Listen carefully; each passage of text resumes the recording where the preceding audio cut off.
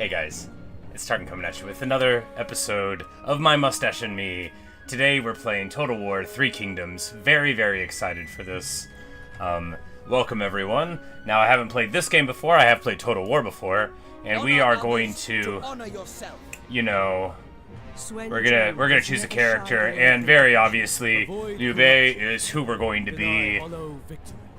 You know, because it is. Sees chaos in the face of Dong Zhuo, and will not rest until the tyrant's corruption is uprooted and the Han dynasty restored. So yeah, we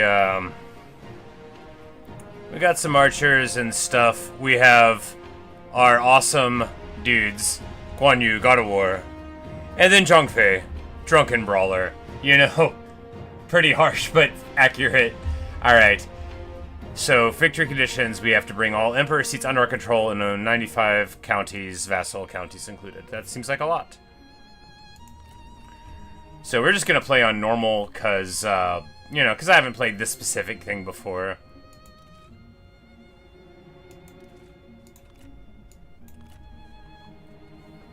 Okay, and here you can choose modes. We're definitely playing romance because that's the one that's going to make our, you know, all of our generals more awesome and stuff. And then records is going to be like a more traditional history Total War, which is cool, but like is not what appeals to me about this setting. Like I want Guan Yu to be larger than life. I don't want him to be a regular guy. All right, so we will be up here with Liu Bei, and then it's going to give us all of those lands. Well, that's, you know, we'll see how it all goes, right? We're going to be starting here in 190 Common Era. Embers rise, stark against the night. The tyrant Dong Zhuo wields the flames of destruction. Luoyang burns, chaos ignites, as the power of the eunuchs is crushed. In the pyre, the rest of his enemy land. Ah, well, that's alright. Yet the light of the dynasty still simmers in the hearts of its last descendants. Liu Bei swore an oath with his brothers. They pledged their lives. They will defend the Han. Nobody else can. China is. I'm like, that doesn't look like a. That doesn't look like me. Stretching back ages beyond counting. Yellow Turban Rebellion, of course, we're all very familiar with the Yellow Turbans. Thousands strong, began raising their banners in rebellion and seizing commanderies across the realm. In response, generals loyal to the Emperor rose up and put down the rebellion.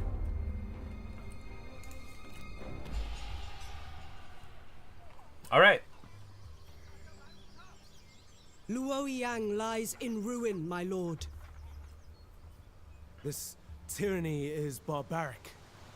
What of the people? Dong Zhuo has fled west to Chang'an, with the young Emperor Xian his captive.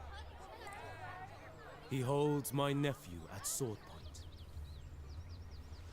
The coalition delays and wastes time. You are poised, ready to strike now.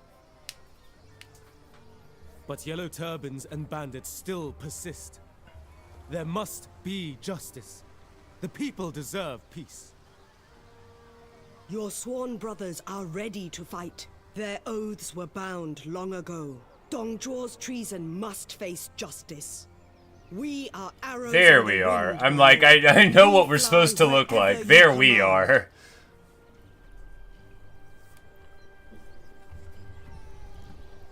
I'm like, none of those dudes look like me. This very much does, though.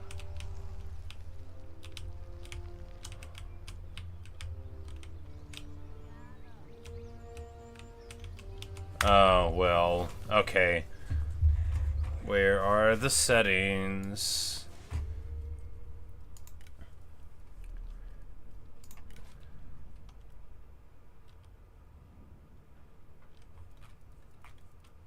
Alright, so we want...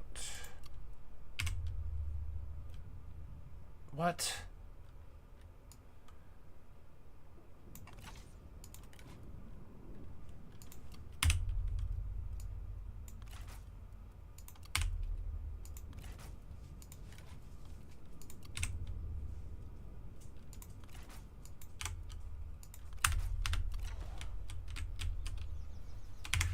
my god.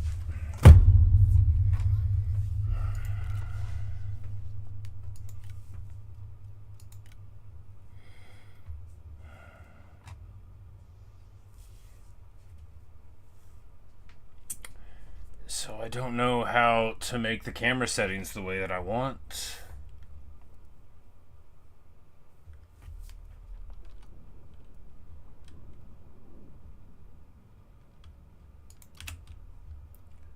Like I don't care.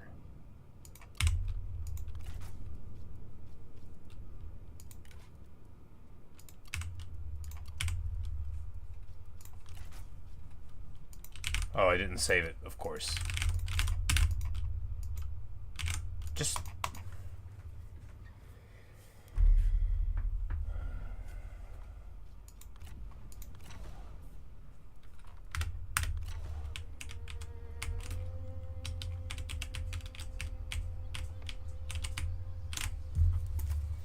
Alright, much better. Like... Strafe should be bound to the top, not to down. You never need down. You want to go forward and then to the side, right? And then, like, it's just... I don't know why those settings are that way. I also don't know why I can't remember to hit confirm. Alright, so... Fortune favors the vigilant. I should have read all of those things and I didn't. Alright, so... Yellow Turban Scourge, Empire lineage hangs in the balance, yes, yes, and Jiaobo must be taken out, and then it'll give us supplies and morale. So we have G Militia and Archer Militia.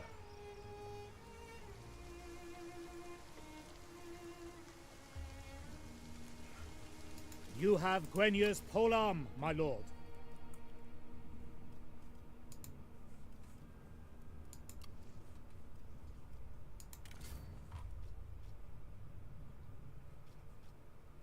So he already starts out with his weapons and stuff, and all the other guys have their good stuff. Alright, 1.9k melee damage base and 993 melee damage, armor piercing. Alright, I don't know what the normal things are in this game, but that seems pretty good. We'll see. Alright, let's just do a battle. The absence of people is indicative of China's sickness. Alright, so yes, we've got our 4 generals with their support. We have cavalry with Liu Bei, and then militia, 1 archer. So, yep.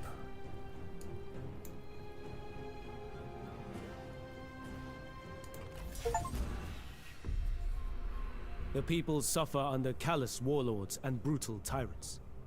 And we immediately get an achievement for fighting a battle with all of the guys here. But only we can provide the salve that the people sorely need. We must restore the Han Dynasty to its rightful place if we are ever to know unity, stability, and peace. Nice dream. Delegate his auto self. I see. No, I would not like a tutorial, and we'll probably be able to figure it out. Alright, yeah.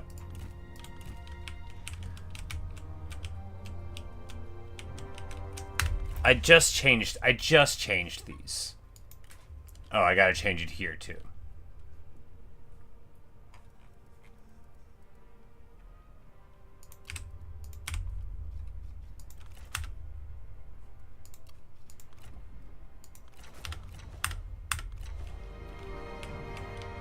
Alright. Sensitivity too high. The turn speed's just way too fast.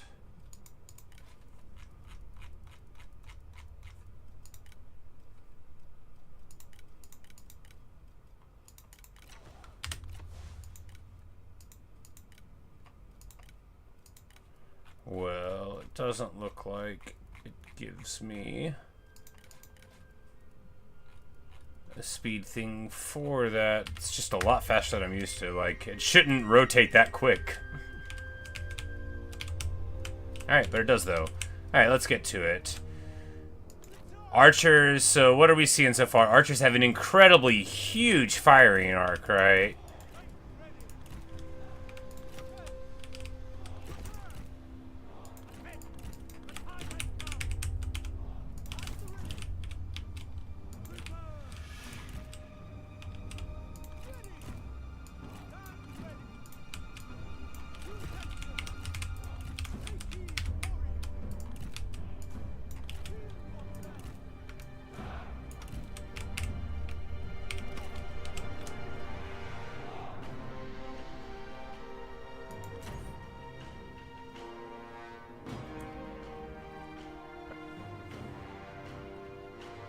Okay, and then we have formations that we can just choose, which is awesome. You know, we're not going to do that right now, probably. But I'm glad that we have, like, ready set abilities there. We're just going to...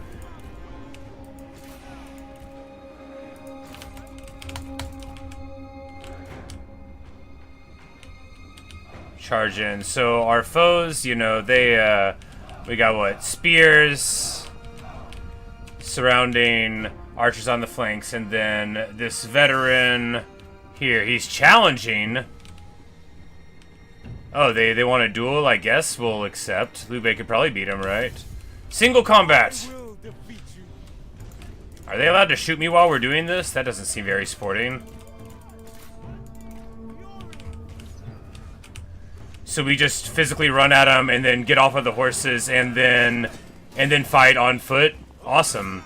I have no idea if we're strong enough to win this fight, but you can't just turn down a challenge. I mean, you could. I'm sure you could.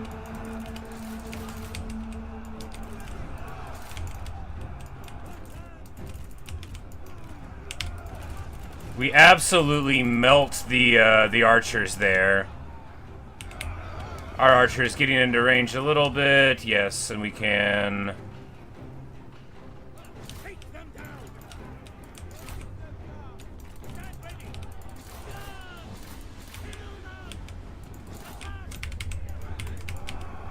Yeah, it looks like this cycle charge is working wow, yeah, they are just melting on the charge. Good deal. And we're gonna let Liu Bei continue winning this fight, because he's doing great, right? This dude really... This dude is just like a dude, right? This dude's just a dude. And my commander is absolutely tuning him up, and it looks like they're in full rout.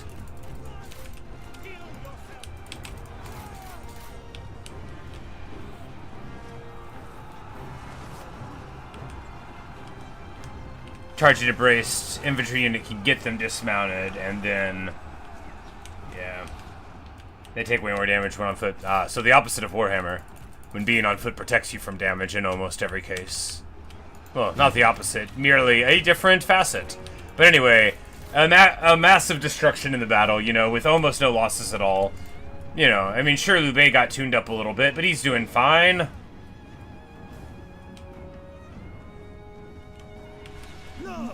He's got his two-sword style. It says he's emerged victorious as we're on the ground, but yes. Retreating heroes cannot be targeted? Oh, okay. Well, there we go. Hello, Thomas. You say you don't know what's going on here? Well, I don't either, really. But this is Chinese history, Total War. So, you know, more realism. But this is like, so the novel it's based on, the work it's based on is called The Romance of the Three Kingdoms.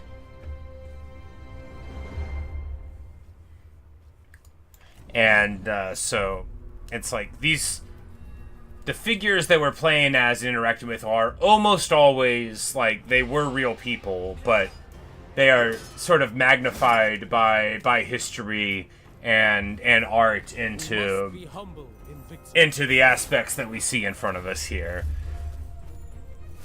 He's like, I would rather die than betray my cause. Do we execute him? So sometimes you can make people join. He's 52 years old. Wise, honest, and cruel. I think we just execute him. Because this guy's like, yeah, this guy's a rebellion leader. I'm pretty sure Liu Bei just kills this guy. And the troops we will ransom and release. Yeah, I mean, the peasants were misguided. It's the leaders that are to blame here. You know, you show violence and then also mercy. It's just so we can see him on the map. But no, they are not personally giants. They are regular-sized people. Yes. But some of them, like, so, as I said, like, some figures in this era of Chinese history, these specific guys that we're playing as figure very large in cultural aspects.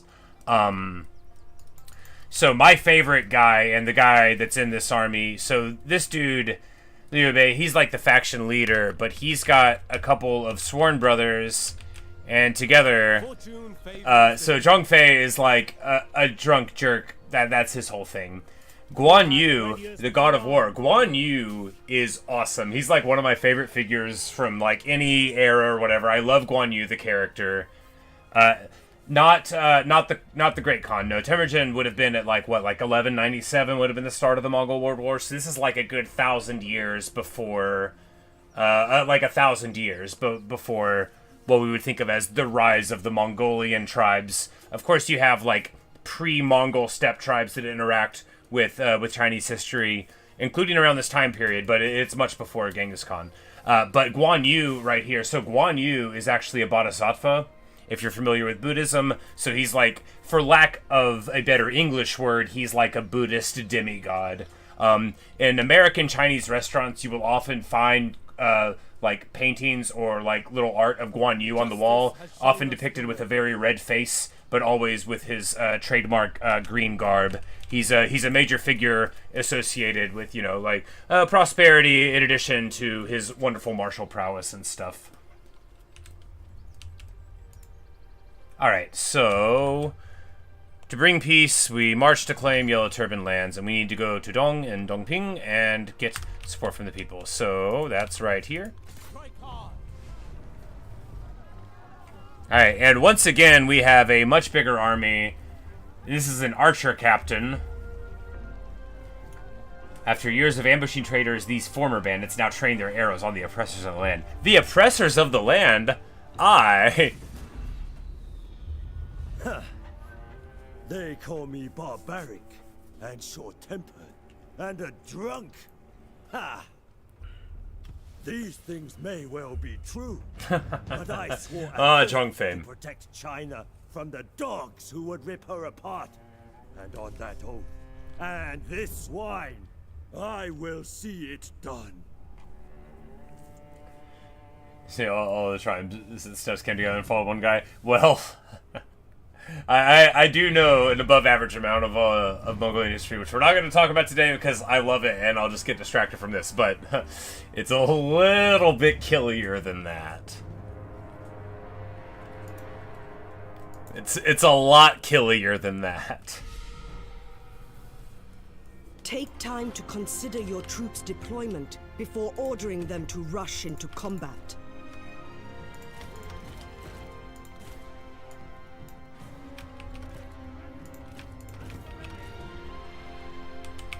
And just like the time before, okay, so there are towers to worry about here. This is a real siege, so we need to be careful on the approach.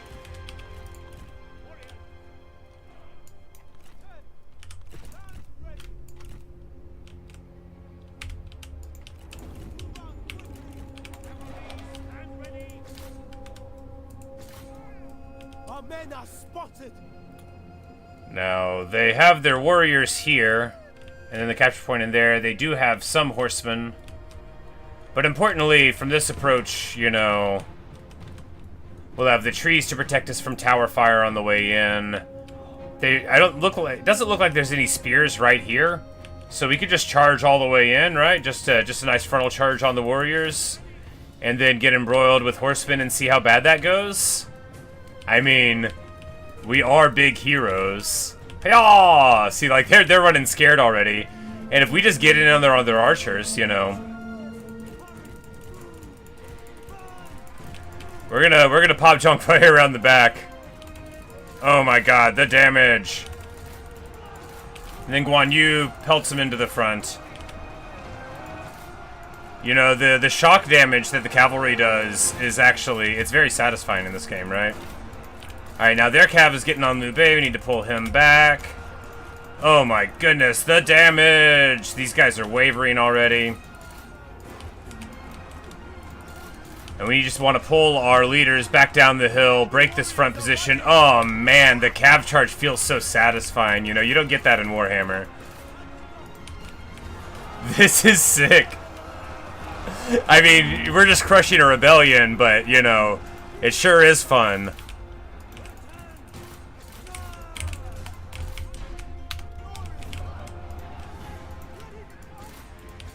And this is gonna be just absolutely trash canned as soon as it began, basically. Yeah, you know, these trio of heroes are so freaking strong. And their Cavs trying to get away. We're just gonna chase them all the way back down into the victory point and move ours in. They're in full route, you know, they are walking all the way out. Yep, there you go. Boom. You have proven your prowess as commander of your forces. Sorry, Thomas. Yeah, your phrasing with the aura remark, and I'll admit, I didn't know if it was serious or not. It's hard for me to sometimes get text, but now, yeah, sorry. And this isn't even shot cavalry, this is melee cavalry, made from certain infantry fire and pro cavalry. Well, this is, you know, what a interesting and, like, very dynamic battle. Do we have replenishment, or are the guys that we lose dead forever?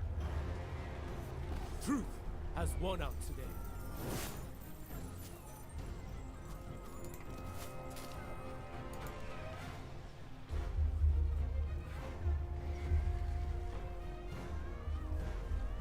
These guys are 50% missile resistant. Alright, so we are going to occupy it. We must lay foundations if we are to rebuild. And we get support from the people, which will give us public order and faction support. We recruit movements, we need to wait without moving for them to muster. Ah. People are freed from oppression. It's a small part, but significant. All of China must know the same freedom. Yeah. Well, I mean, the cav, the way we used it there, that was a very specific thing. I thought I could get away with it because they didn't have spears. Normally, you know, the classic analogy in historical combat is hammer and anvil.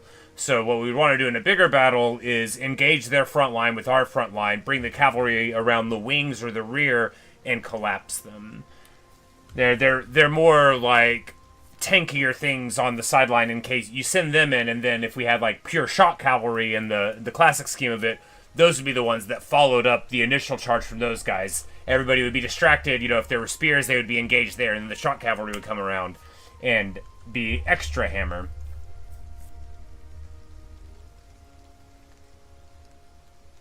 If you move, they replenish without the mustering bonus. Got it. And we will grow stronger as warriors and as kin in this way. There is nothing that we cannot do. Indeed. And we get a bunch of experience, so...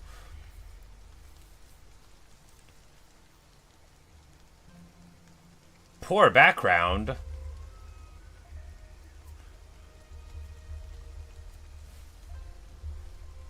Commends honor, opposes criminality, and opposes cruelty.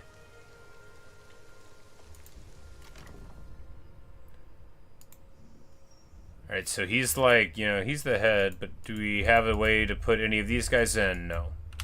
Alright. Yes? Oh, we have to level up something. Alright, so here we just need a couple of things. So it is time. War looms like a pregnant storm cloud. That's a thing people say. That is absolutely a way people have described storm clouds all the time. I don't want to be reductive. Maybe it is. Maybe it is, and I just haven't talked to those people about the weather. Forces must be gathered. Send out the mustering column. Grow your armies. Yes, yes.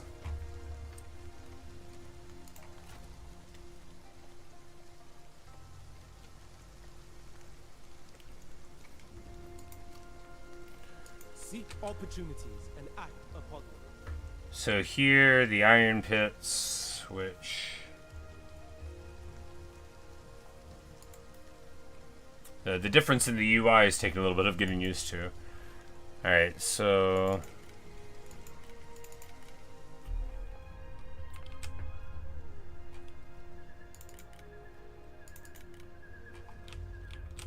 So Dongzhuo is all the way over there, and this is where we are in China. You know, we're all the way over here. The Han are, well... The Han are not doing so hot.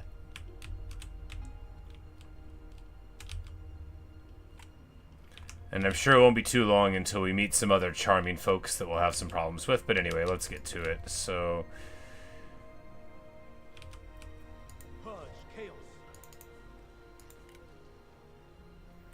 I guess we can build the iron mine. It's like almost all of our money.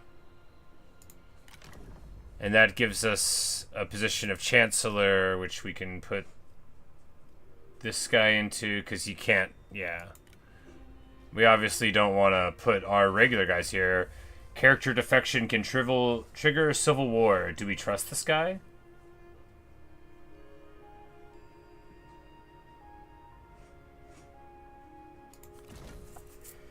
Well, we'll just make this guy the Chancellor, and maybe nothing bad will happen from it.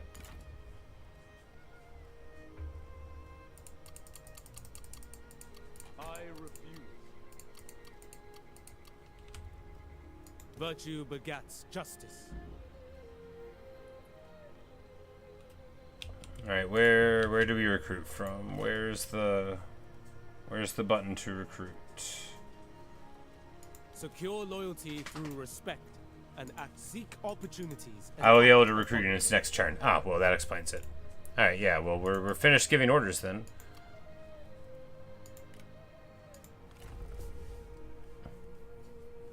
I love the music here. Alright, so we're just going to be able to...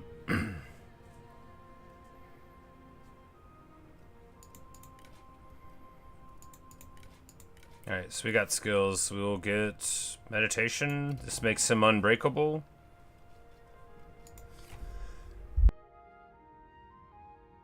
Alright, cool.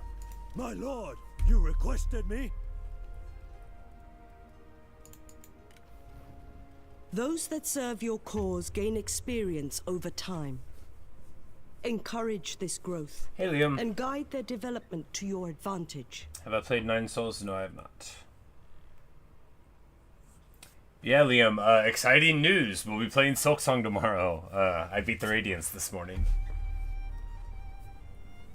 Spoilers. I beat the Radiance this morning. Defection happens, satisfaction gets too low, and generally be fine, but the face icon can be a good indicator. Good deal, good deal. Right now, he is 42 in satisfaction, suffering from a lack of purpose.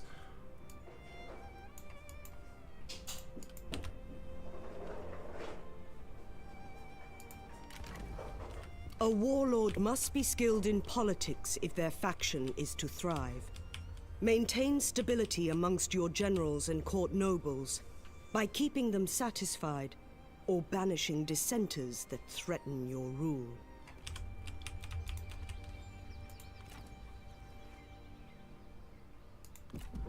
All right, and there's the end of turn 1. Yes, Thomas, indeed. It's the old, Loyal followers, Luffy doing, family a gum-gum punch. and others without a post will take seats in your courts. These court nobles may have abilities that make them good candidates for promotion, as administrators or ministers. Yeah, I haven't watched the show, but I've read, like, the first, well, 1,070 chapters or so.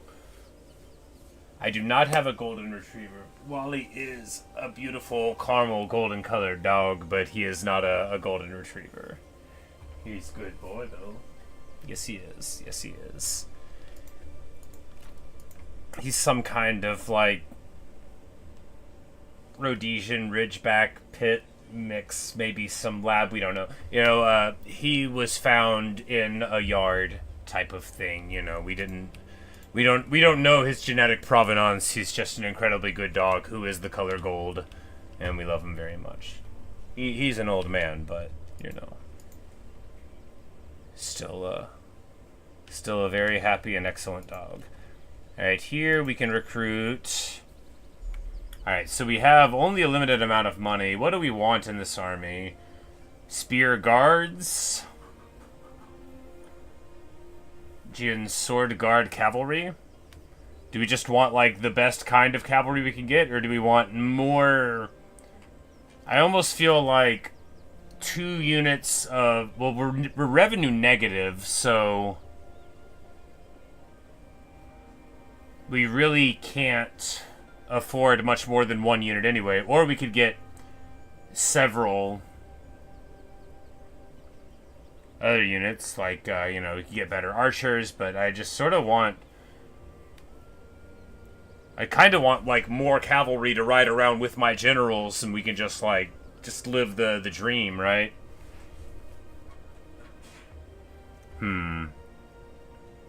We also have Lancer, so we could have, like, halberd ones.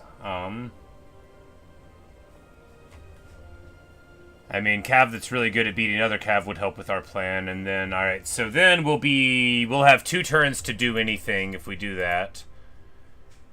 But if we recruit, like, if we do that, then we can't even move anywhere, so maybe we just need to, like...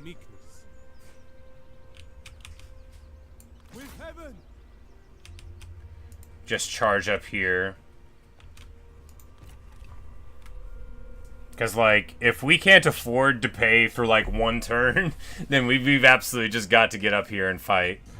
It's snow. Only consists of settlements and armies, but your policies, reforms, and family affairs all contribute to your rule and deserve consideration.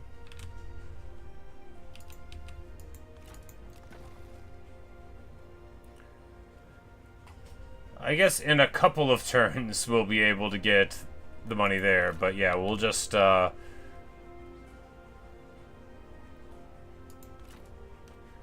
this guy will have a scholar who's got a wooden dog, you know, that's good for him.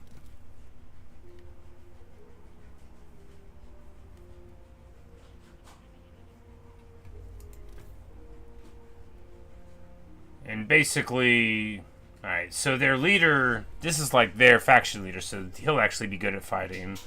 Not like as good as our guys are. Remain resolute. We have engaged the enemy in battle. Now it is up to you. Alright, so he has a couple of beat up guys here anyway.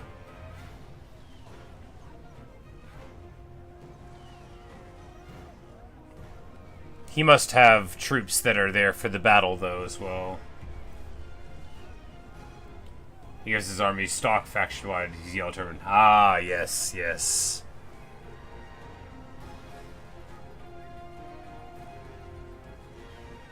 The faction leader. Well, let's go. As I look at what has befallen my country, Better duelist than our guys. I believe it is time I took up arms. Yeah, Thomas. In all Total War games, you can besiege a city, enemies of China, and you know, make them lose through attrition, or you can just stay outside the walls and starve them out entirely. You face Expertise is the Guan dueling Yu, set. Okay. God of War. You face your doom. Oh yeah, and I always say it Guan Yu, but that's not right. It's Guan Yu. And I will always say so many of these words wrong. I do my best, but, like, I am an ignorant American. I'm from the American South where everybody talks just like me, and so it's hard for me to do the vowel sounds just right. I try my very best to do the consonant sounds right. Conditions for the best advantage. Alright, so it is raining. The quiet garden is here, so we could just, like, we just gotta get in, and that's all we gotta do. Alright, so...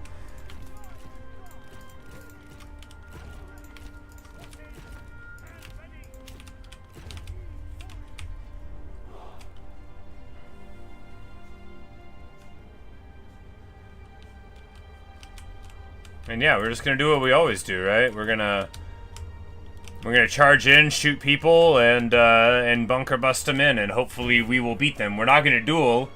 We've got 3 good champions, right?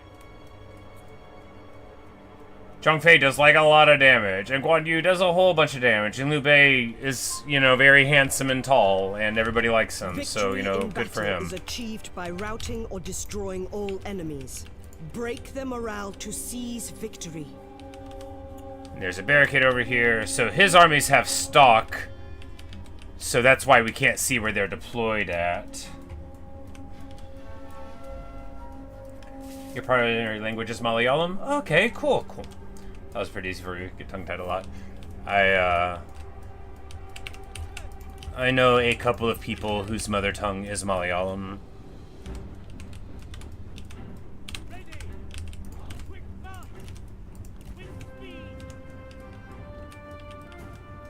Hello, Log. Oh, the stream's been wonderful. We are taking China back by force, you know, against these terrible rebels. It's very exciting times. The towers, you know, probably do a bunch of damage, but not like a million, and we'll just get right into the cookie jar. All right, so we just need to not get hit by these spears, basically. Militia of Virtue. One battle is not the same as winning the war. You may need to consider the aftermath by conserving units and minimizing damage to the settlement during the battle. Their leader's gonna be here, but we can just sort of chill and shoot him up, right? Maybe? We don't really have any spears. But if he's just gonna sit here and let us fight, these guys might actually be better at fighting than my... Oh, these are halberd guys anyway. Like, we need our... This is the administrative center of the settlement. If you can hold it for long enough, you will be victorious. Alright, so here we excellently get our other guys here, and we're going to be able to rear charge these spears with Guan Yu's set up, leaving all of their archers far behind. They can shoot us a little bit on the approach, but then we'll be here. Sandwich in, boom, baby. Hidden units and ambush. And we just have to assume that these militia of virtue, they're unbreakable. So, you know, we're just going to need to get in and then get right back out if we can. The stamina of your soldiers is not without limits. As your troops move and fight, they will tire, affecting their performance in battle. There are no spears over here. There are no spears over here. It's just a bunch of these guys. We can just go ahead and bounce out.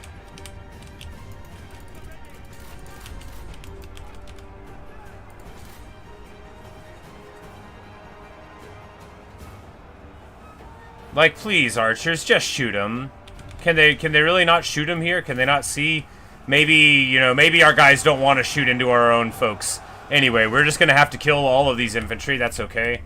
You know, unbreakable infantry are pretty good. And now we've allowed him to pull us in front of the towers to fight. No, this tower shoots. Oh, yeah, it totally shoots both of those ways. Well, we've allowed him to do it anyway. Feels bad.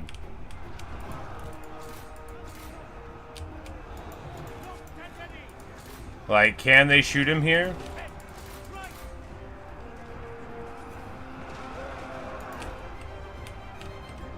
Because the important thing is that we've, like, a whole bunch of their infantry is over there, and we know it. So now, the three glorious heroes will be able to fight here.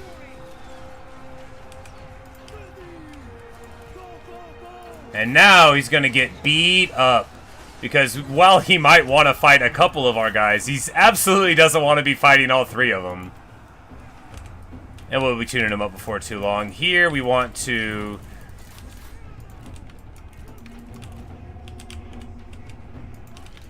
pull our archers back a little bit. Oh, he's trying to run? The leader of your rebellion's trying to run?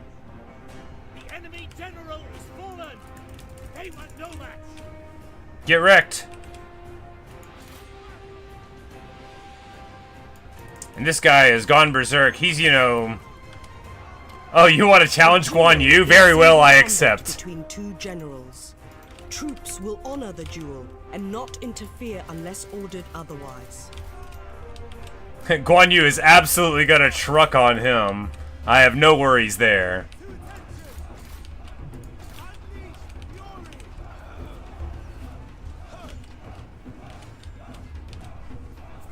Later, Thomas.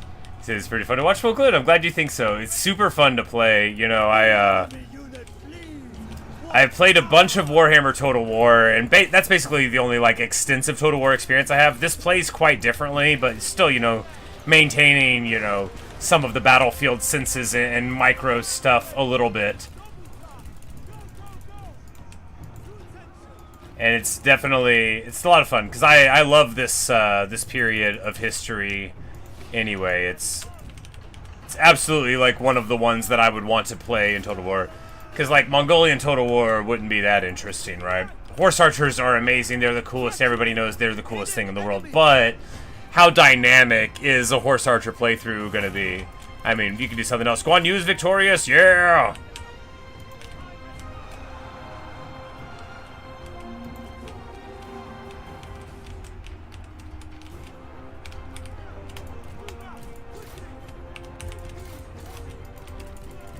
What we want to do here with Zhongfei is just totally roll around the side of them here, right? They're in almost full route, so if we get on top of them, they're not going to be able to stand up to it either.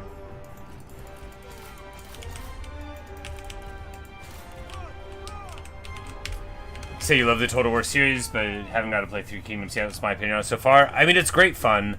You know, we've only been playing it 40 minutes, and at least 10 of those we're looking at the interface. But yeah, I mean, like, it's fun. The heroes feel like heroes. You know, you have, like, the benefit of, like, being historical, so you have a bunch of interest in that. Super glad I picked it up. And, oh man, my, oh, once you take the towers, then they shoot into the,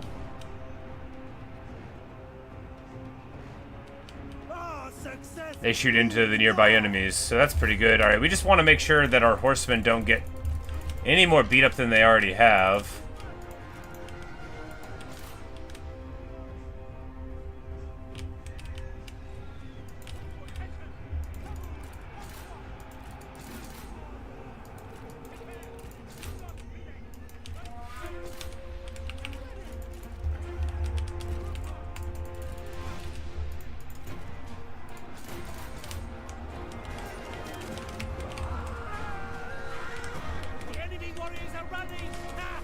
Like, just look at him there. Look at him. It's Guan Yu.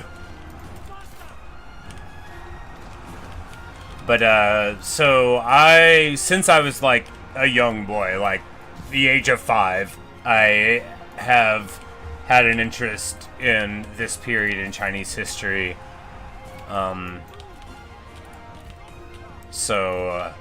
I'm very excited to be playing it now. I didn't get the game when it came out because I was having medical issues at the time. My often mentioned hand problems. It was before I'd had my surgery, so I never ended up picking it up whenever it came out, because I knew I wouldn't really be able to play it. But, I mean, it's great fun. Victory is yours, and the fate of and those we get who have captured in battle 840 must be coins. decided. Wonderful. You may bolster your ranks with the remaining enemy soldiers, or kill them, to prevent them returning to fight you again. We must lay foundations if we are to rebuild. Seek opportunities. A commandery consists of a capital and its surrounding counties. The capital is the center of administration, and the counties make use of the local resources.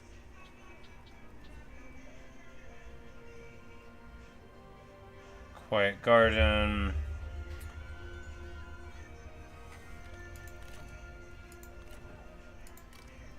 Alright, so now we have a little more money. Let's get...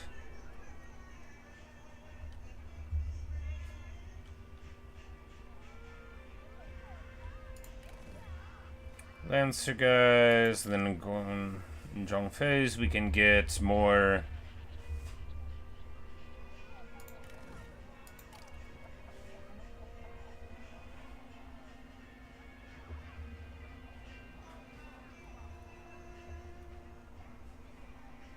And if we get very many more than that, then we won't be able to afford our troops, so we'll just chill. Remain resolute. Buildings improve.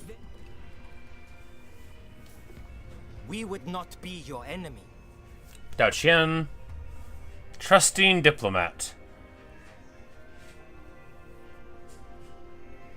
So he's naive, never sees anyone as a strategic threat, will not turn or ally against factions just because of their strength, aggression, or proximity. Very rich, noble. So he wants me to pay him for a non-aggression pact. I don't think he's gonna attack me. We withdraw it then. I don't think he's going to.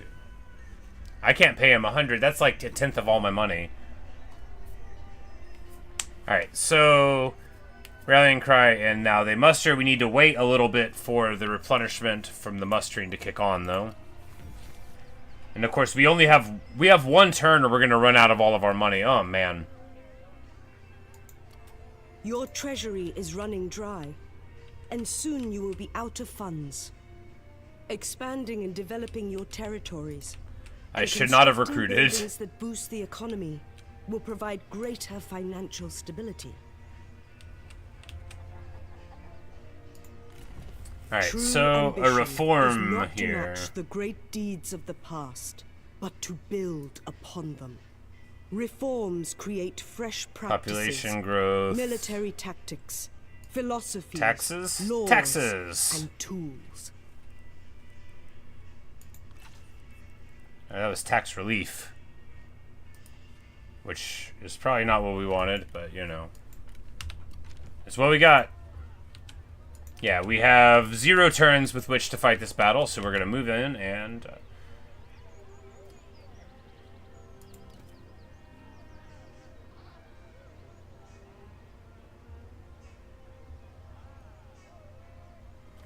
he's got heavy spear infantry. It's just one of those, though, so we'll just try to shoot him up or something. This is one of your armies, used to attack enemy armies, conquer settlements, and defend your own territories. Guide them well, and China will be yours.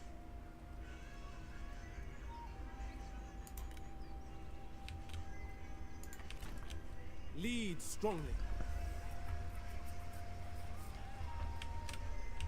Tax collection bills are free to build and give a public order penalty the victory gets. Ah.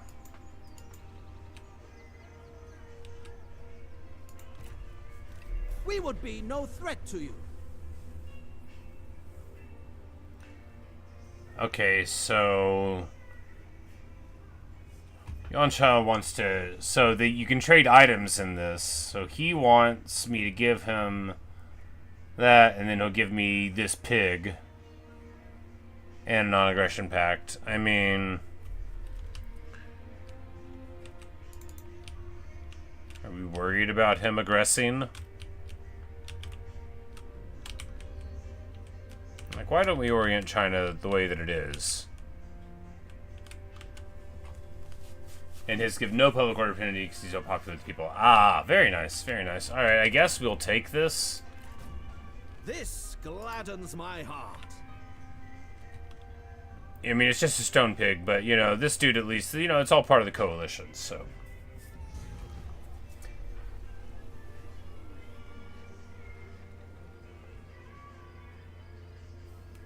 And yeah, Sun Xian is killed by Hongzhi at the Battle of Zhengyang.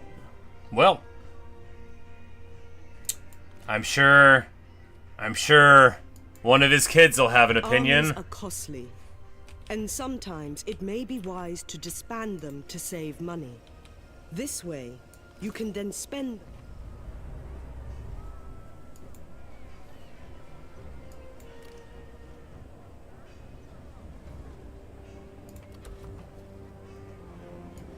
With honor.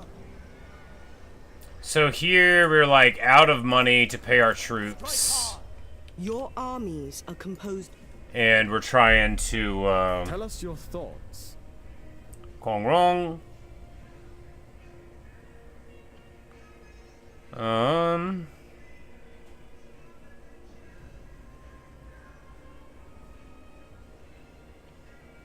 mean, all these non-aggression pacts are fine. Intended result.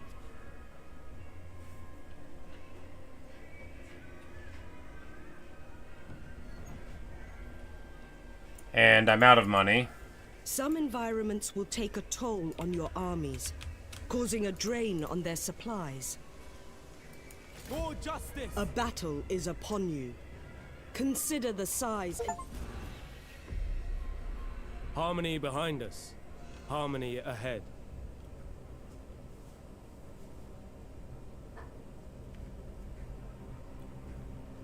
These new foes will die like the rest. Now we fight. The people must be given peace. I like their little speeches.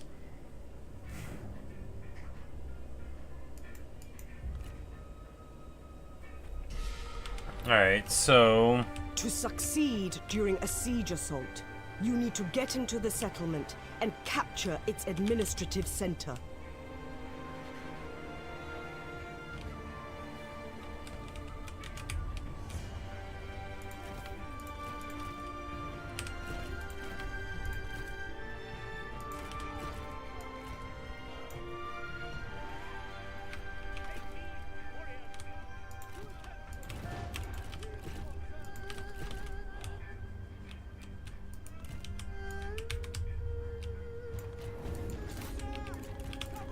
Siege rams can be used to destroy gates, and can only be operated by ground troops.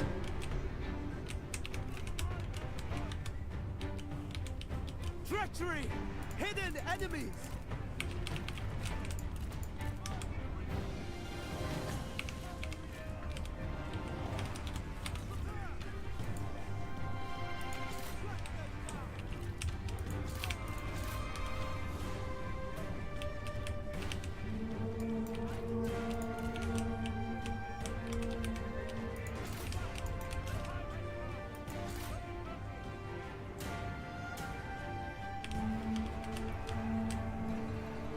Alright, so they have heavy spear infantry on the wall, which is not good for me. None of this is good for me.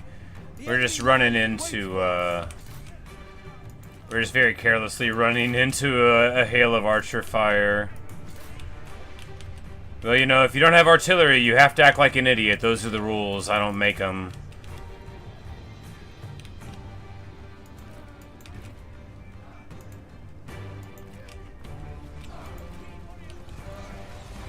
Alright, so we're just gonna stand in front of the wall and get shot? Yeah, let's just climb over it. Who knows? Now! Over the wall! But you know, we're shooting at these guys and they are not losing models like at all. And now our cavalry will just sit underneath the walls and get shot. Did some of them accidentally get inside? It looks like some of them accidentally got inside, and now we are taking the gatehouse. And now we have somehow taken the gatehouse. Okay, well, I guess we're gonna go in this way now. These heavy spear infantry want to be fighting cavalry, but if we have all of these units on it, maybe it'll work, maybe not. Maybe they'll just kill us.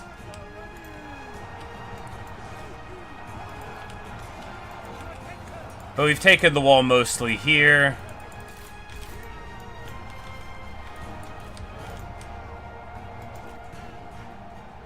And the halberds are fighting against these folks here, but, you know, importantly, now our guys, we're just gonna...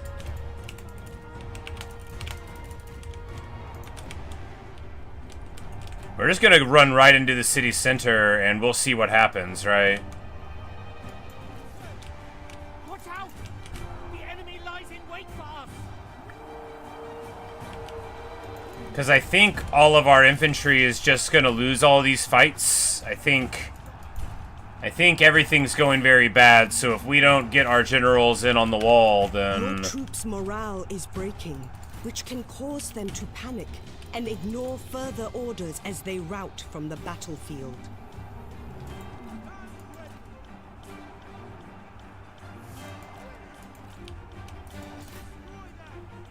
We are capturing the city!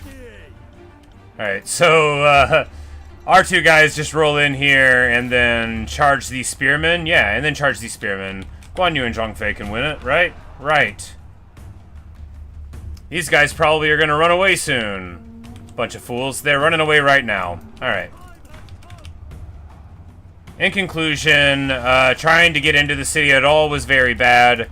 We should just leave. Alright, well. That is certainly one way to do it.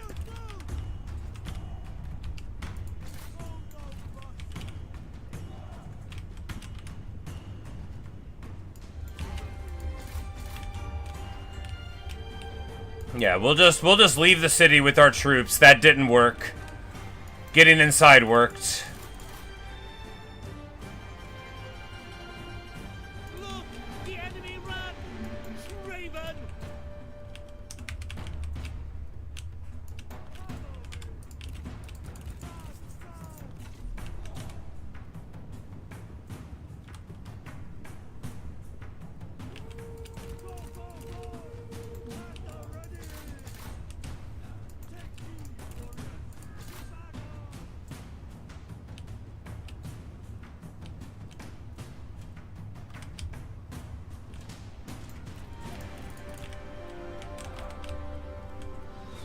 The enemy unit flees!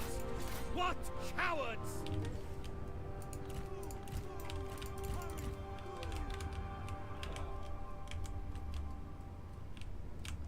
Anyway, not really sure what's going on anymore.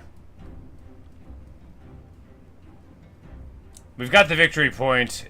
It implied that there would be the victory countdown will begin, but I don't see a countdown anywhere. I mean, that's okay, right? Whatever. These spearmen are gonna come in, you know, and we're just gonna have a cavalry fight here.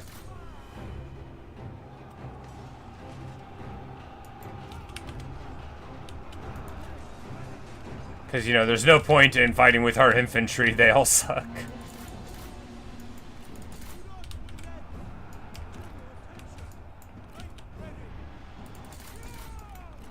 And we can just draw them in here and fight. Because, you know, fighting on the wall, that was all bad.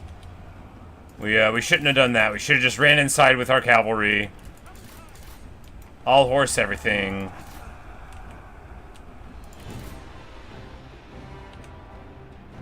We have captured their tower!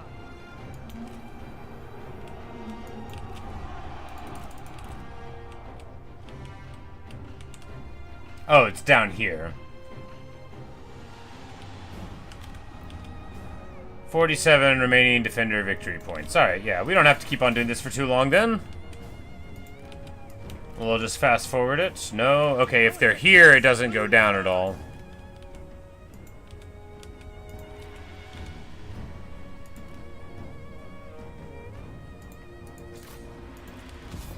Hooray! Alright, and now we're still very broke. In conclusion, all the ground troops are bad.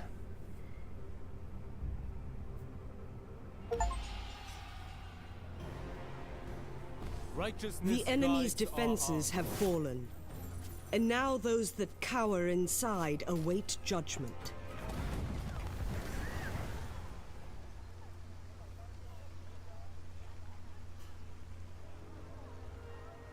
Alright, and now we're finally revenue positive a little Your bit. army is well stocked with supplies. We are well stocked with before they embark on supplies. a long march or enter enemy territory.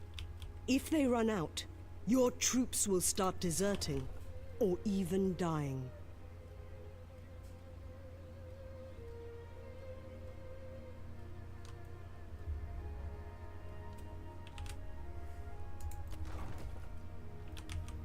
Alright, well.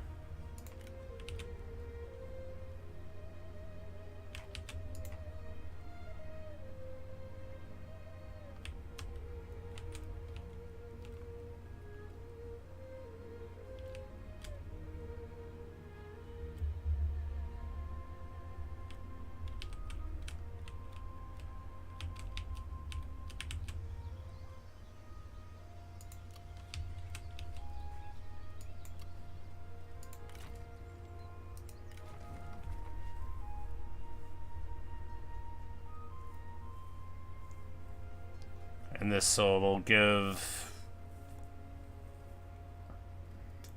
a speed, morale, and forest ignoring buff. That's awesome.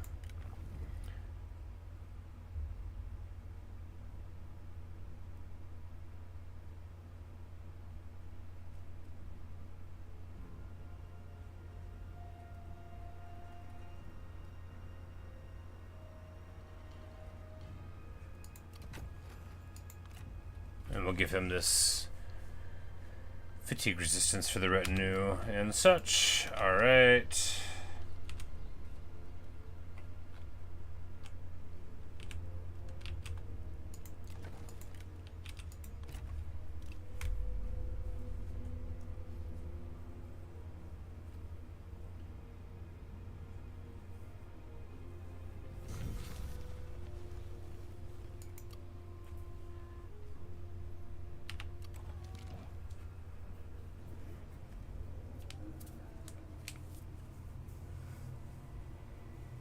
Okay, so here...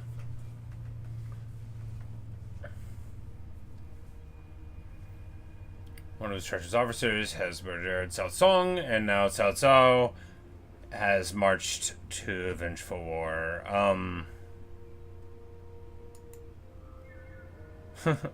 Yeah, we follow the story, right?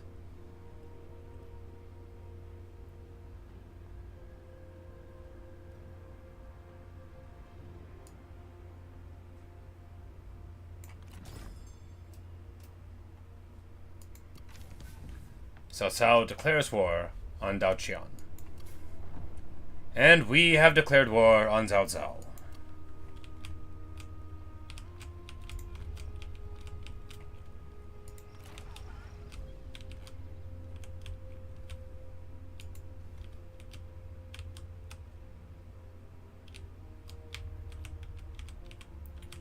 Who has lands somewhere? Up here, right? Down here? And I'm way off. Like, where is this map orientation? I can't... Oh, okay.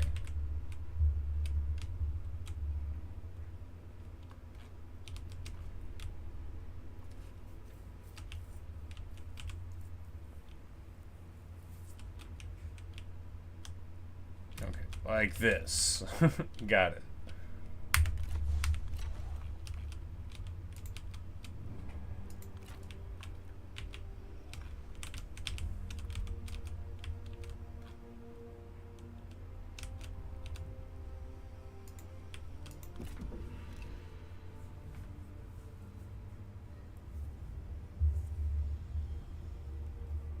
Our proposal.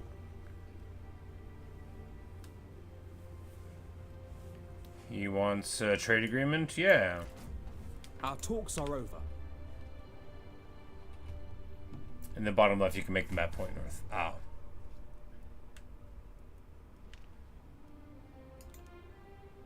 There you go. And more people are attacking the Yellow Turbans.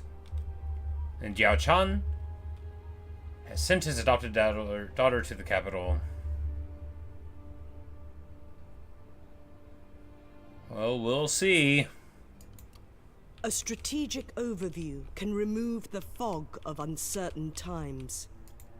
Review the location of your armies. Center a Yes, yes, yes. Good advice.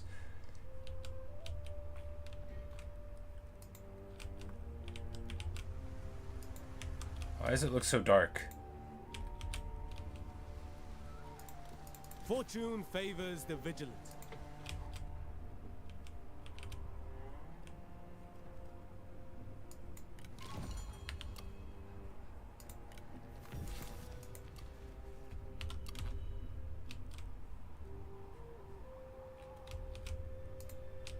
March with care.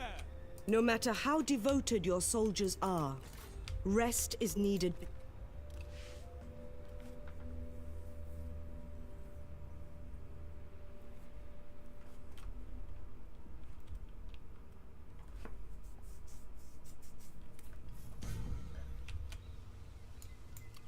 There are many intricacies to ruling, and a wise leader seeks counsel rather than allow pride to lead them into ignorance.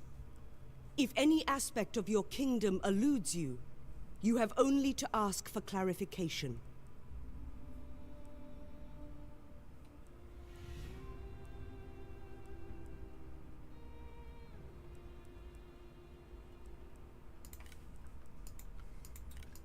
We'll take this to get income, 5 turns for reform.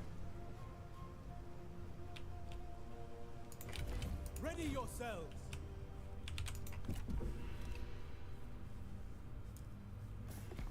Consider our proposal. Military access, and they'll give me a bunch of money? Yes. I just realized I was trespassing on their land, probably, but you know, now he's okay with it. You know, he wanted me to join this war.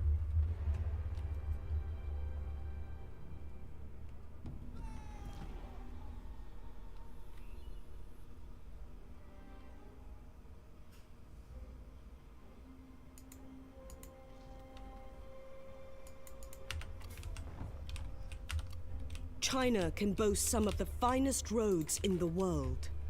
The best routes are through central China, and traveling along them will hasten your movement. Consider the path. Ready for forced march. There is no opportunity here. I have a request for you.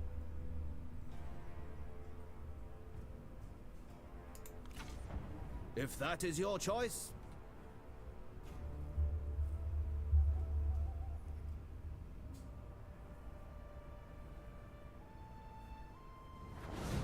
Fire burns brightly and indiscriminately. But no flame can last forever. Starved of air, it chokes, it splutters, and is then extinguished. The tyrant is dead. Yet in the Shouldn't have ashen trusted darkness, Yao Chan.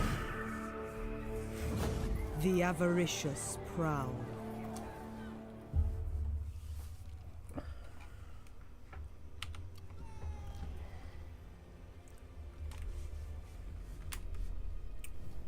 And Dongzhuo has been taken out. As you gain prestige throughout China, you will be rewarded with a rank befitting your power. Your options and resources will increase. You will find friendship in this. We are happy to have pleased you. The enemy have encircled your settlement. Oh, They they are have, hoping huh? to weaken you before striking. You may want to send an army to help your defenders break the siege and prevent them from being starved. Okay, into so they've submission. got like a half stack here and I have nothing. We just lose everything. Oh well, you know, what are you gonna do? Making bad choices on the campaign map in Total War is what it's all about. Because if you don't know what you're supposed to do, you're definitely gonna do it wrong. The only reason I can do anything in Total War Warhammer is because I know the personalities of everyone already. And although I kind of know the personalities of the people in Three Kingdoms, I don't know, like, the timing of how it'll happen, you know. Like, I can tell you on turn 5, you know, Queek is going to declare war on you or whatever in Warhammer. Alright, so we lose our capital. The type of terrain your army I guess we're crosses just gonna will lose affect the everything. We speed can't of do their anything movements about it. and their supply chain. And we can't take Plan this your because routes we probably carefully can't even beat to Cao avoid Cao's army, huh? unnecessary draining of Who does your he have with supplies. him? Xiao Dun and Xiao Yun, yeah, we definitely would just lose.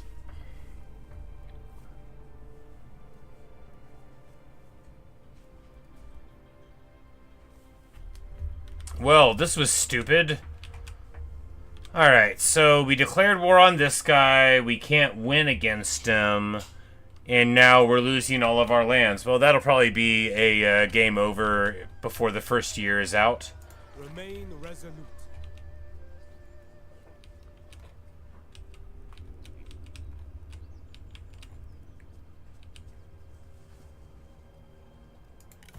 We will strike when they are vulnerable.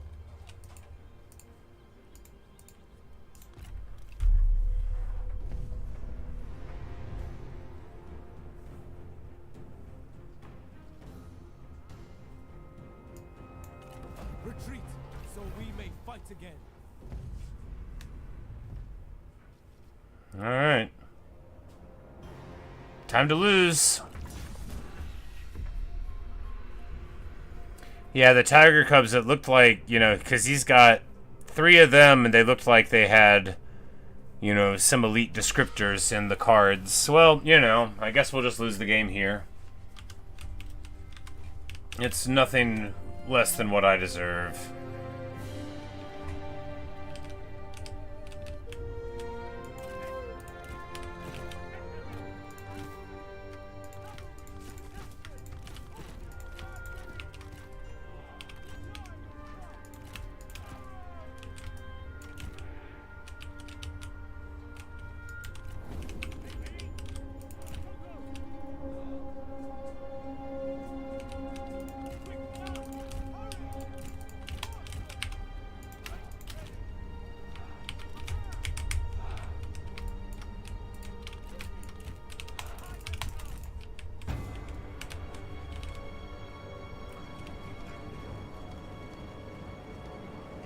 Men are spotted.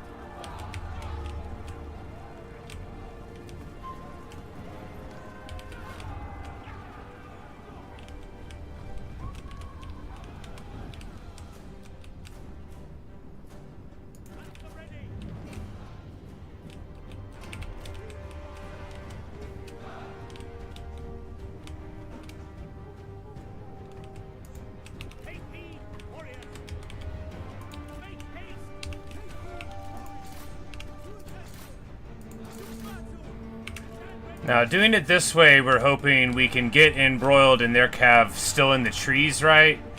Use our guys to support against them. We have, like, the equivalent of Strider because of the aura from Lube. So I figured this could help us a little bit. Our comrade is under attack. Not much, because, you know, eventually... Yeah, these mounted Lancer militia are just going to get in there. We need to get... What's going on here? Oh, they're in skirmish mode. Well, that's terrible.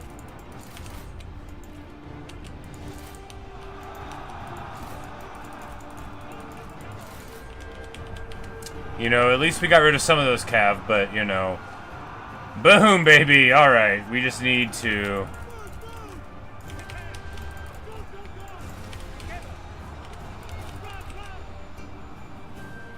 The enemy warriors are running. If we keep on fighting in the trees, we're better off than not doing it. We are losing all of our back line.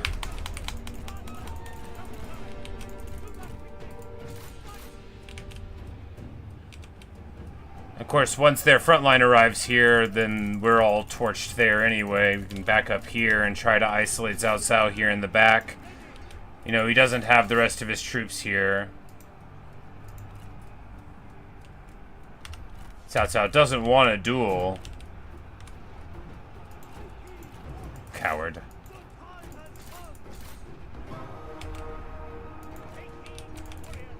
Look, the enemy run. Raven.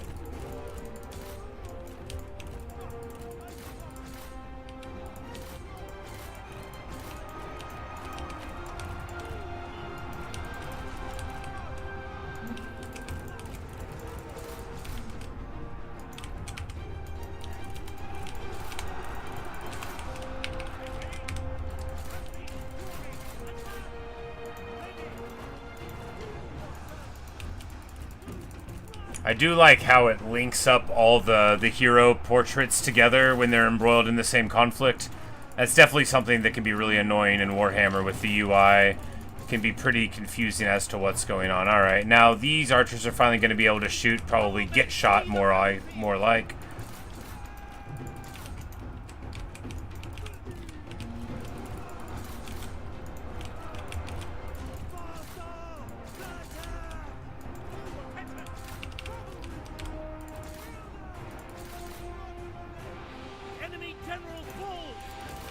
But hey, at least we killed Xiao Dun, right?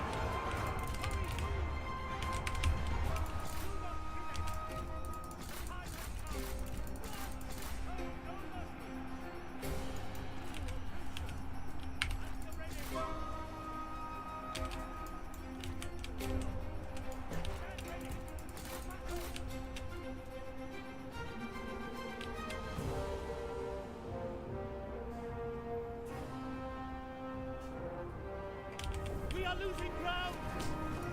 Right! Stay ready! Attack!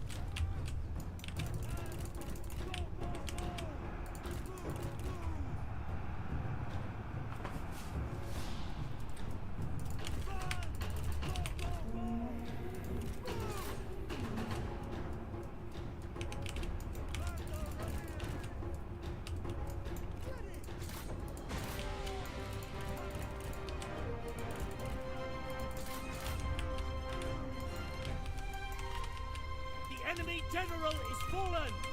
They want no match. Alright, so at least Cao Cao has lost his his supporting troops, right? And then we'll charge in here and die because we can't get away.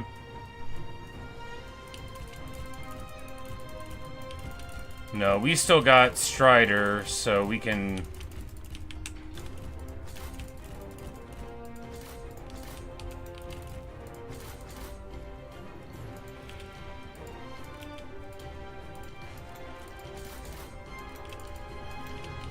Zhang Fei is running away, shameful.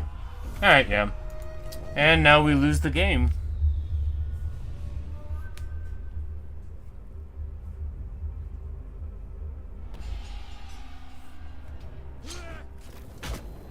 Oh, they've got like the By Our Blood of equivalent. Your forces have met with defeat. Gather the survivors.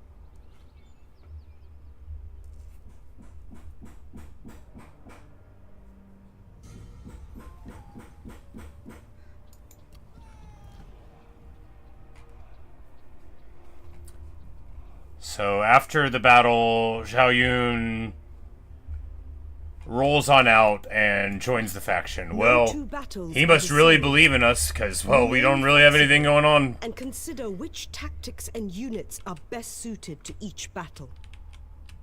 Out of my way! Be ready to move! The path to future glories is paved with small victories. This place is abundant with natural resources, and its capture would aid your ambitions.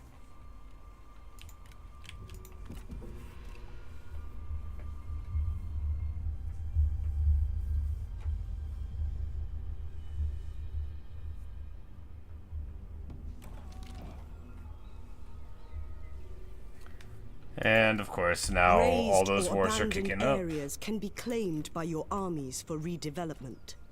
There is always the opportunity to build something great from the ashes.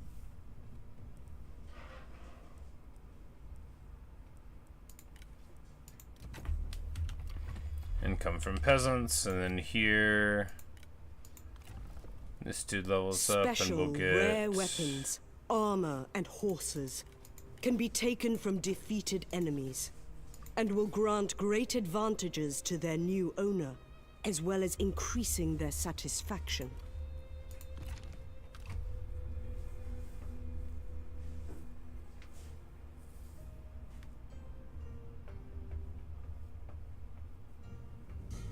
A trade agreement may be possible with this faction. As your trade power grows, you will receive more money from your agreements.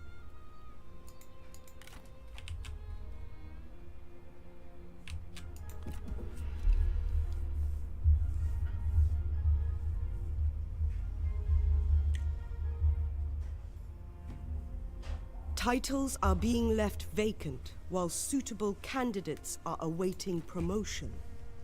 An examination of your general's positions could improve the efficiency of your government and satisfy their ambition at the same time.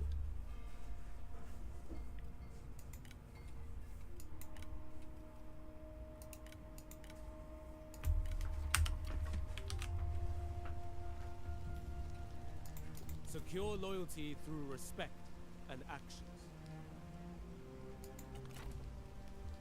Seek opportunities and act upon them.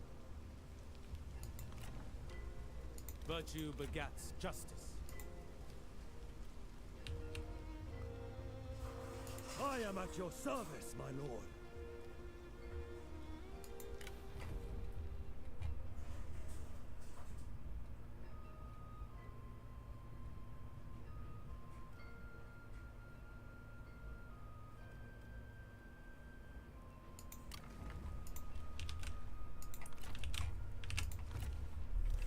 An exchange, perhaps?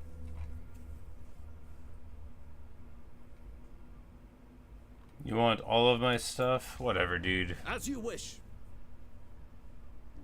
Zhao Yun, possibly the best duelist in the game. That tracks. I don't know how to get him in the army.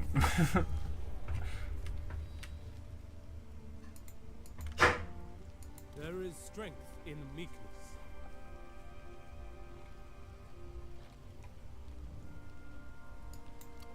Leading a faction is costly, and good management of your economy is vital to support your campaign. Develop your commandos. Do I just have too many guys? Can you only have 2 dudes in it? I thought it was 3. Fortune favors the vigilant.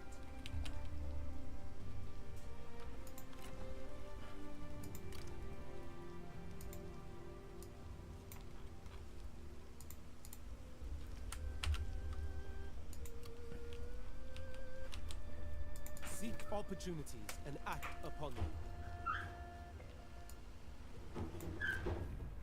A person's destiny is revealed by the traits that emerge over the course of their life. These will be embodied as strengths and weaknesses it's that 3 shape generals. their actions. I see. Yep, yeah, we'd have to just wait then. Restore authority.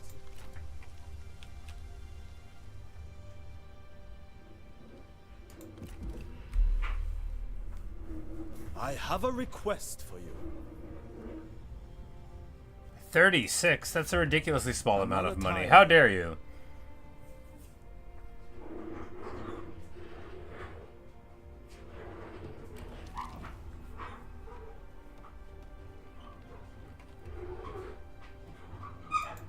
And we As get a they jade fight bird side thing. by side, your generals' bonds will deepen as friends or rivals, affecting their satisfaction in your service. Be watchful of their relationships and their characteristics as they develop. For reunification.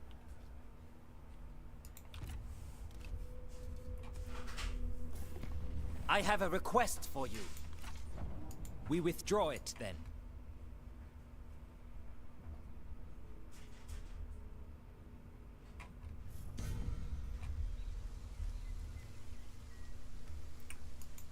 Someone else runs the Hun now.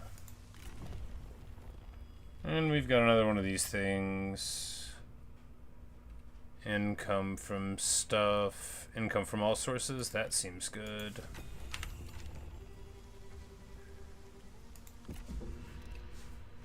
This war is illogical. We must seize peace. Calco wants peace. He wants me to make him... give him money. Whatever, dude. Very well. Just because you're winning the game doesn't mean I'm going to give you money all the time.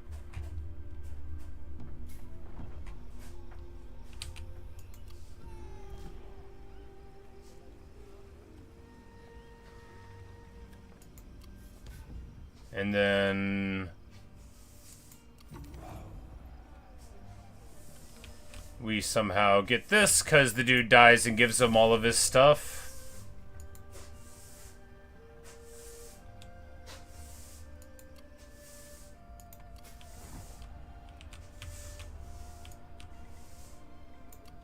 Your population has grown so large that harvesting food is now a priority.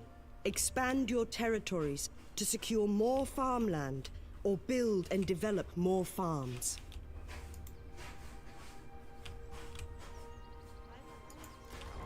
Alright, so this is where the army is now, so we're just gonna lose it. Secure loyalty through respect and action.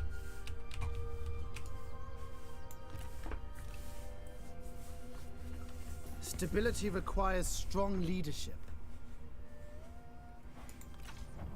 A pity, no matter.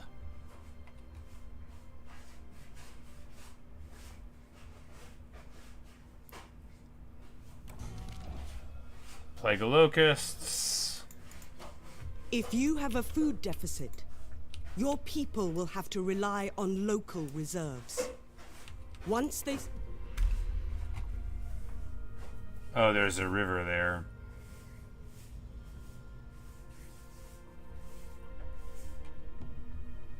Generals wounded during battle, or discovered to be enemy spies, can be... This will benefit you greatly. As you wish.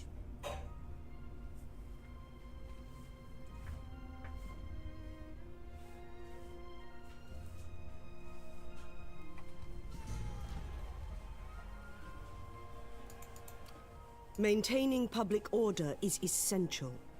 If the people become too unhappy, battle is upon us. But the enemy army appears to have an advantage over you. It may be wise to retreat now, so you can strengthen your army or reinforce it with another before engaging.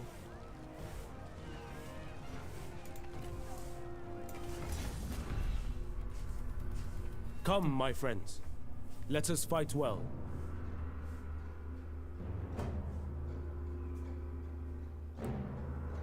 Come now, dear friend. Glory awaits us.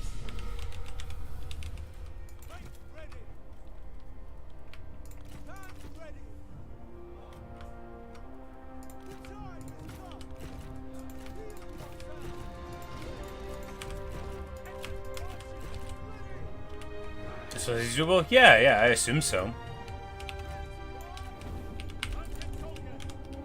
Your generals have unique talents that can turn the tide of battle. They encourage nearby They've got like a whole troops by bunch their of very archers, which I'm presence. not horribly worried about being able to get around on the flanks. We'll just divide into three. It'll make cycling easier.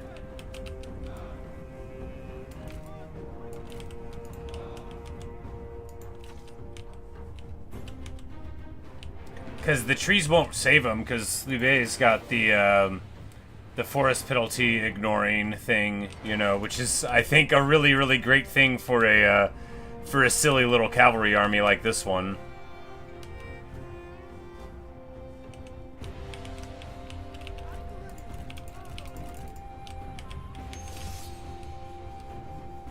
You want to go?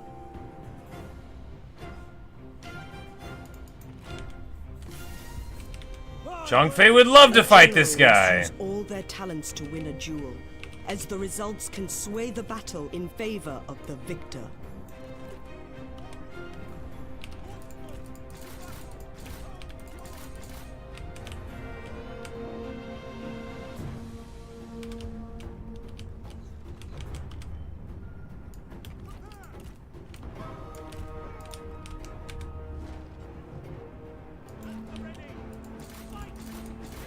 Cause like, I know Zhang Fei is gonna just absolutely truck him. Yeah, he is. Zhaolong, yeah, your dad's real proud of you, buddy. Out challenging Zhang Fei to a fight and getting absolutely wrecked immediately. And we just roll over these guys in the trees. Beautiful stuff.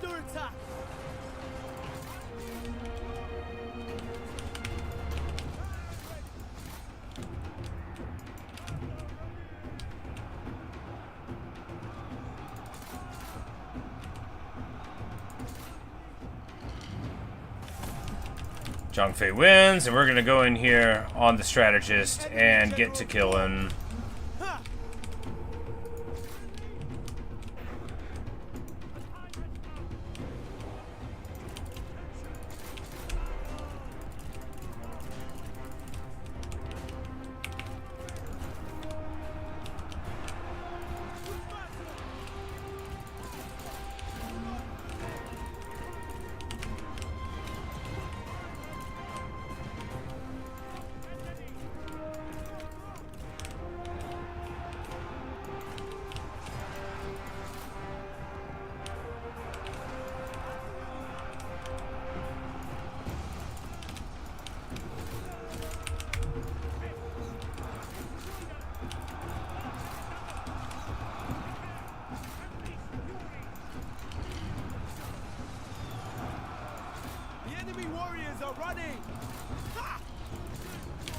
Oh yeah, there we go. Archery fire coming in. She's like way in the back. She was afraid. She didn't want any of this battle.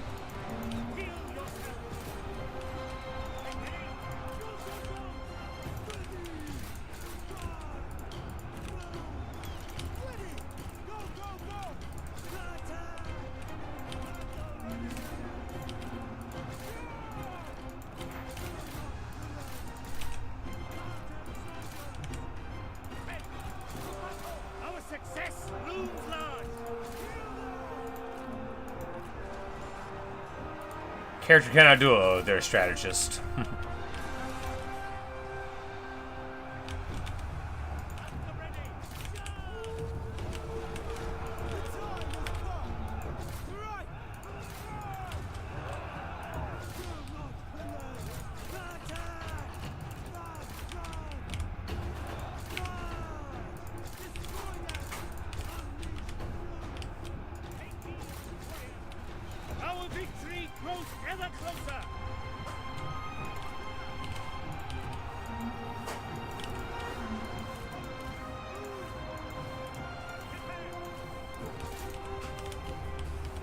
Alright, boom, and now that these groups come in on these, they'll run. We can just get all of our guys running up this way.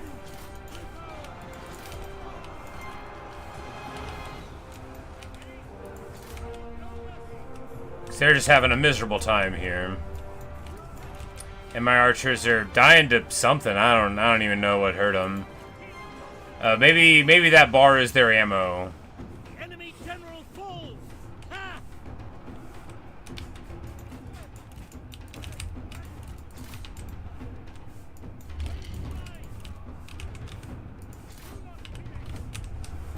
But they're in basically full route now. We're gonna imagine that they will be army lost pretty soon.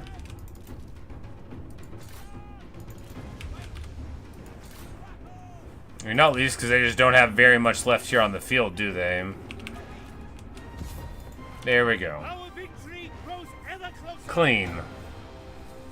Once again, we could like wait to engage with the cavalry for our for our infantry to be there. That would be, you know, much better. But hey, you know, when you can get away with big, bold cavalry charges at the back of your heroic drunken brawler Zhong Fei, I mean, why wouldn't you do it? He's a sprightly 27 years old and he likes to party.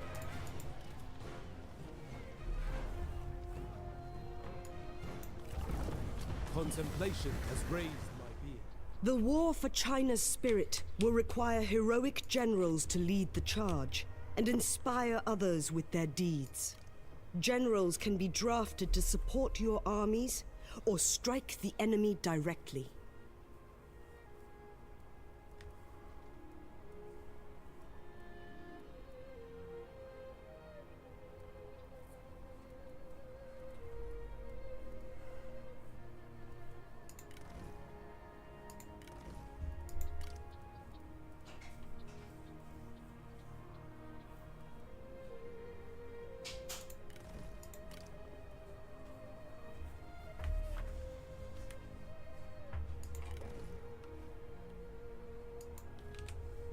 Lead strongly.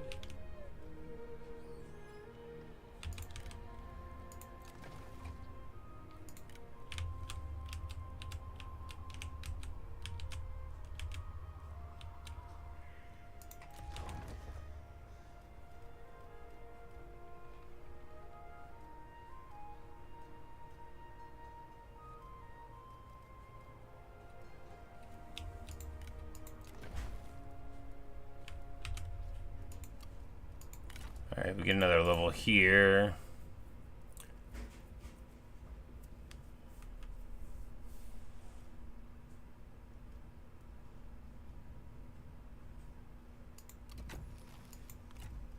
We'll get us down to replenishment.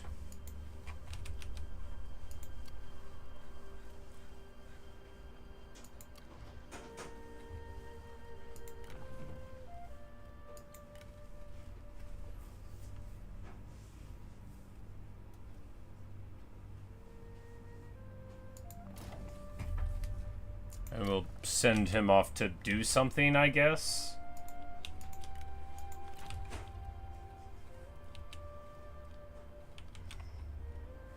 And importantly, we don't get too beat up there. I say that as one of these cav units is almost entirely trash canned. You want my bow? Curious, but acceptable.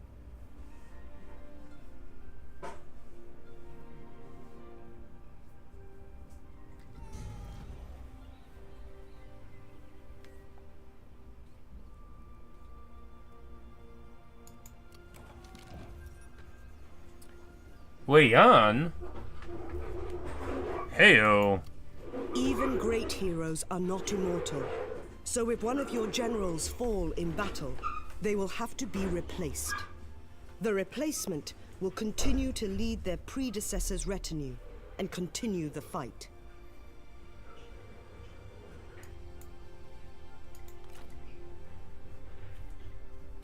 If one of my generals falls in battle, I'll quit the game.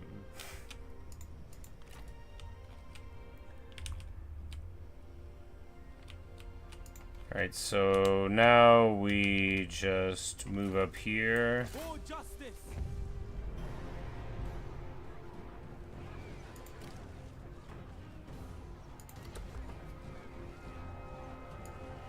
Forward!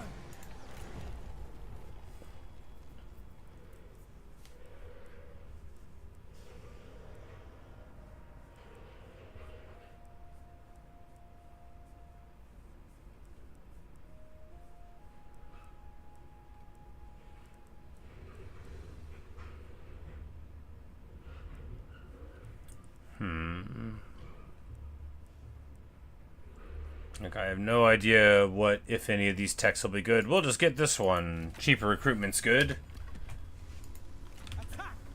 Your armies take different stances for different purposes. Forced marches will quicken an army's pace, and a fortified stance will put them in a defensive position.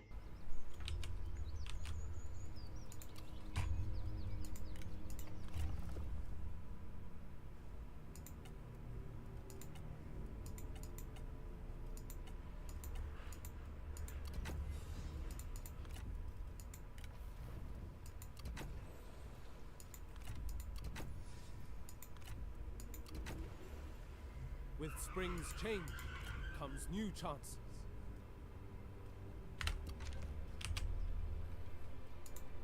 With all your might, Your warriors prepare for battle, but there are still... strike hard!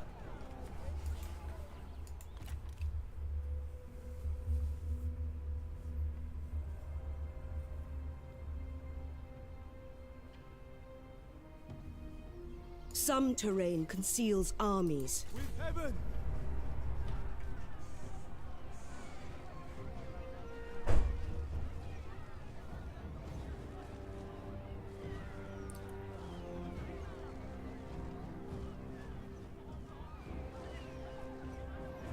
Like, how'd this guy even get in here? I mean, it doesn't matter, but...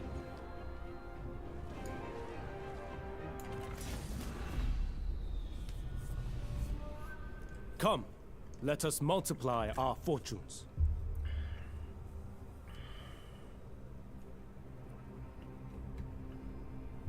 Yes, an enemy at last! Come!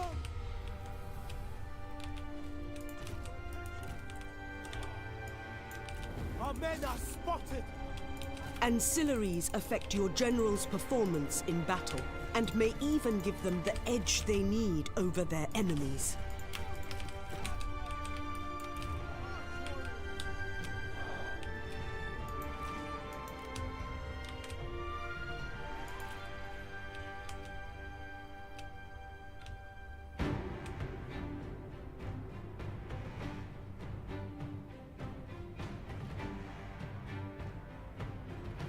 So we send them up at the battering ram. Does it even work, or do they just die on the approach if we send...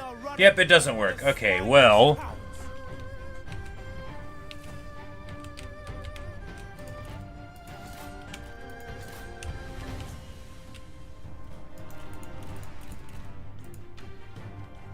Yeah, it looks like they don't want to go inside at all.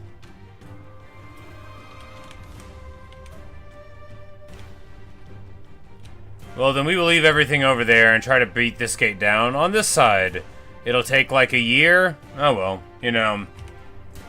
It's better than trying to go inside of the wall with infantry. That's the only thing that this game has taught me, is that it's an absolute waste of time. We'll just hang out here. They'll probably open the gate to fight me, and then we'll walk in and take it. Takes like a long time for your guys to knock a gate down. Because we're in fast forward mode and it's still like not happening, right? But you know, that's why we built a battering ram, which didn't work.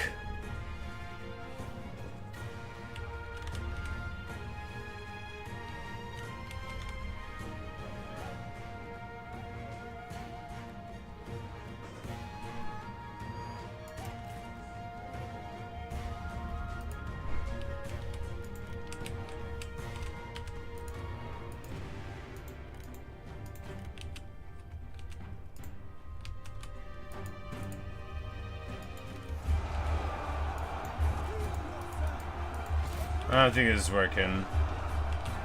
Yeah, we definitely messed up. And now we can't move? Now we can't move. Okay, I guess we just lose. Well, I sure did this really bad.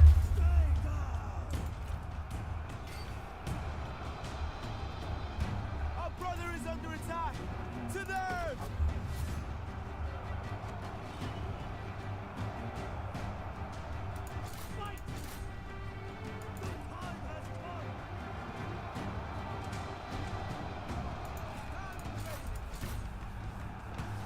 You know, maybe we'll win anyway, just because we're very strong.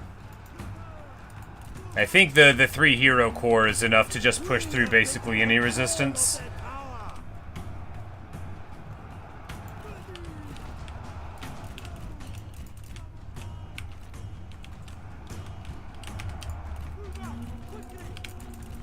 And then we'll do what we always do, run into the middle of the town with our generals.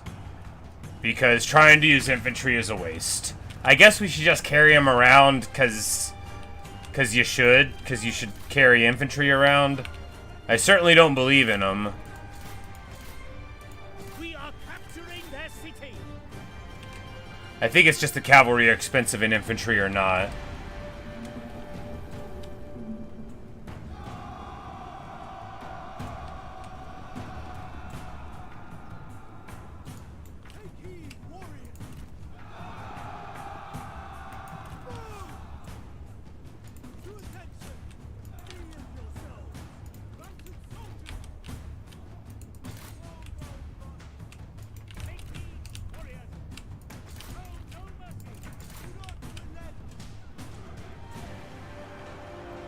Our victory grows ever closer.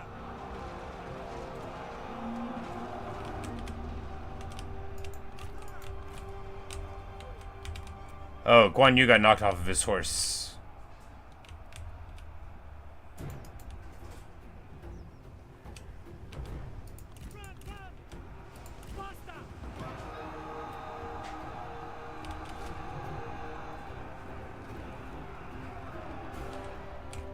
Our success looms large! And unlike in Warhammer, where you never ever take the victory point, I guess here you always do.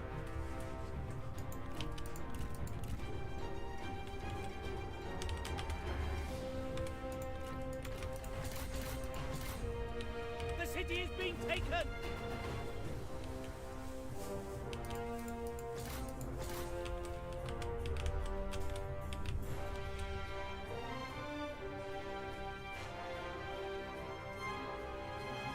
Oh, there were only 6 of those halberds. Well, you know, they got it anyway. Hooray! We win. Such as it is.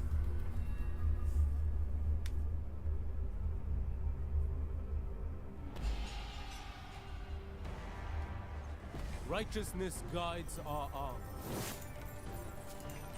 It will prosper for the better.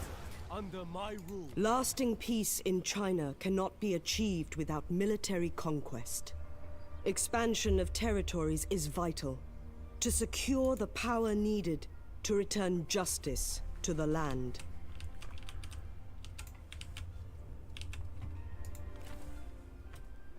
I am at your service, my lord.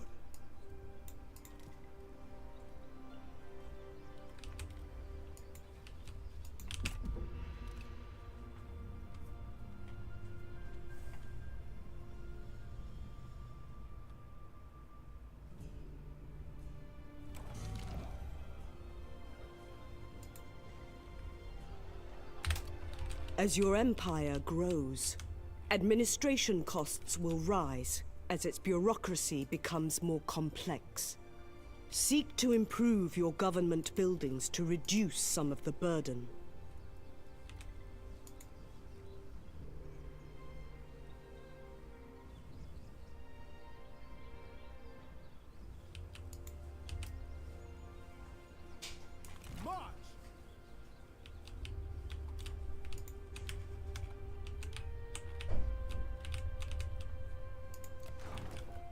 The number of buildings you can construct in a settlement is dependent on its size. This war is illogical. We must seize peace.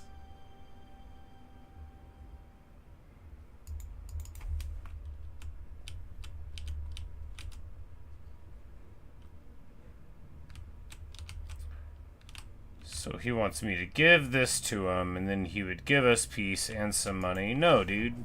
You insult us. I haven't even started insulting you yet, bro.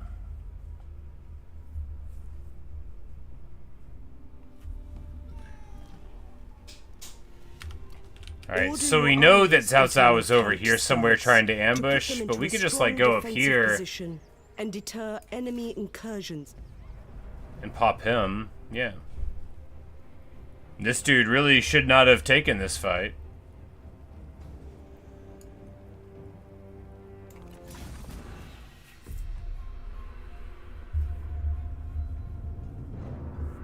Hey, Dart Sprayer. Yes, indeed. Silksong Eve is today. And I'm ready for it, for I defeated the Radiants this very morning.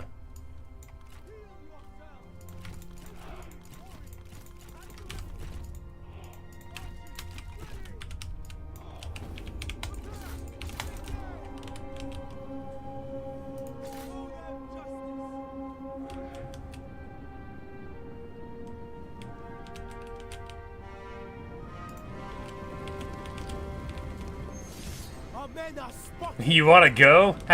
Of course! Guan Yu would love to get engaged in some single combat. This fool, this absolute walnut. Yeah, you show him. Guan Yu coming in, taking him right off at the beginning. I fell down.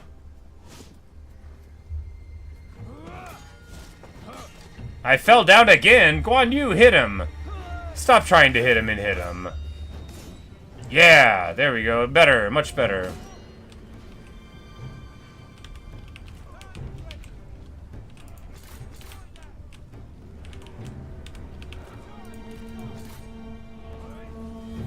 Guan Yu is absolutely trucking on him. This dude is not getting out of here alive.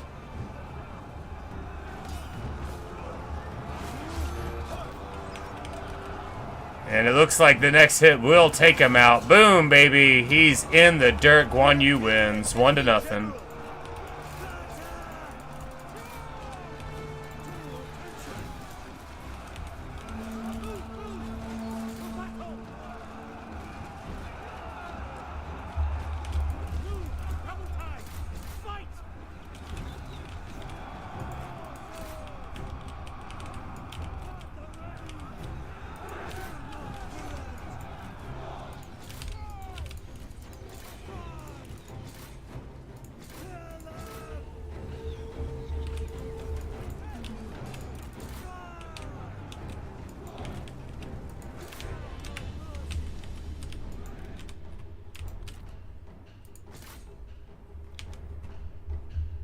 Enemy general forms.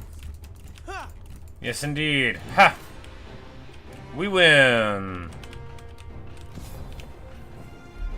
Well, you know, temporarily win.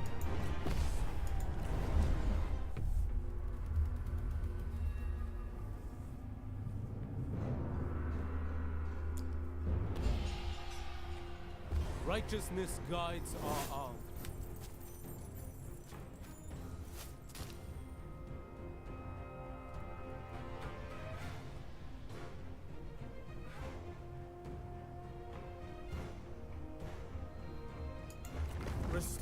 We'll recruit them into our army. Guan Yu pops them, and then we can't quite get there in time. That's alright.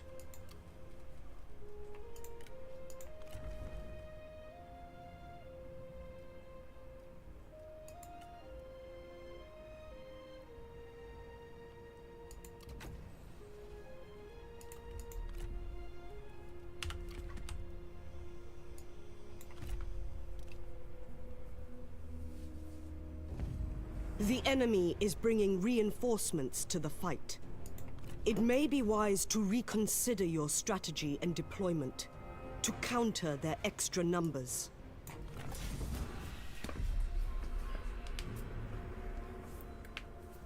Alright, so they outnumber us just by a bit. If we can have clever play, and if we can, you know, clever play plus dealing with them in the trees where we have our power, but really we'll just charge across and then reset up over here, I guess, yeah.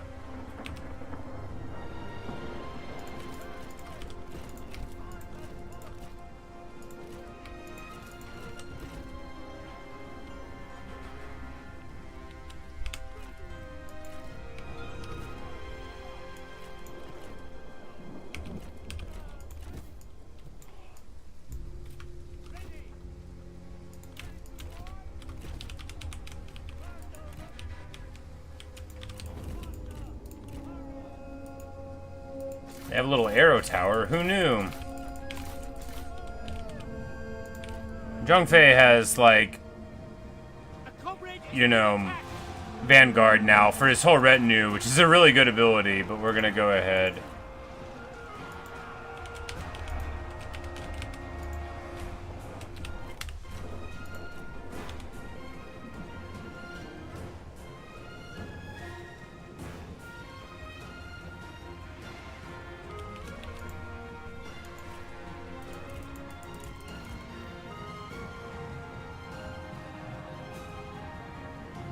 Look, the enemy run! Brave up! Like, what is this tower? Can I take it away? I don't understand. Okay, we can take control of it, and then we'll be in control of the tower.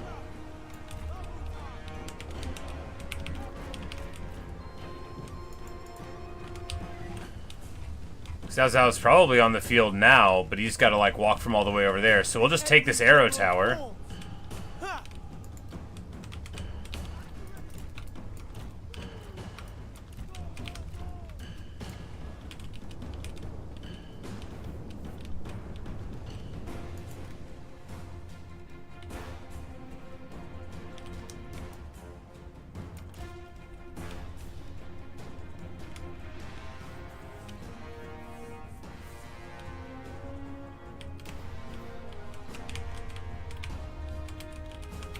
Pretty heavy fog of war compared to what I'm used to. Like, normally you'd be able to see him walking all the way over here.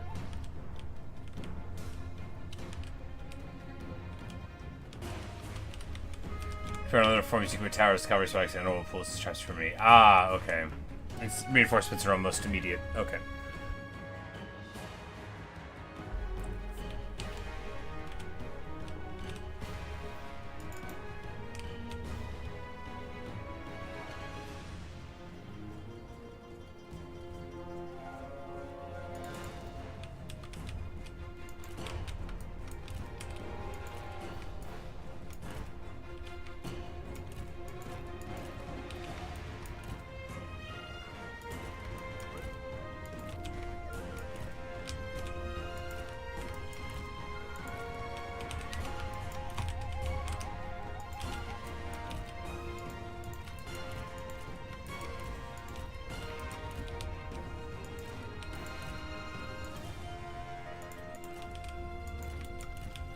Alright.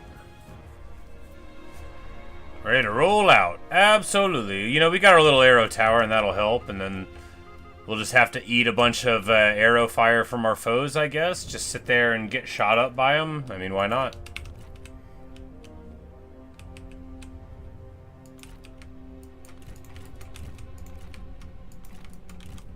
Rally! Our general needs our aid!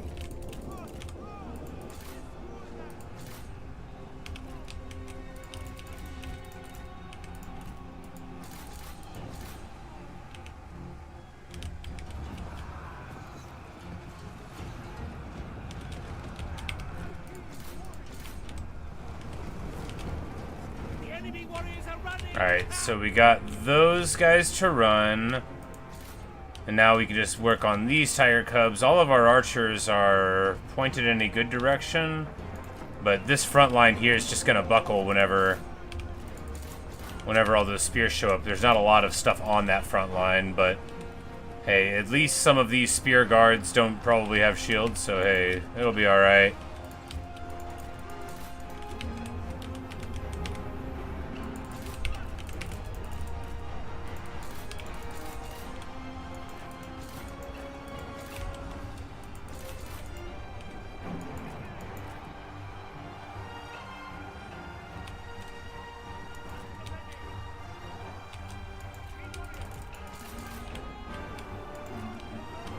Alright, so now they're embroiled in the conflict here with their generals against mine. Cao Cao's just hanging out in the back. I need to get... If we could just spin off our,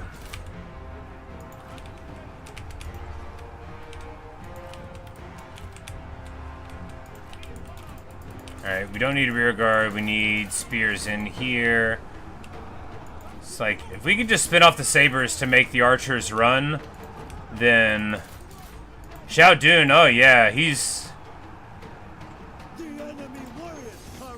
And we're going to challenge Xiao Yuan to the duel here. That's going to have the benefit of letting Guan Yu and Liu Bei double team on Cao Cao whenever that's going on.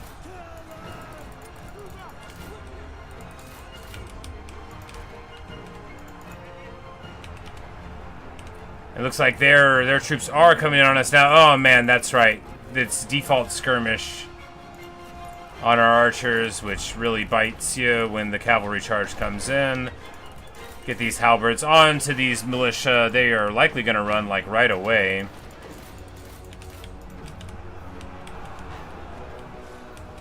Zhang Fei is trucking on the foe. Cao Cao wants to fight Guan Yu. Yeah, get some, buddy. Get some. You ain't gonna win. You ain't gonna win. We all heroes here.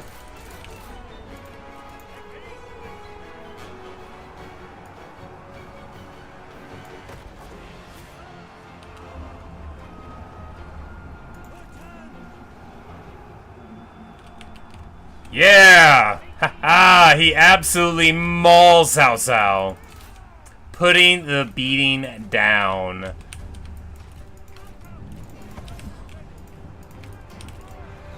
Zhang Fei taking a little bit longer to effect a victory here. Our cavalry running rampant in the back.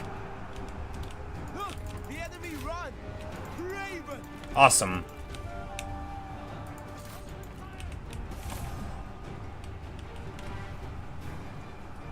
The enemy general fought. Ha! Yeah, he had to march to get here and then run across the battlefield for even worse vigor. No, I think you don't get worse than very tired. But an absolute mauling, you know. Just about as good as it can get. You know, our archers stayed online basically the whole time. Beating on their infantry. He'll have to offer us much more favorable terms if he hopes to end a war with me now.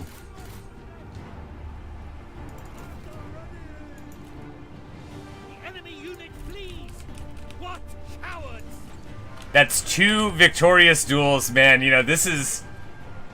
Guan Yu is very beat up. No, he's not. We just don't see his health bar there. He's still got 29k HP.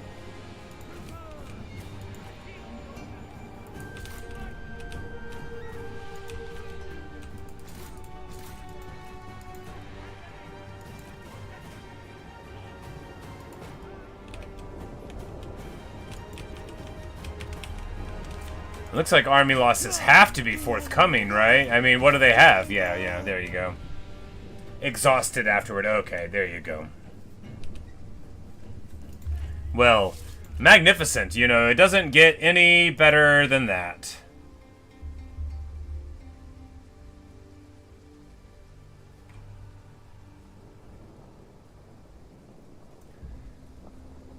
Absolutely no better at all.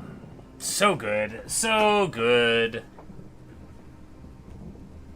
Locked are very tired, yeah. Even if you have perfect vigor in Warhammer, anyway.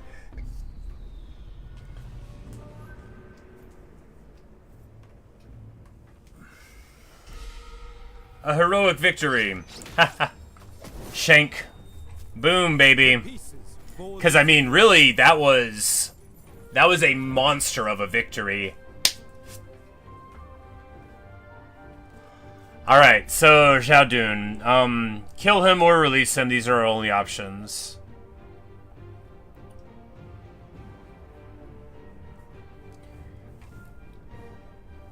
Yeah,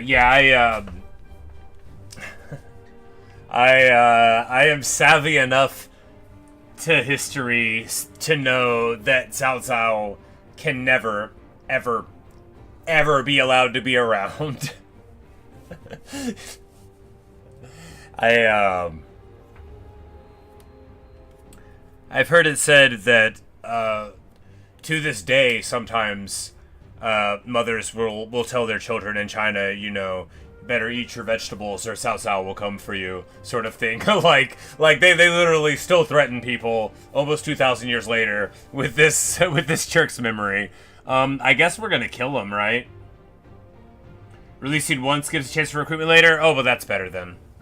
Because I mean, if we could somehow, yeah, I mean, we're okay with fighting him again. We'll just beat him in a fight again. What are you gonna do? It's not like we can't beat him, right? And I love Xiaodun. He was,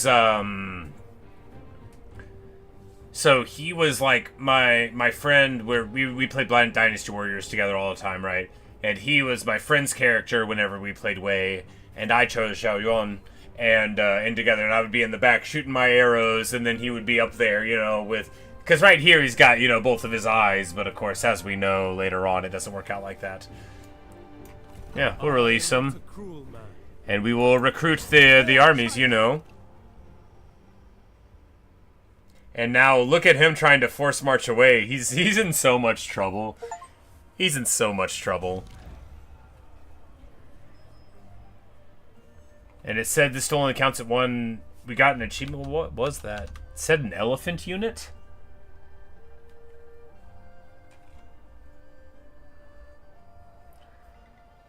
It said, or an opponent fielding a general that has an elephant as their mount. Well, I don't know that happened, but it gave me the achievement for it.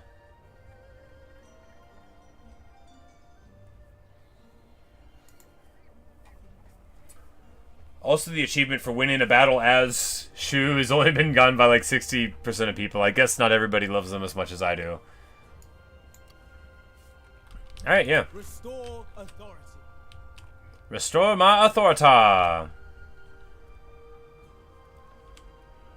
Okay, so these guys are now, like, out of commission for right now, and we're just gonna chase them right down, right? If yeah. a battle looks like it will fall in your favor, you may pass on command to one of your subordinates, so you can concentrate on more pressing matters.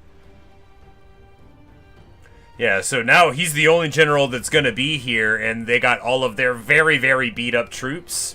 Yeah. Awesome. That's a bug. I see. I see.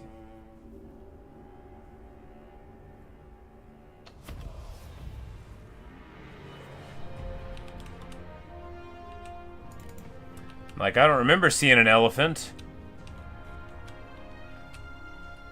Xiaodun at 316 hit points. Yeah.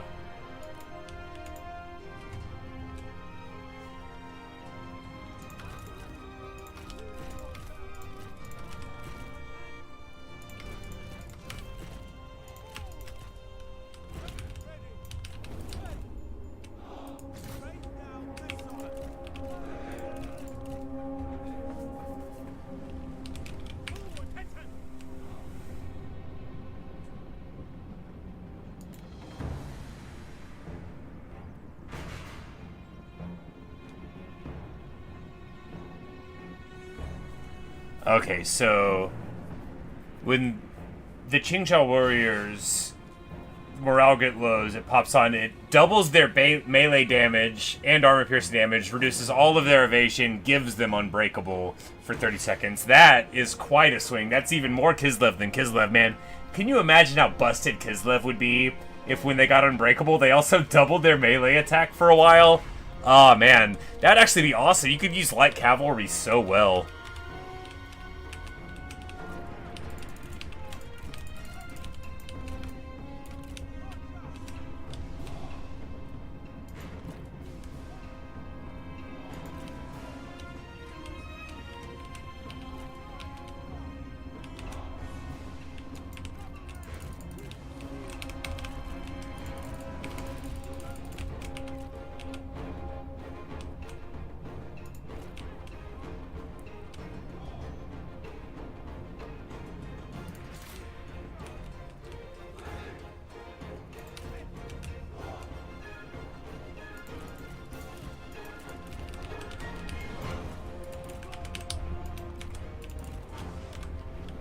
This is so awesome, though. This is really big hero stuff, right?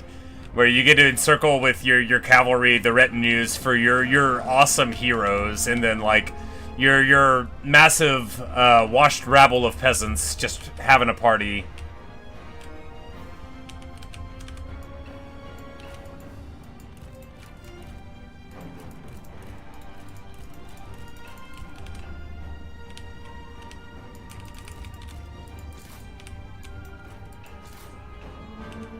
And these poor mounted lancers, like, what are they gonna do? There's 15 of them.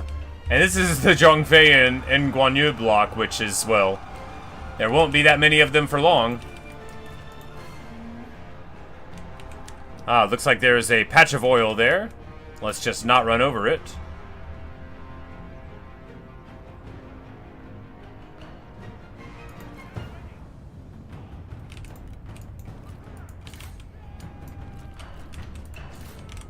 Alright, and now that they're turning to go deal with the other side, we will... Alright, what do we want to shoot? We want to shoot the crossbows, we want to shoot these guys.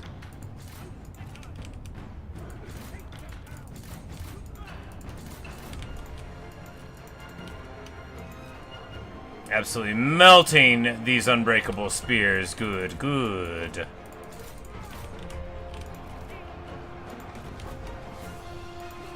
And we'll use our sweet sundering abilities with all the splash, and then we should be able to just absolutely truck on through here.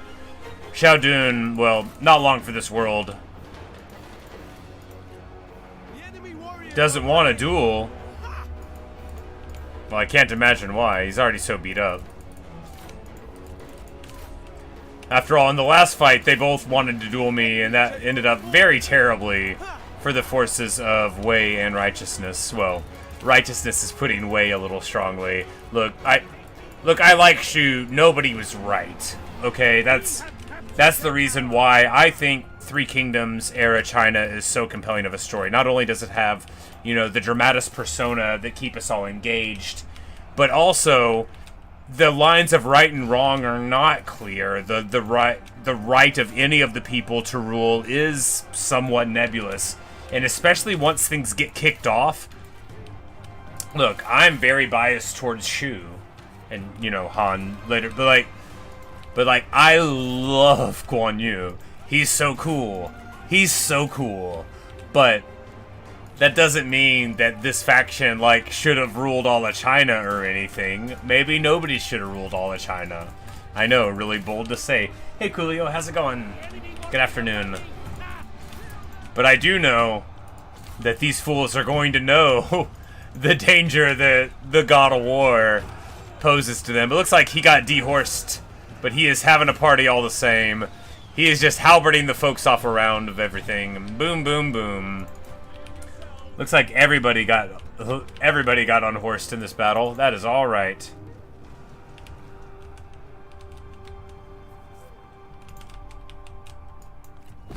For we claim victory.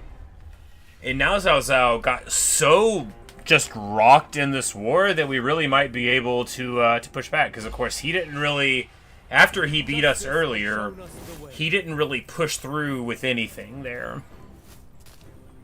And we can get a ton of money for the releasing of these troops.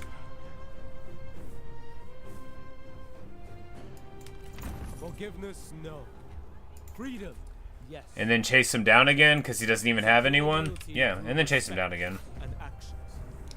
Here, all of these guys are out of commission, so we are going to delegate for the auto-resolve. Because again, like, there's no one left. And, boom. For China. For China. Yeah. Perfect.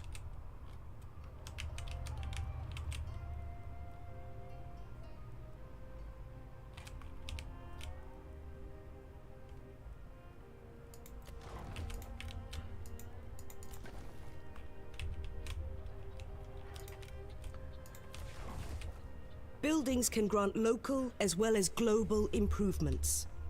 Public order, population growth, and food production can all be improved by constructing the right building. So you just got out of school and you're super hyped for Silksong tomorrow? Well, I'm excited for you as well, and I'm excited for me. I beat the Radiance this morning, so I will be playing Silksong tomorrow. I will make sure to put a thumbnail up that blocks everything so that no one accidentally sees, you know, something in case they don't want to see it. Normally I play games that are much older, but I am cognizant that I don't want any of my subscribers to see, you know, anything from that game that they don't want to see, because I'll be playing it probably when it comes out for a bit, because I mean, because I had fun and people asked me if I would play it, so I mean, why not?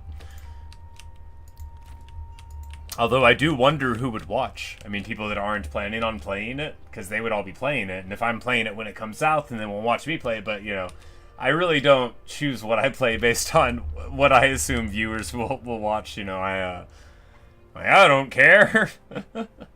Alright, so in March, recruitment and replenishment is disabled, so we'll be okay, though. Yeah, so that went very well. And we'll just try to get our troops back together, and then we'll run up here and try to mess up Cao Cao. You're going to make a video about it as soon as you come home? Cool.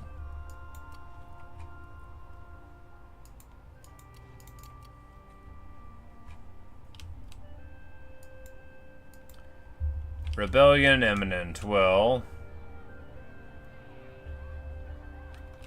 yeah, we can just deal with that next turn. It's fine. I mean, it's probably fine. Consider our proposal.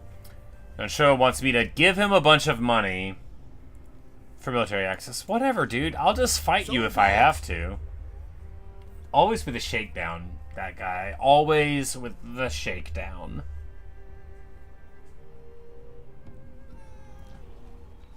Oh, yeah, and there we go. His arrogance knows no bounds. He has declared himself emperor. And, you know, we might have to check him. We might have to say, hey, you're really stepping over the line. You are a habitual line stepper, and we are not going to have that. Lead strongly. Show fury.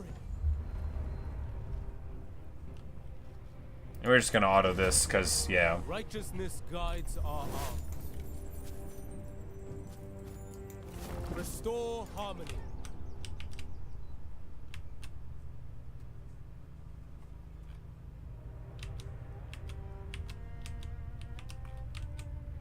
Destiny after travel. Contemplation is required.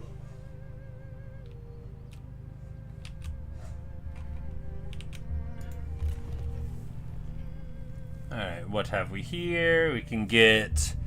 Alright, so this will let us deploy those stakes and oil and stuff. I say we do that. Yuan Shu, not Yuan Shao. Oh. Okay, yeah. Now I understand. I'm like, why would that guy even... Okay, right. Is this an older version of a Total War game? This one, I think, came out in 2019. This is more in the line of a classical one. So Total War, once upon a time, started with, like, Rome, and then they had medieval and other stuff. So this is set in Chinese history, where most of the units are realistic, but you can have a setting to make the generals realistic, too. But these generals are big heroes, and they loom very large in my imagination, and indeed in the imagination of probably, like 1 billion people worldwide. I can't imagine that everybody in China cares about these guys, but I do imagine that a lot of them, you know, these are major cultural and historical figures. I wouldn't be able to tell, I think, the average Chinese person anything about Guan Yu they didn't already know, I don't think. Maybe I'm overestimating the cultural ubiquity, but I think it's actually, it's quite common for people to have, you know, every bit is like how, like, there's, like, people that know, like, a bunch of stuff about random European history. I think, like, this is an era that the Chinese people to this day still know rather a lot about, but I'm not sure of that. But... you know, they're legendary heroes. This was about 1,800 years ago that these guys lived, but many of them are, you know, they're the stuff of legends. They still get brought up in, you know, as cautionary tales and stuff like that. You cannot survive without us. This guy wants me to be his vassal. It's not going to happen. As you wish.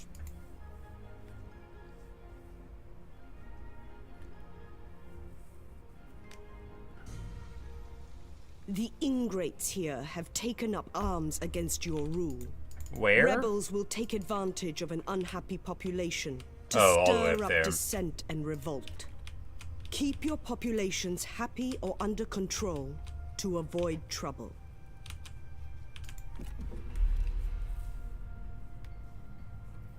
Ah, well, you know, we're gonna lose this, huh?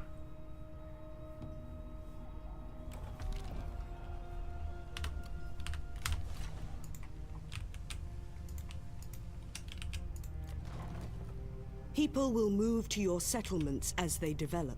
Because As your here, yeah, this is population Xiaoyun, grows, and then it will who's strengthen this? your economy.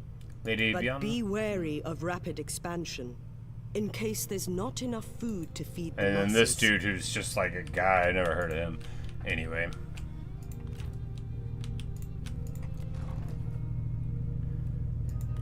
So this army is like kind of beat up. Do we raise another army here? I mean, we could.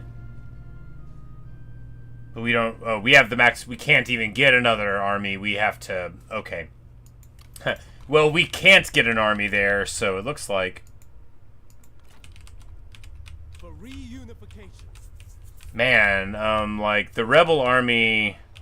If we get the rebel army, then we can move up here into Cao Cao's seat of power, and then, I don't know, yeah, seems fine. With courage.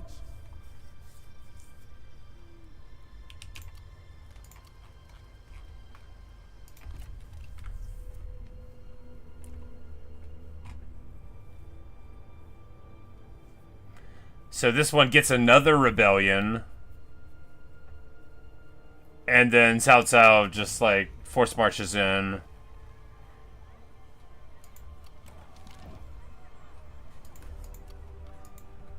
With honor.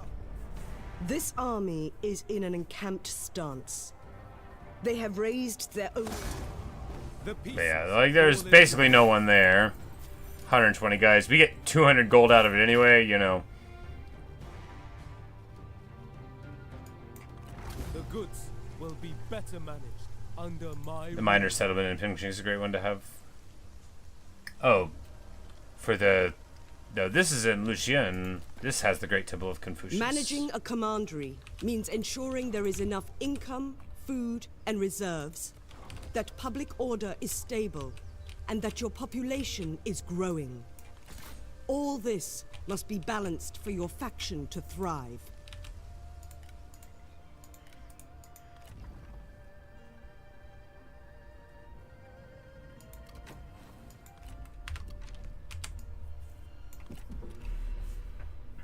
Tolerance is the best we can offer. Okay, so now he would give me peace and 10 grand. I think fighting against him is better. Pingxing is the name of the commandery, but also the city. Okay, I'm like, man, I swear I'm seeing it all over, but that makes sense, yeah. So here, like, Xiapi, probably. Xiapi, probably. As you wish. At least I could say Cao Cao's name sort of right. It's not right, but it's close enough to almost being right to where someone who heard me say it would know that I know it's not Cao Cao. And that's what really matters.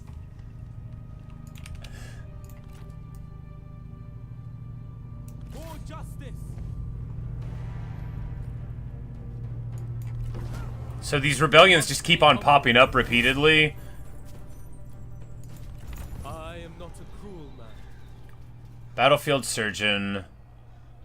So it gives him some experience. I'm like, I want to fight here, but like I can't just let these rebellions go, but I guess we can. So these guys are in our lands, and then they'll just like take this city, I guess. Gaining full control over commandery means you have all the resources within its counties, plus the income from its population and the capital's districts.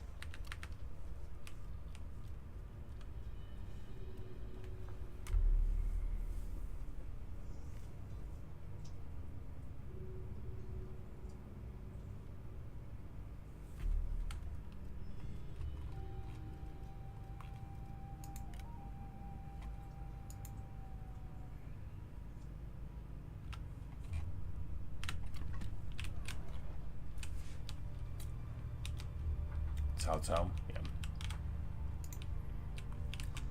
Yeah, knowing that the C is supposed to be the TS sound is so important for making you not sound like a total ignoramus. Of course, there's a bunch. The Chinese transliteration, as we know, you know, it's we are running a food deficit of 8. Oh, well, that explains it. So how do we get more food?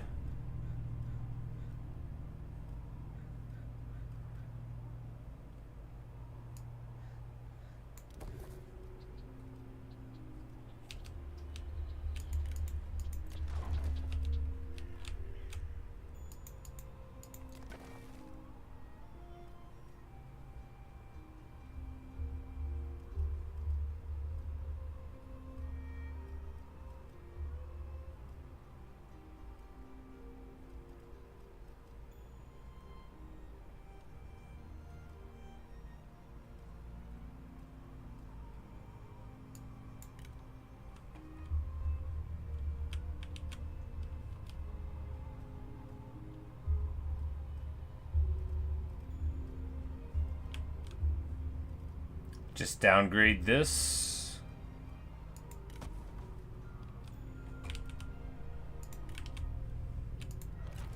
There is strength in meekness.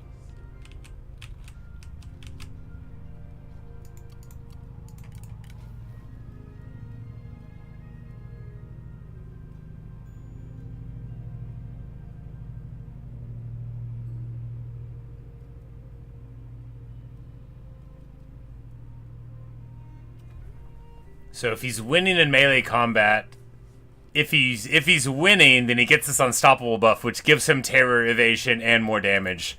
You gotta love it.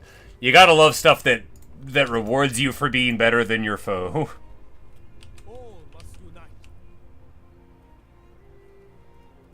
Alright, the whole army is replenished now, so we can go to March Ready yourself. to get closer, I guess.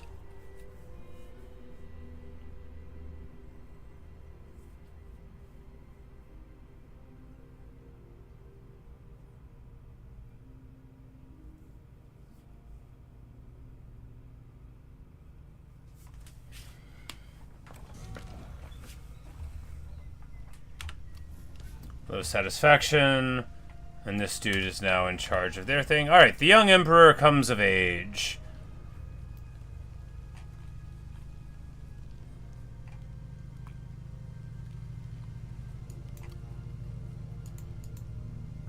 Sure.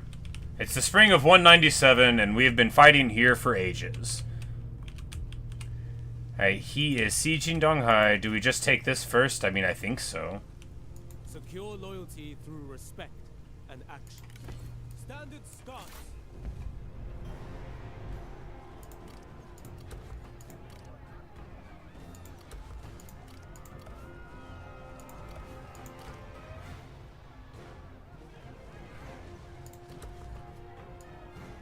With all your might. Alright, and here we can get faction-wide caltrops, satisfaction for vanguards, available armies. There we go.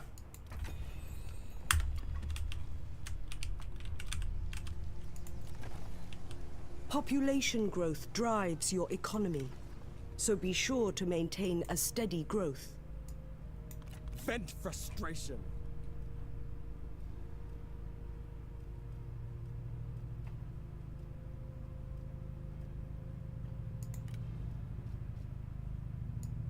Bend, do not break.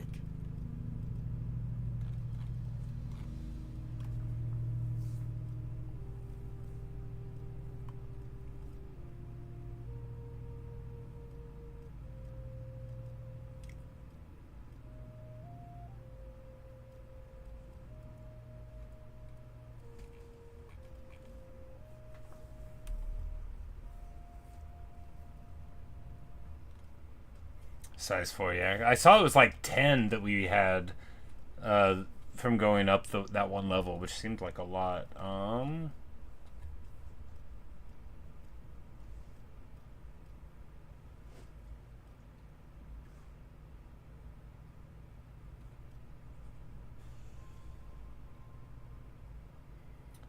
This guy gets along with the other generals, so...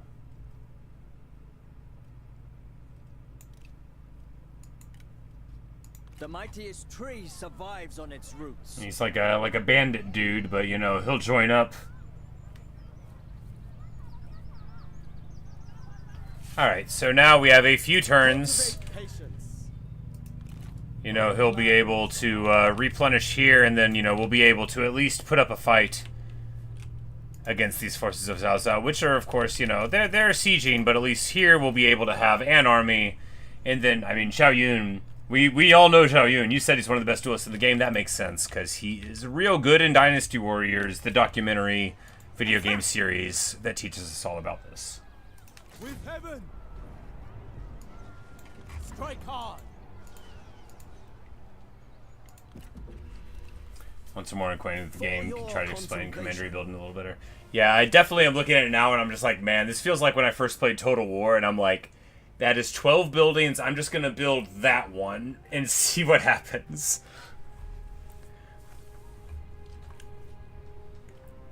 Wan Shao is like a big jerk.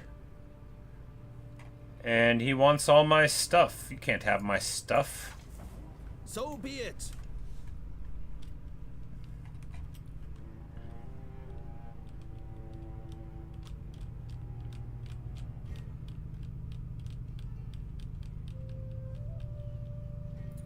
The Shu Han tax collector.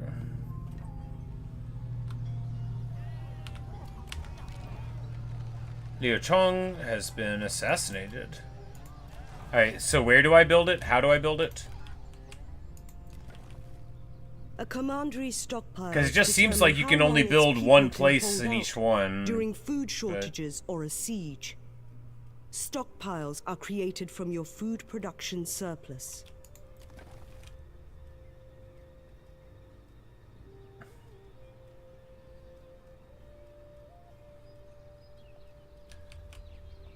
I guess I just don't see anywhere where I can build this tax collector. Resist corruption and endure hardships.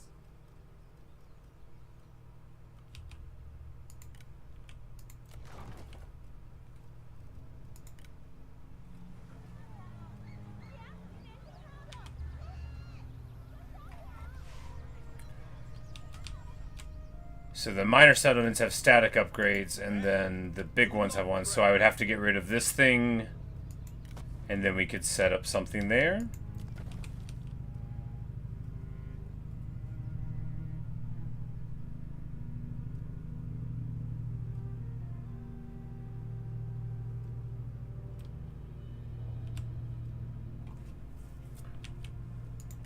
Lift the peasants.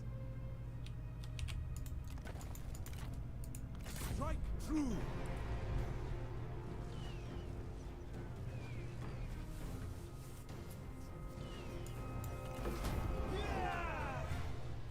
Righteousness guides our arm. It makes us lose a ton of guys to take it. I mean, I guess that's what auto-resolve does. We lose Imperial favor, whatever, dude. We must lay foundations if we are to rebuild. Alright, so now...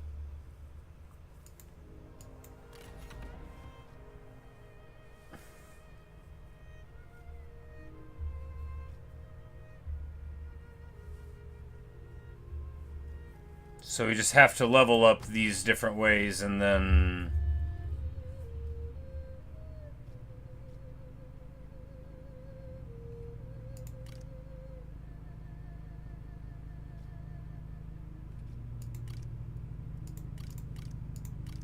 Guess we'll just take one of each of them.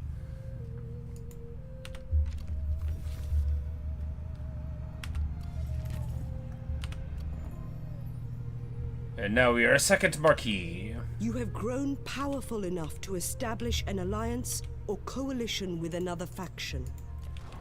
When your enemies are growing in strength, look to become allies with their enemies.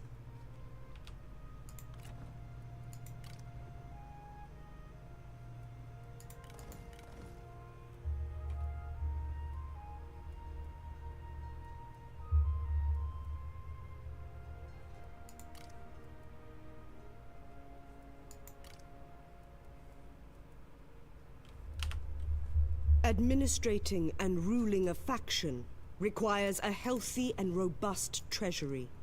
Collecting taxes is vital to maintaining a regular source of funds. Ministers are second in power only to you and your heir. Place your...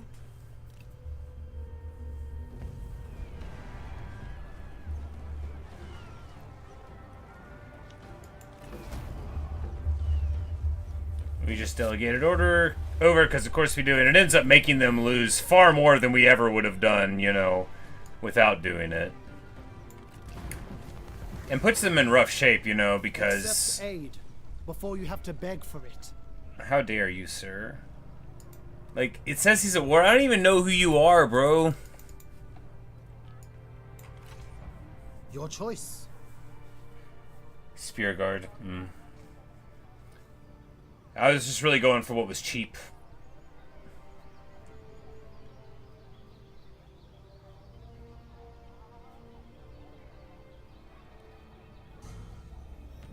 Ha ha ha.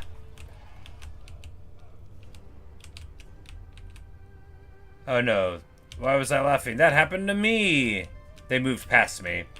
I thought the rebellion was coming to attack him because they're rebels and, you know, they're rebelling there, but...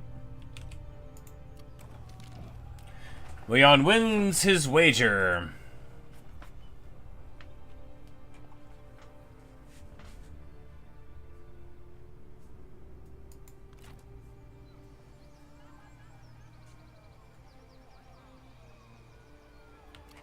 Trust is vital in diplomacy.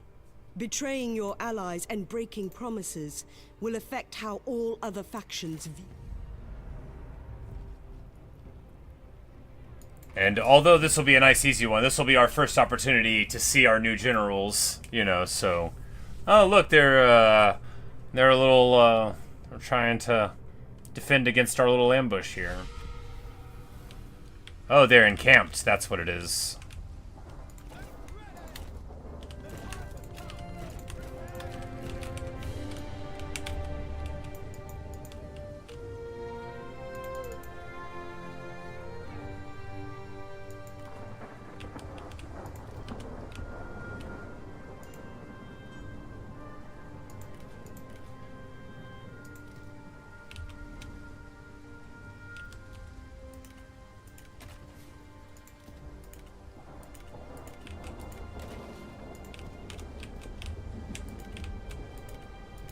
So you can just put it like wherever.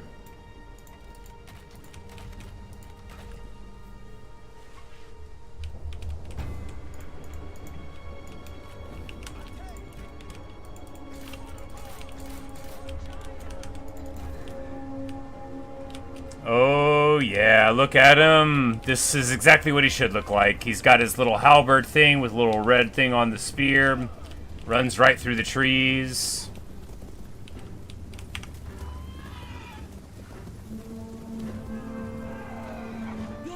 Charging right into brace spears. Yeah, get him. He falls right off. He is not upset.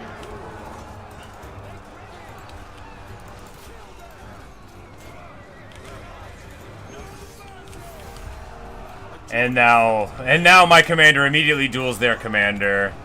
It's all he wanted to do. We charge into brace spears. Weyon, who's a terrifying dude in his own right, just charges around. Gotta kill, get him, nowhere to run.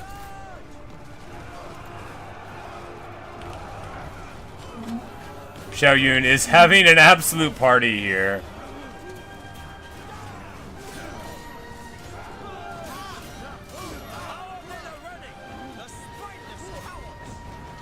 And my dude basically takes no hits at all. Xiao Yun has emerged victorious.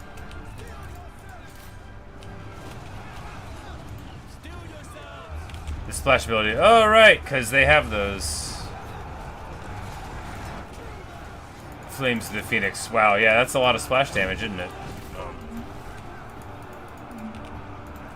I'm not used to the format of where the abilities are. I do think, man, if Warhammer had 2 rows of unit cards, Because that's so good. Because, like, when it's all stretched out, I mean, it's fine when you have 20, but when you have 40, it's a lot rougher. But anyway, good deal. Our secondary army runs out. You know, it doesn't get all of its troops recruited yet, but it's got enough to get rid of this chump.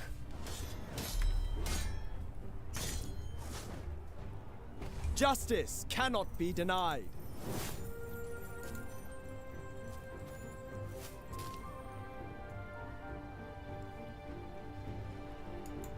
To the task.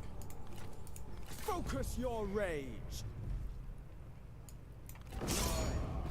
So we hit him, we get our replenishment. Bash him for the kill there, and then more replenishment again? Yeah. Immediately. Moving out. Because before too long, we're going to need to be dealing with these armies. Now, he's going to be replenishing a little bit, probably a little faster than I can, but...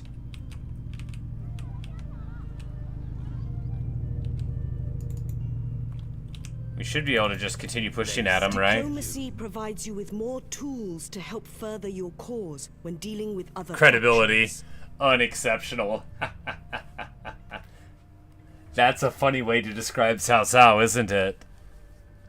He has, an unexceptional credibility. That's so funny. Probably not worth keeping the archer militia. I see.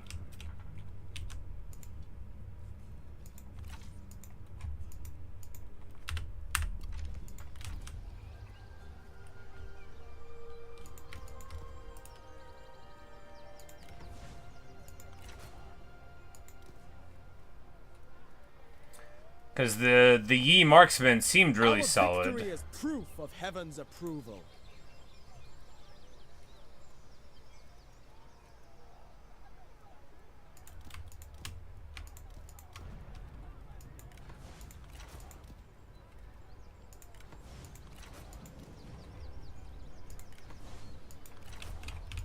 We are so broke. What happened?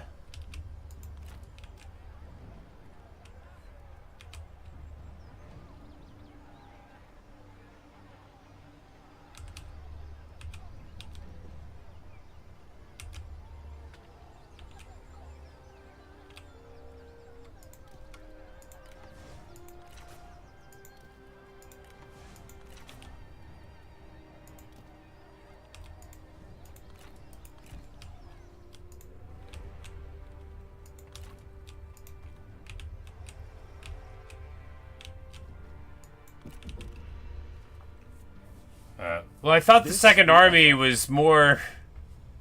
Alright, so he wants a trade agreement and he will give us a ton of money. Very well, I accept. We are happy to have pleased you. I thought the second army was just going to barely put us underneath a little bit. I guess it was much, much worse than I had thought. For the people. But now we've got a little bit of leeway. Oh, this place just costs us money. Oh, we must have built something or got rid of something that was used to make money. You will need time to win the support of the local population to ensure long-term stability and growth. Alright, so this is what we need. The Shuhan tax collector thing.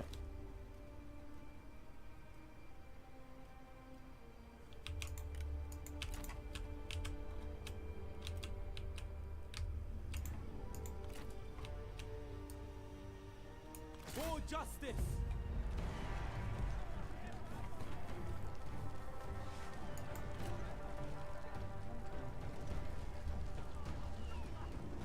It's like this guy thinks he's gonna beat me. He doesn't even have any real dudes here.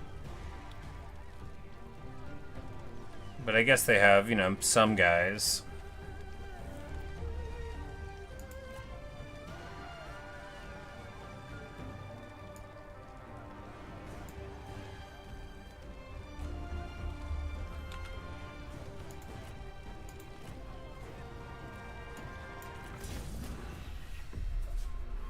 Though we do not share a name, I do most certainly call you brothers.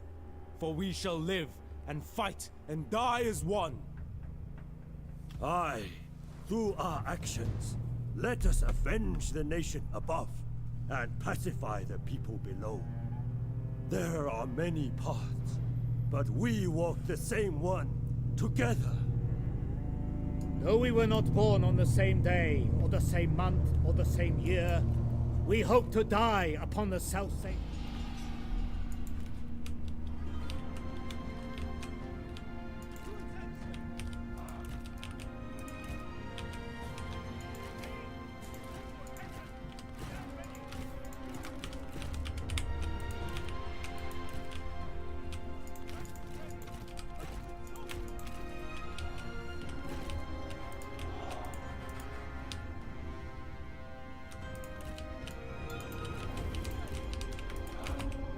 Your army is assembled through your general's retinues. Troops are loyal to their generals and benefit from their talents. Should a general fall, their retinue's morale will... They did the pizza or nothing again, yeah. You know, every now and then they just want to do it.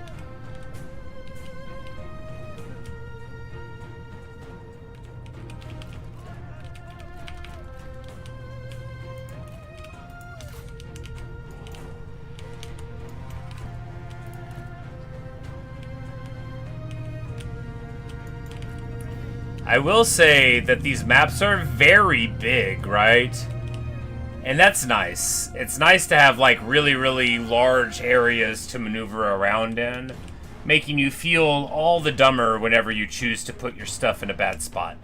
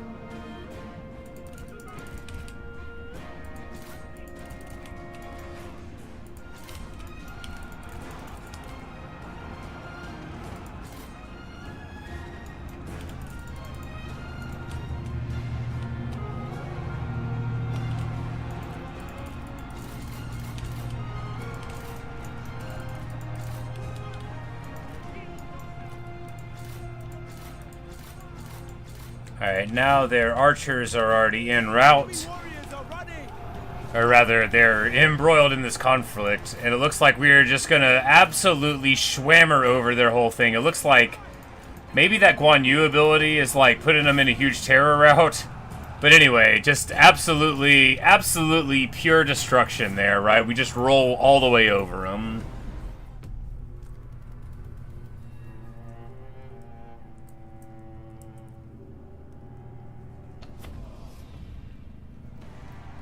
Yeah, I think it's that chain route based on the terror from Guan Yu too. I think that passive that gives him that passive terror whenever he's winning combat, I think it makes a big difference. Because you know, you got to block in this game, man. When they route, they all go.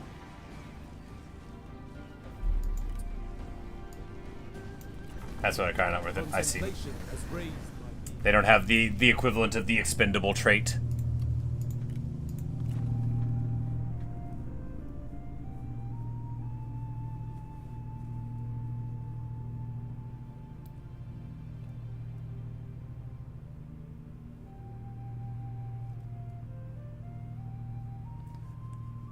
Well, that's pretty good.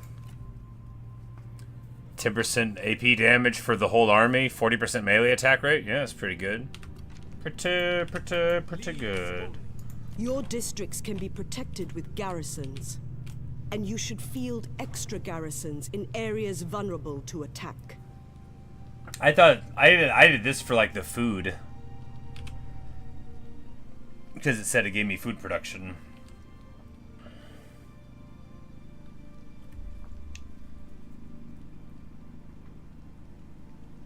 Bottom middle school gives range block hits cavalry up like 80%. Yikes, that's craziness. That's so good. Alright, so we're still upside down.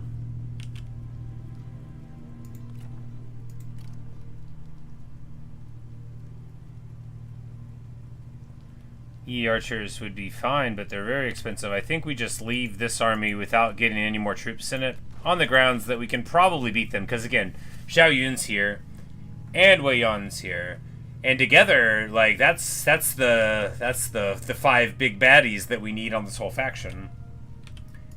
0 food. 25% more than 0 is 25.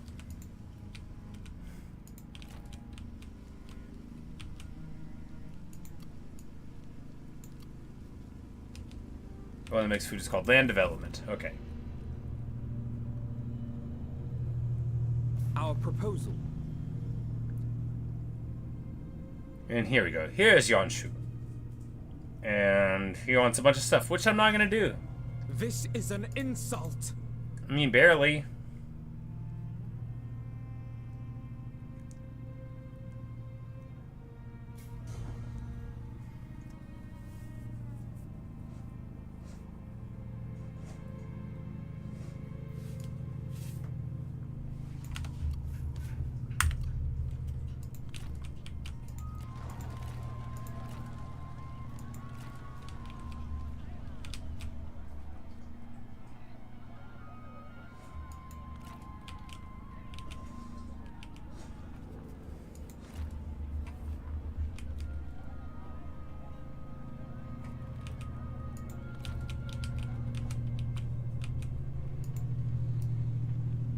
China is people, not its oppressive warlords. I am at your disposal, my lord. Patience can snare any foe.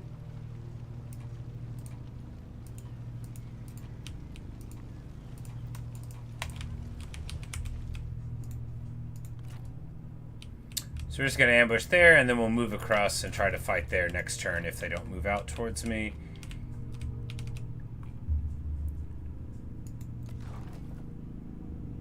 This is the capital of that commandery, so we might as well get there, right? Right. We're -2 food, which is not a total disaster. It's not very good, but it's not a total disaster.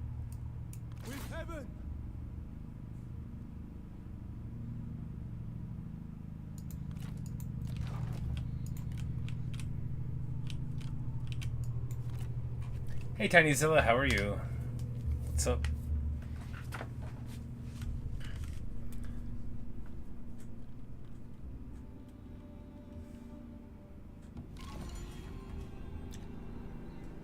Alright, so the Emperor demands peace. My aggression against a friend of the Emperor, blah blah blah.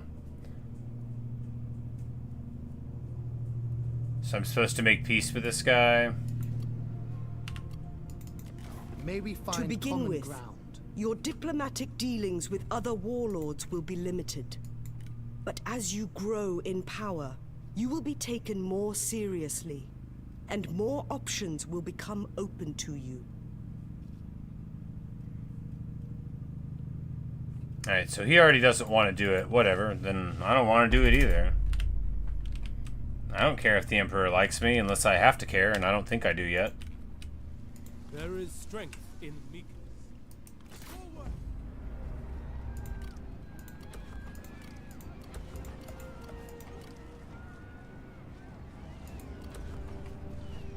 Oh, he has like nothing here? He has like nothing here. Strike true.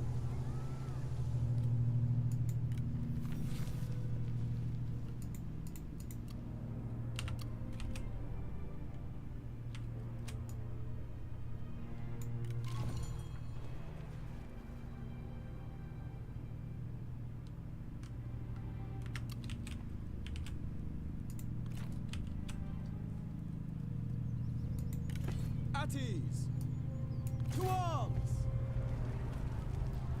Alright, so it says we can't win this. Oh wow, they've got a lot of junk. What if we could win it anyway, though?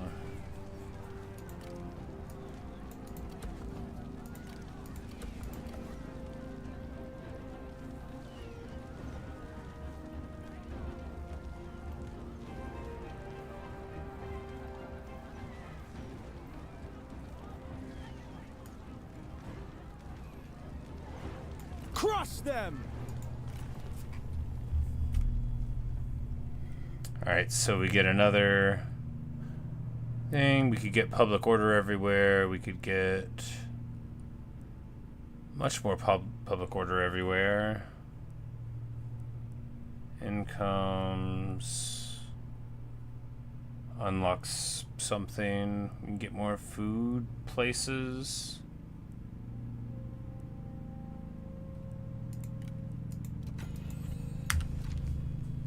The population is growing here. A gladdening sign. With courage!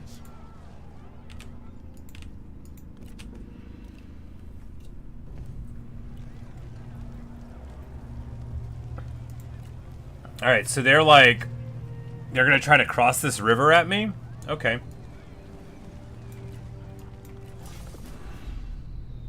You know, I wish I had a bunch of archers. It'll be fine. Will benefit from our success. Yeah, you tell him, Zhao Yun. My buddy Zhao here is going to absolutely destroy the foe. We just gotta not fail him with the rest of our army. The forests grow, the plants blossom. The enemy is sallying out from their besieged settlement. They have turned the tables. Now you are the defender.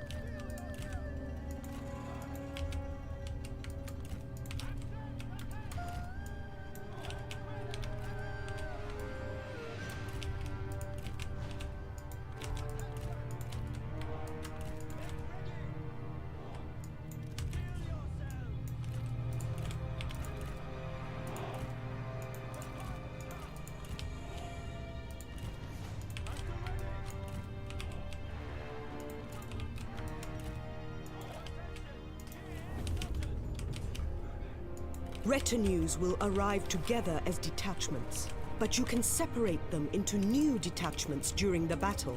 Enemy reinforcements are on the field.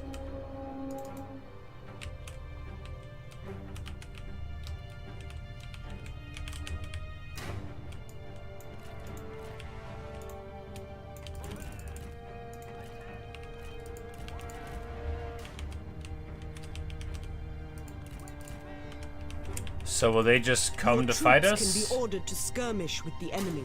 Units with missiles will move to stay out of reach of the enemy while harassing. You are defending against an attacking army.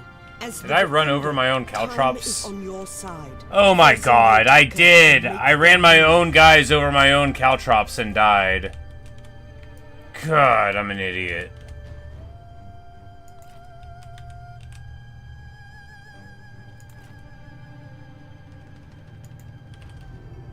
Well, that's bad.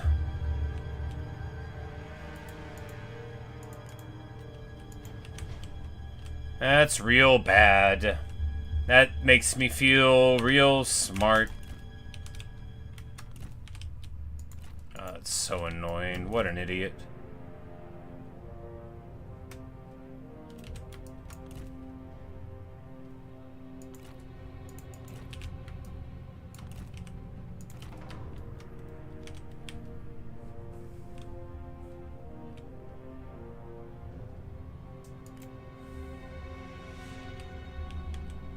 Got to ignite the oil pot to lower ourselves. Word. Well, at least we know that they don't have that many fighters here, right? And the one that they do have is already very beat up. As far as their generals go.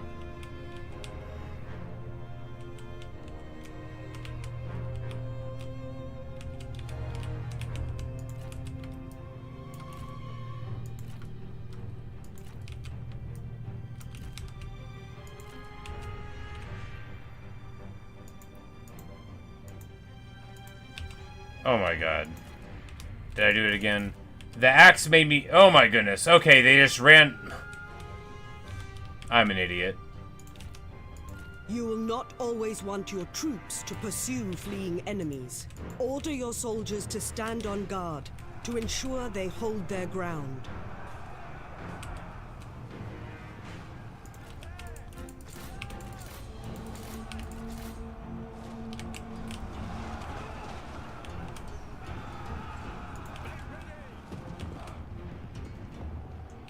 Alright, so they did their little smoke screen thing. But we're just gonna melt down the foes here. We're gonna drop the splash damage. This dude has the Strider thing. This dude can get a ton of it. Wei Yan can, but he actually hurts himself in that attempt. So we're gonna go ahead and back up all of our troops since we have routed all of their fools off of this initial engagement.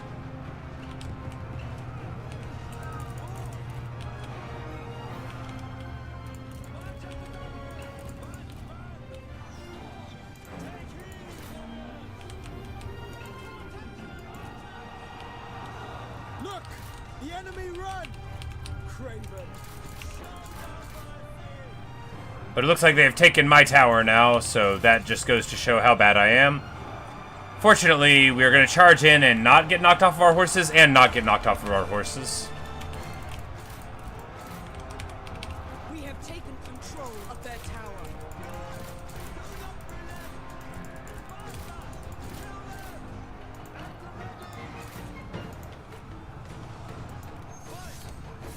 And Wei Yan challenges Xiao Dun. There's no way he's going to win that. And none of the other ones want to duel me. That's okay. We'll just beat her in a head-to-head without a duel.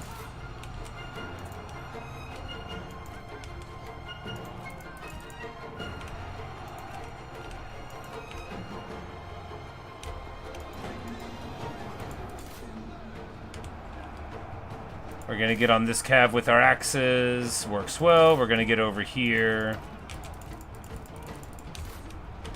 Looks like all of our cavalry has fled. It looks like Wei Yan may not be winning this fight. Oh, he's got something that gives him 40% more damage everywhere. Man, well... Yikes! What? Enemy warriors are running. I really thought we were going to win that.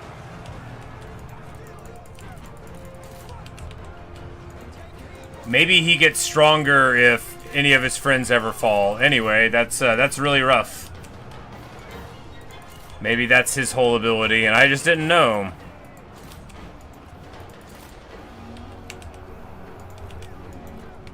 Our general is losing. He should retreat.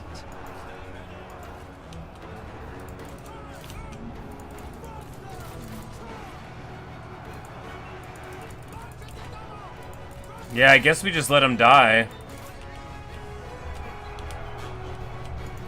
I mean, I guess we just lose, is what I really guess.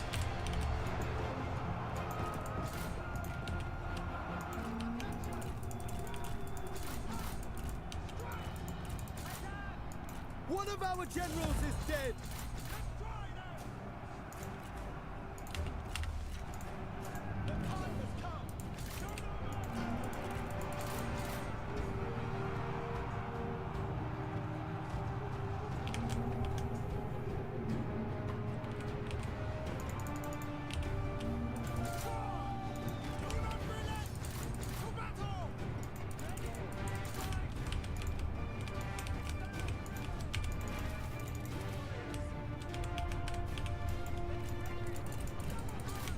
They are overwhelming us. Yep, and I just lose like everything. Like everything, and it's all my fault. Because I issued that challenge, and we could have just kept everybody together and been fine. And instead we lose. Well, this was a total waste of an army.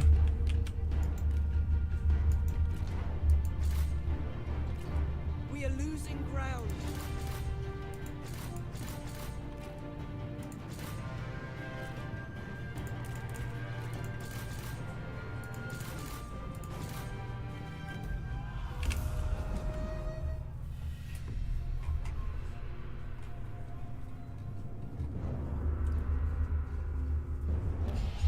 Yep, just an absolutely shameful display. This is not the end. Have faith. What do you think? As you prefer.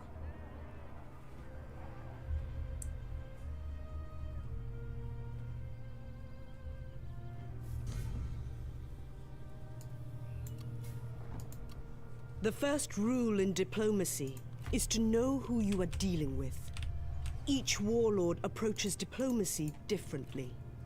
Some are more skilled in it, some are more trustworthy, and some will even turn on you if they sense weakness. Anyway, so we're gonna be broke in like 2 seasons, and we can't win any of the fights that we're in, so that's bad. No, we can just auto this one.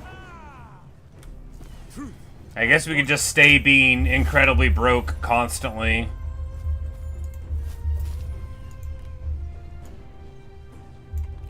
We must lay foundations if we are to rebuild.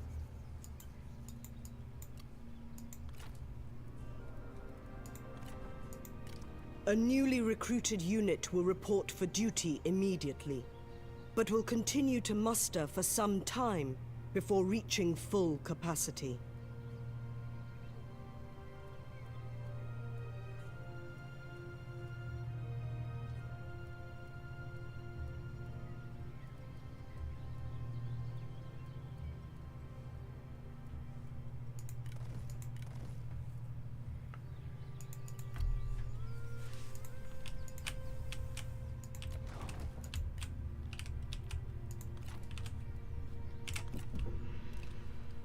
Your continued independence upsets order. You expect too much.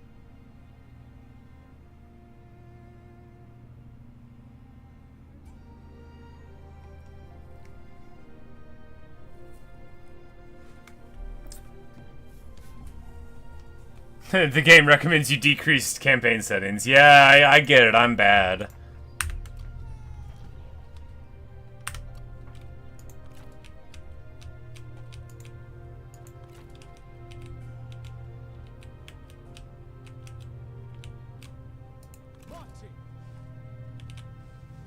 We must rest and meditate. Marching! Oh, the enemy was trying to ambush us. Well...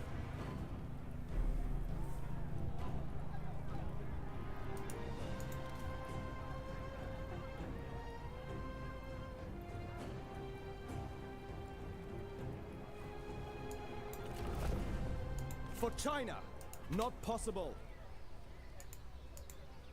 My patience has limits. No. For China! Stand down! Home gladdens the heart.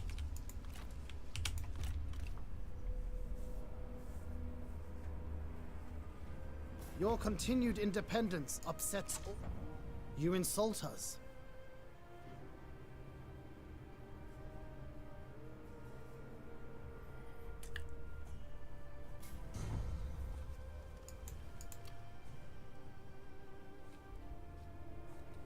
Usually you should keep the general units with the color. I see.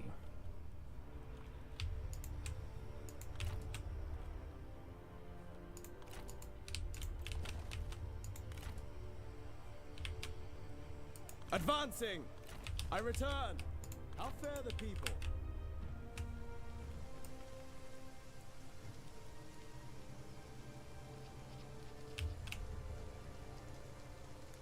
Oh, fury! Hey Chase, how are you?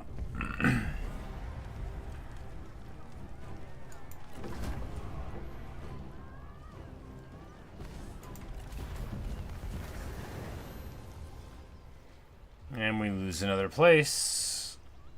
Of course, even by reading all the words, I can't comprehend what any of the buildings anywhere do. So it doesn't seem like it matters.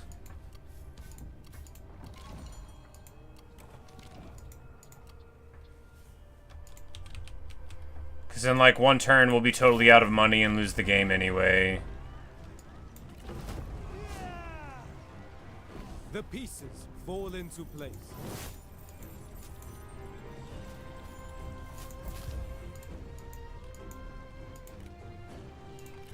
I serve justice for all!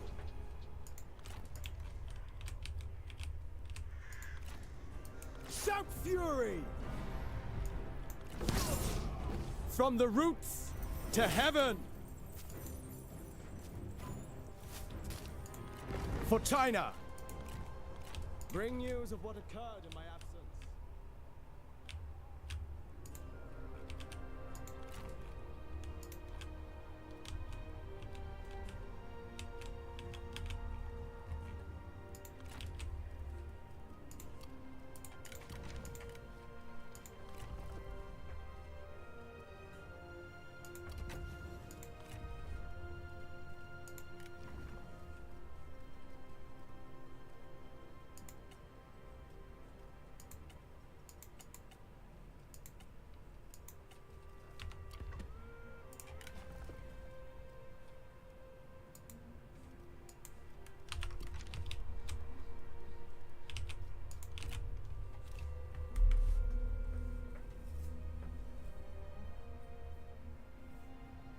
Your thoughts?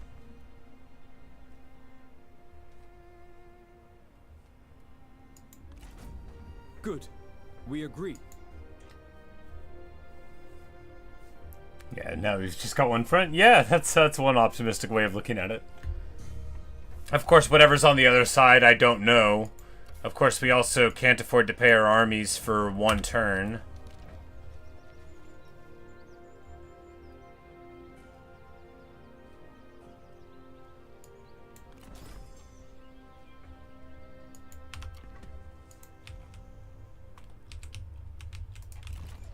Not today. Rest is needed for focus. There is no opportunity here.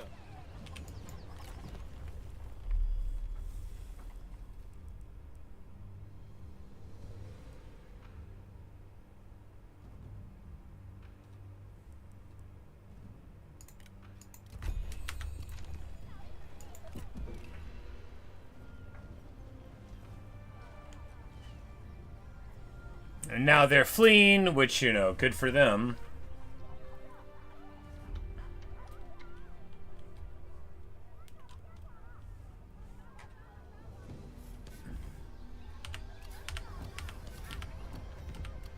The loyalty of characters is measured by satisfaction, which will increase if their desires and ambitions are fulfilled. Neglect them, and their satisfaction will wane. No.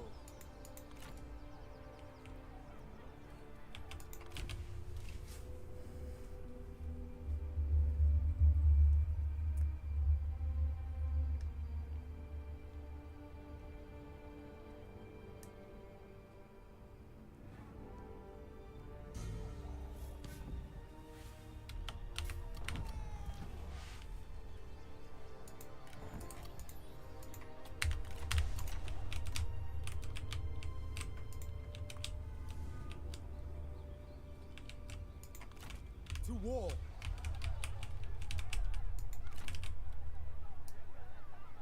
Attack!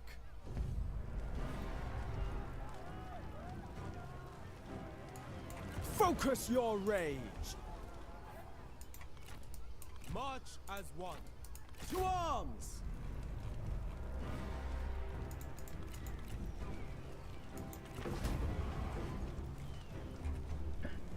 The people's voice cannot be silenced. We will bring righteousness to this settlement. Honor your ideals.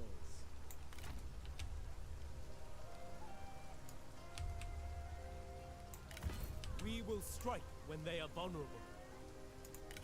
Standard stance.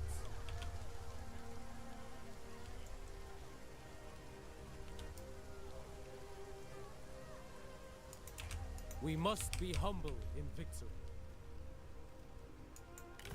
Let them stumble into our trap. Yeah, finally revenue positive.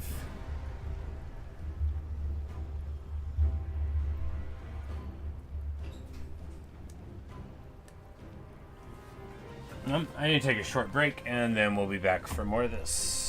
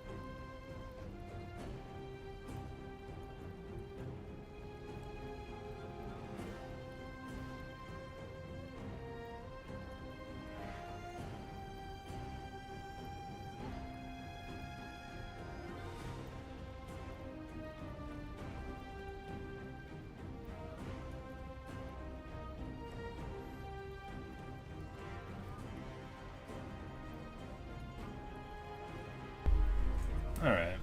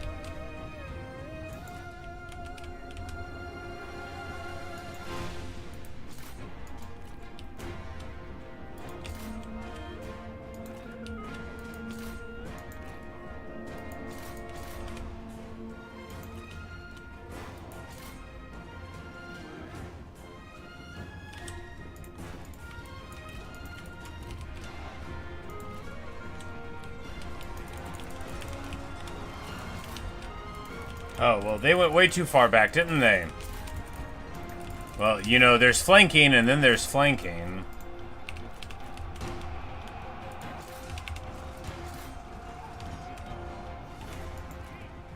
Our men are running! The spineless cowards! So they totally overrun that center position, just totally. And then we charge our guys into the back anyway because we're deeply stupid and are incapable of learning any proper lessons.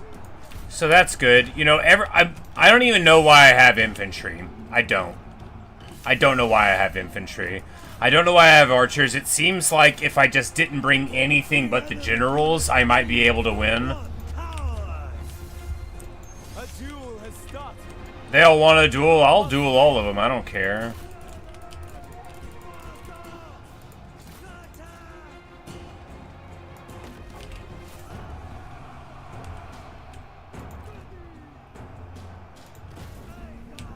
Like, we're gonna pop all our abilities and beat all of them in a duel. It's only the rest of my army that I can't do anything with.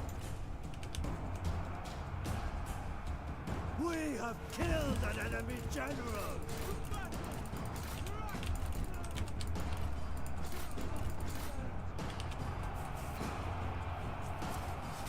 Guan Yu isn't winning? What is going on? This dude just gets like a billion bonuses sometimes? I don't know. Maybe I shouldn't be doing this. I don't see how, like, he doesn't even seem like he would win a fight and then, like, you get into a duel and all of a sudden he just beats you.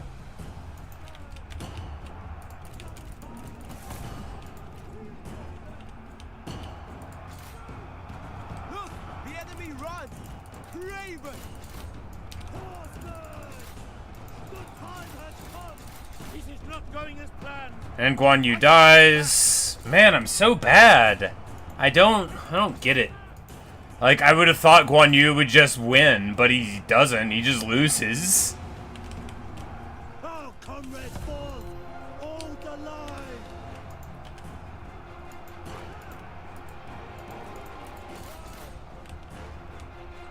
I guess it's just my my bias talking, but I would think Guan Yu would just wipe the floor with Xiao Yuan. Like, just without any real hesitation. And now he's got like half as much damage all of a sudden. I don't, like, when you look at his unit card, he doesn't look like he should be good. I don't get it. The enemy warriors are running. Like, my dude had twice as much melee stats as him, and then they get into a fight and he wins.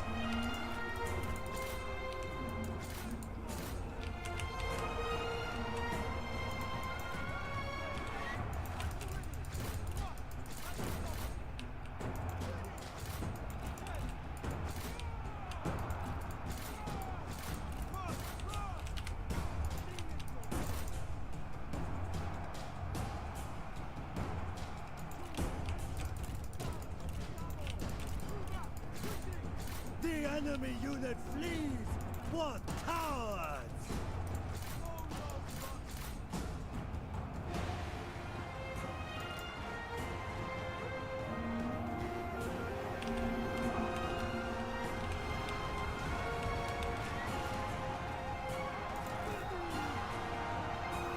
We have killed an enemy general.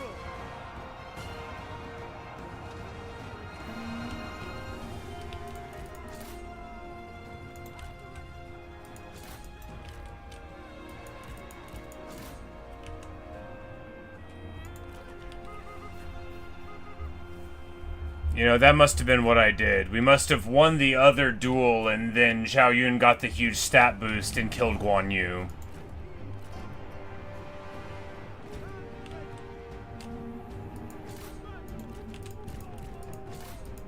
Look, the enemy run. Raven. So you only want to accept the duel from...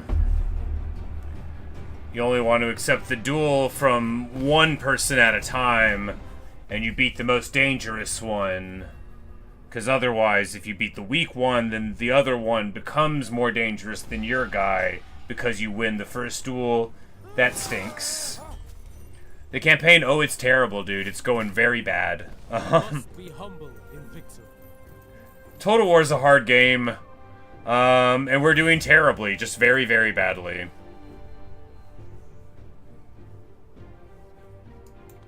I am not a cruel man.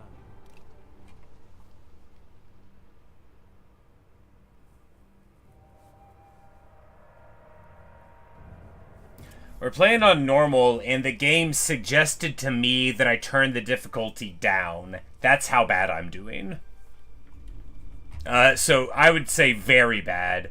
Normally, a game doesn't say, hey, you should turn this down when you're playing normal. But it identified that I was so bad that I should. I didn't do it. I was like, no, I'll keep on losing. That's okay. Some have a destiny too great to die easily, whereas others would quickly fall. Some are merely wounded to fight again.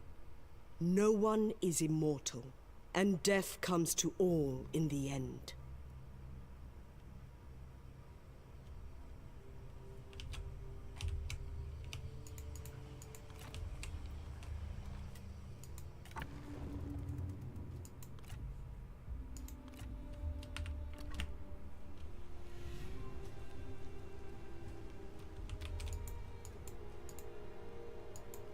Yeah, I don't know what I'm doing at all, and every time we go into a battle I make bad choices because I get impatient.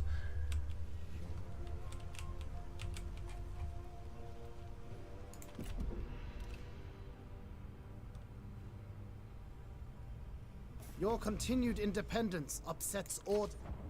We will remember this.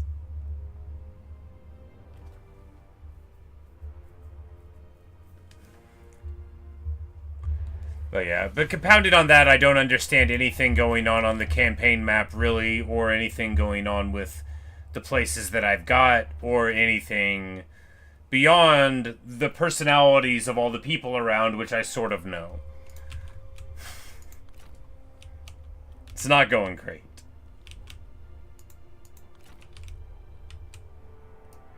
Strike true!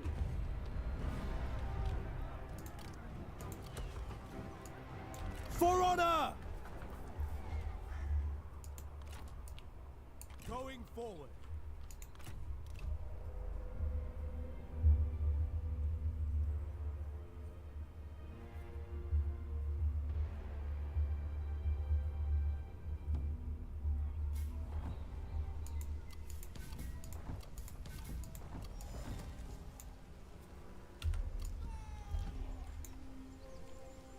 And so she gets killed.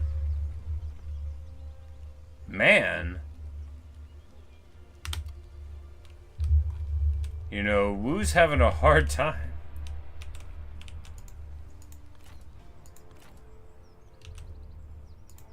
For the people!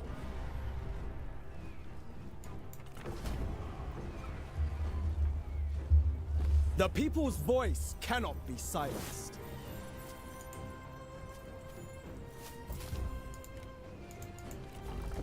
This power will serve the people. As one, I return from my journey.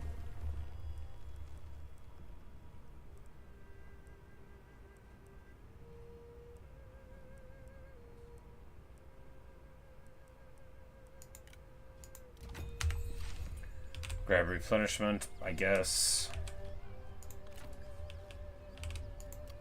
Still just super broke.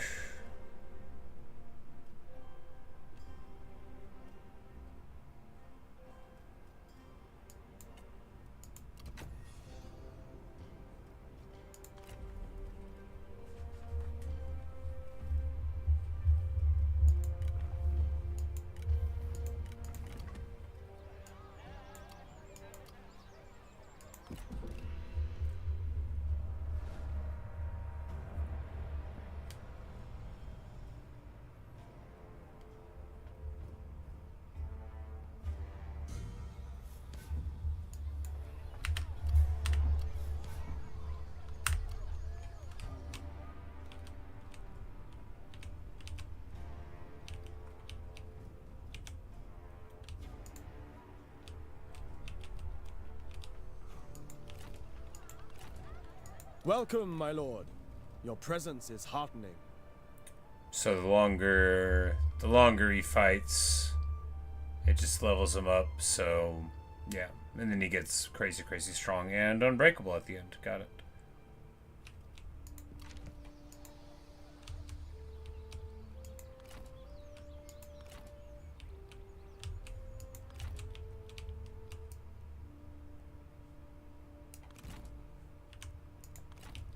for China!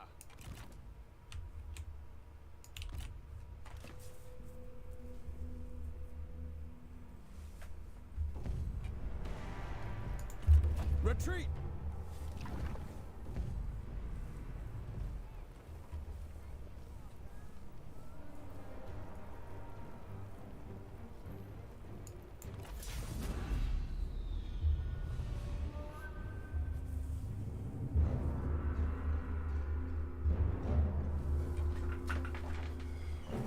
Alright.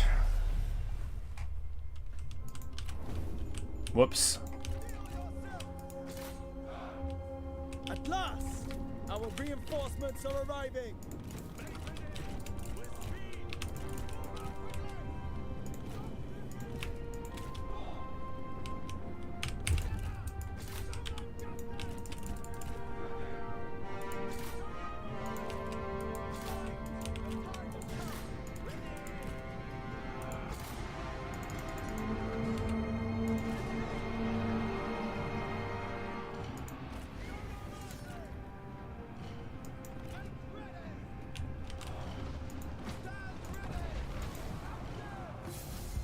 And now we got Zhao Yun engaged against their leader, and hopefully he'll just win, because if not, well... These cavalry are already taken out. These guys now just charging in like total champions that are very smart and not at all super stupid.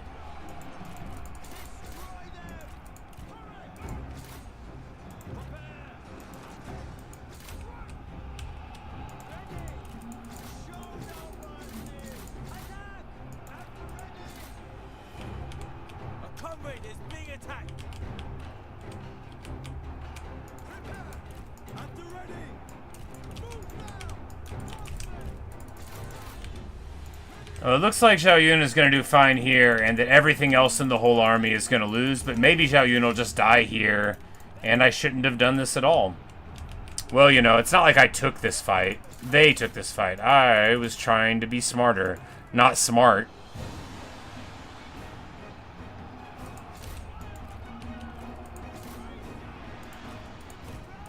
Well, you know, it looks like Zhao Yun is doing wonderfully here. You know, not well, but wonderfully. Oh, and Wei Yun, who could have been doing good work over here, was just off gallivanting. Off having a party.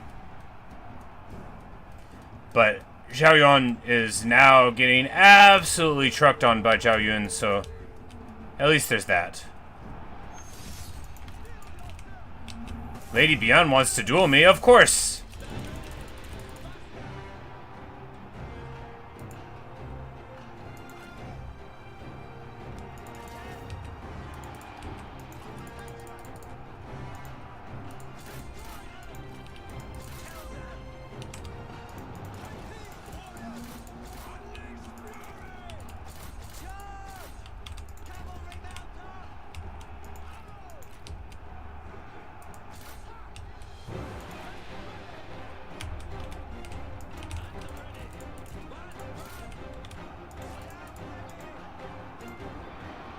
Oh wow, no, she's winning this fight, isn't she? Oh, she's got an Oathsworn thing as well. Well, I shouldn't have taken this fight, huh? I thought my dude was a fighter, and I thought she was like a thinker. But maybe he's like a bit of a thinker, too. Maybe he's a thoughtful boy. Our general cannot beat their strength. Perhaps retreat.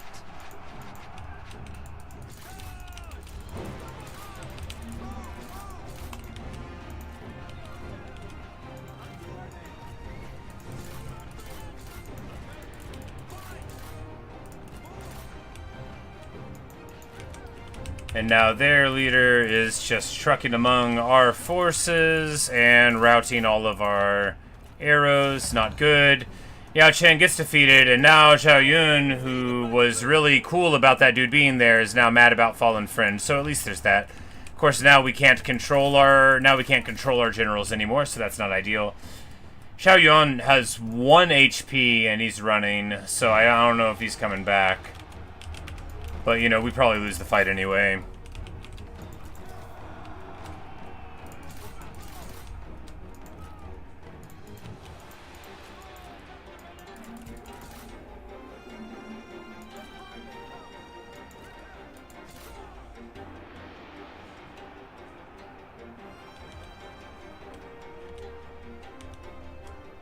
She's a commander, like Lubin's also. Okay.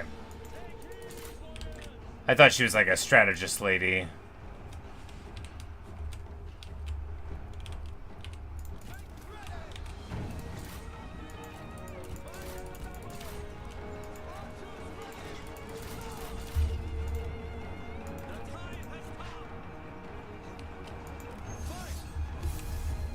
And now he wants to duel her. He could definitely win this, right? Yeah.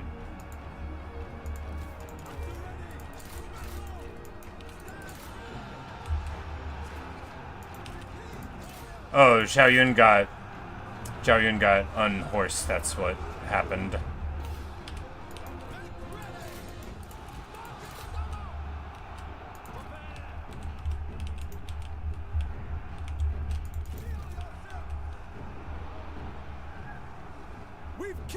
I think. Oh no, we beat the. Oh no! Now she gets double strength. I'm an idiot. God.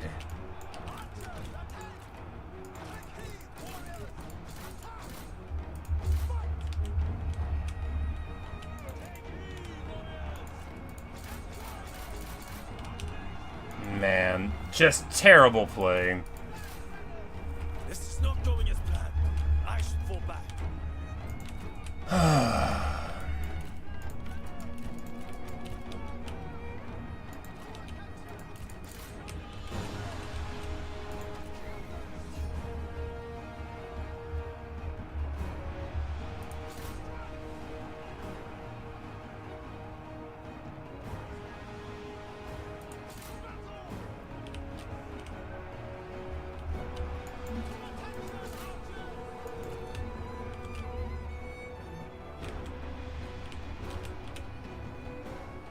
One of our generals is dead!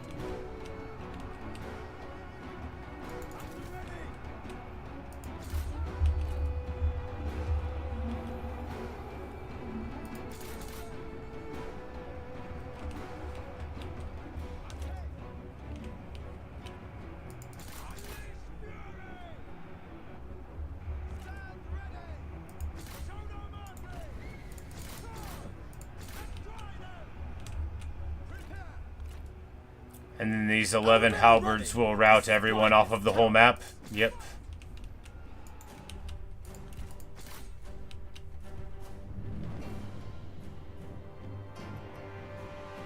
Our men are running! She's just gonna kill every single archery unit while I try to go and fight.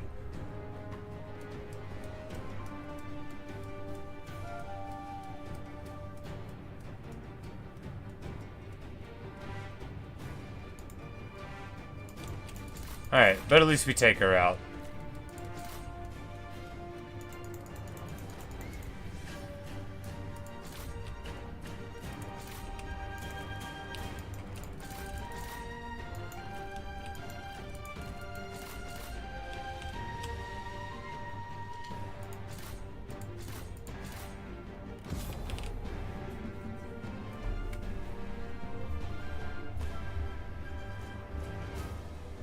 Well, we win.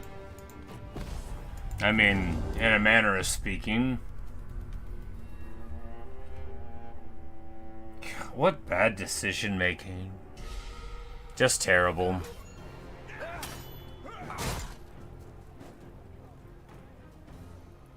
From the roots to heaven!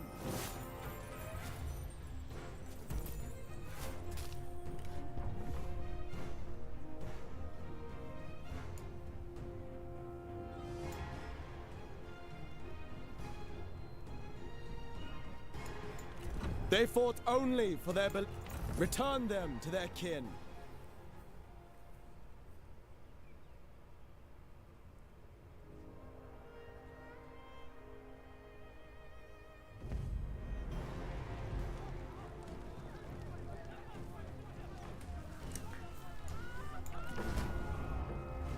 I guess it's due to besieging us, so we just take the free victory? Yeah.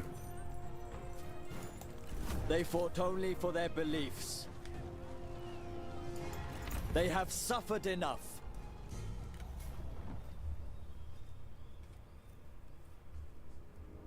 So my guy died.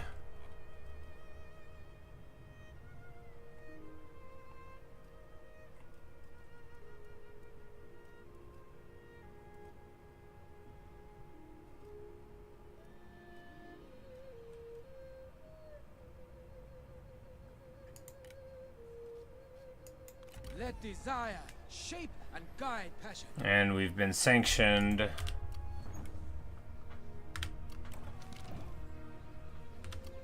Your generals and their retinues gain experience in battle, increasing their effectiveness. You must balance use. And then we just move in behind them and take this. Truth has won out today.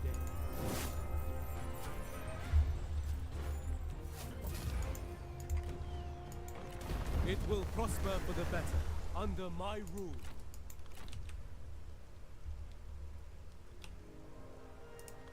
Bring news of what occurred in my absence.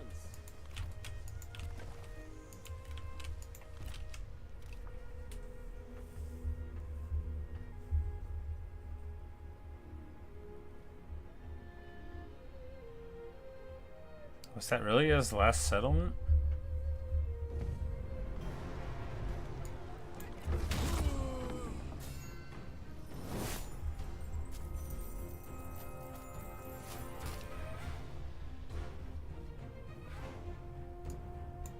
Return them to their king.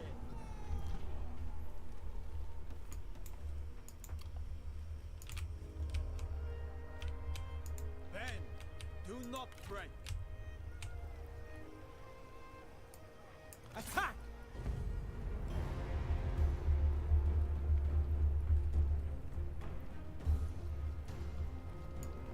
Yeah, they're already totally beat up. Yeah. The pieces fall into place.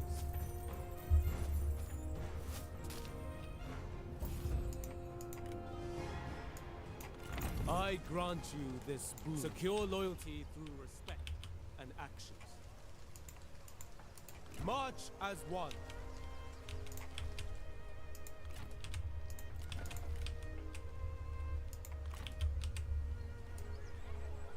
For honor!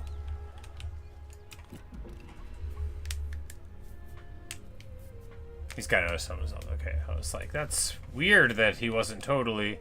Like, I didn't think that was the last one, but.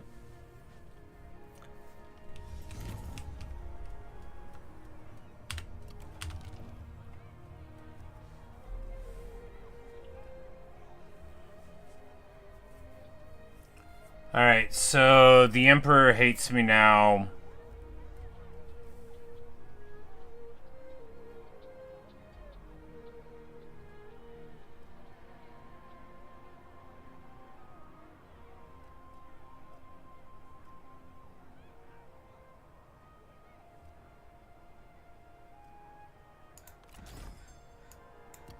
And we tell him, no, we're a good servant of the Emperor.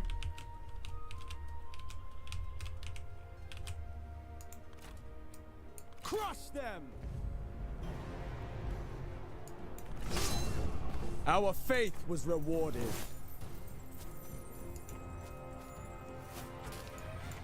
To the task. As one, I return from my journey.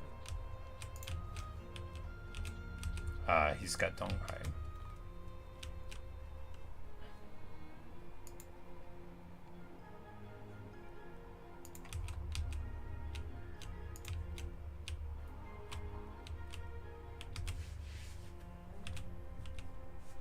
Right, the Emperor with 87 on. Yeah. If only.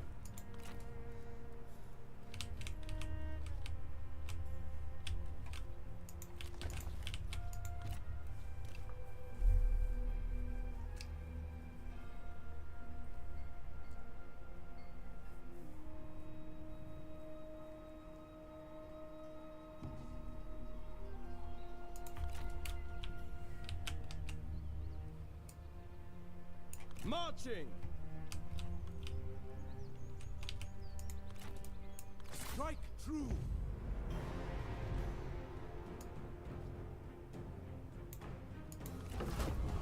Justice has shown us the way.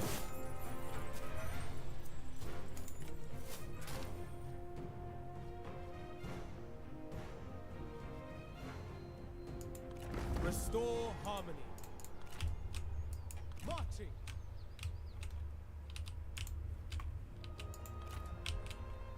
Destroy corruption. Alright, and we get another thing here. We'll just get food, I guess.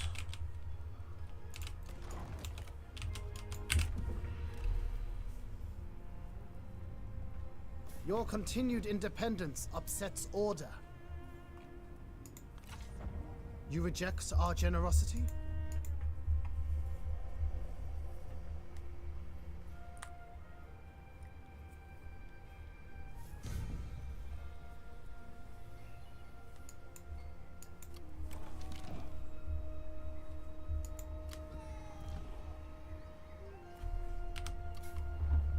"11 turns of bad replenishment."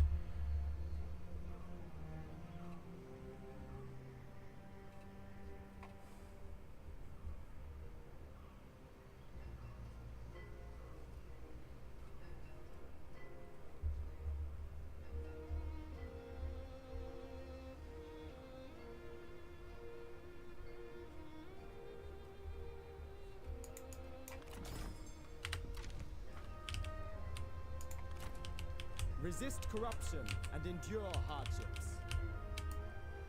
On the march!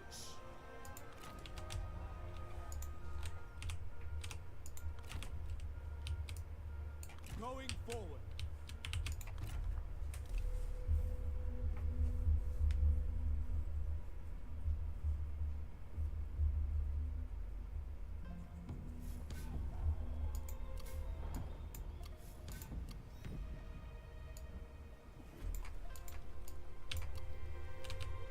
Alright, so here we can get in time, just in time, to reinforce the guys here that were being, you know, pressed against.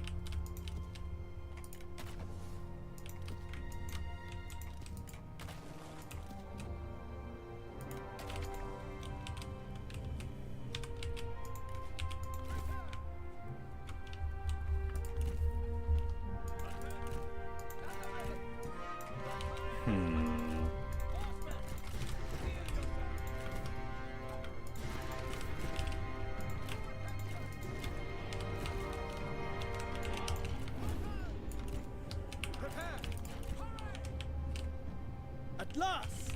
Our reinforcements are arriving!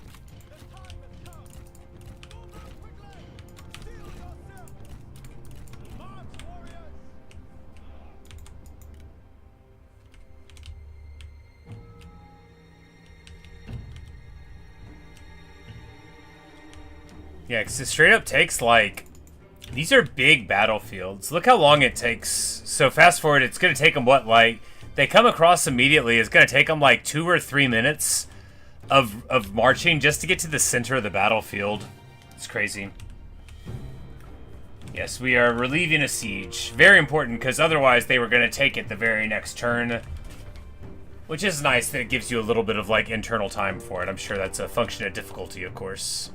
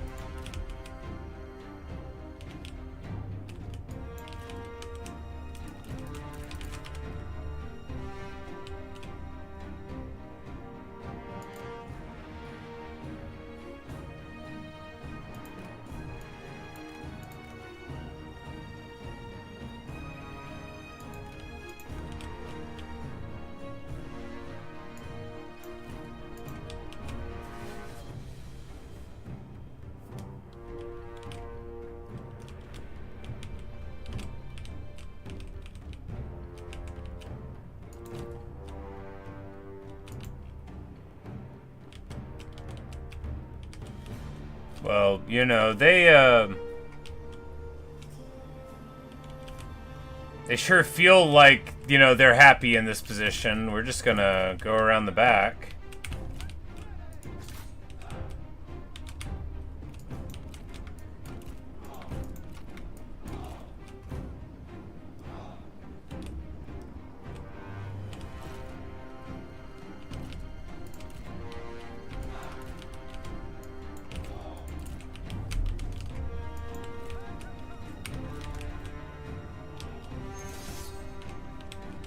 You want to fight me?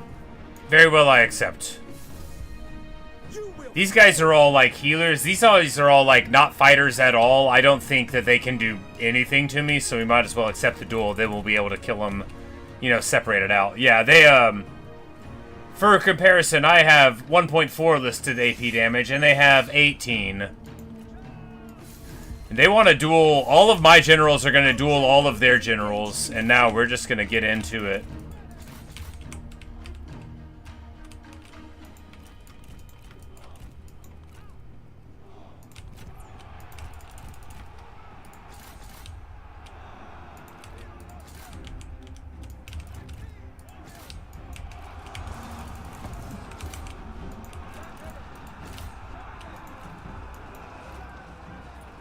Xiao Yun wins, of course he does, and he's just going to charge in there. The rest of these guys are going to be winning too before too long, I imagine.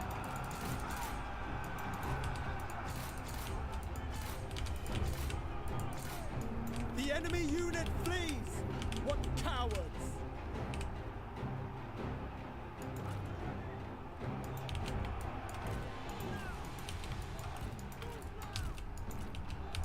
Alright, everyone there is getting plenty of target selection. Here we're going to chase them off. Xiao Yun taking his splash damage. He has routed all three of these units here. Let's get in here to these peasant warriors. These are light glaive infantry, so we should be able to smash on in there. And with the rear charge plus a splash damage, man, immediately routing them. Of course, these generals not nearly as good at dueling as the main guy is. You know, maybe it was smart for them to duel them, but...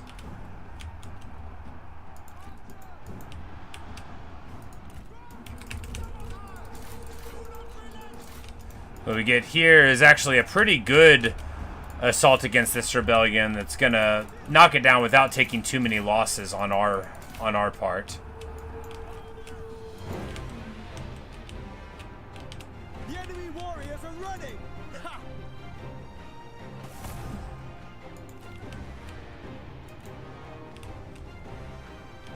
Archer range pretty accurate. Yeah, you know, they give him, you know, 100 or so meters.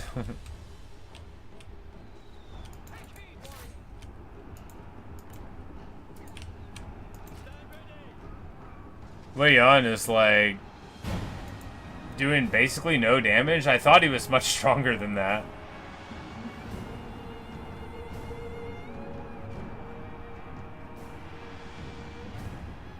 Maybe he lost his good spear.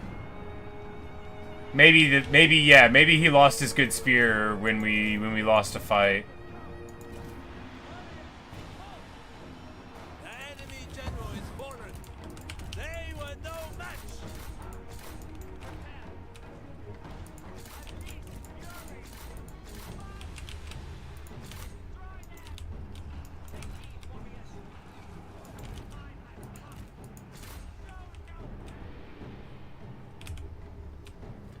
I do really like the big firing arcs on the archers. I'm so much more used to Warhammer being quite tightly restricted on the size of the arcs. So it's nice to see them being able to lay down fire at a lot. They can lose their weapons. It's like in War Gear, right? So this is his heirloom spear. So this spear on him gives him 1.1k armor piercing and stuff. This guy has like a regular spear, so instead of 1,000 AP damage, he has 350. I don't know if they could all lose their weapons. I think so, because I think Wei Yan used to be better at fighting.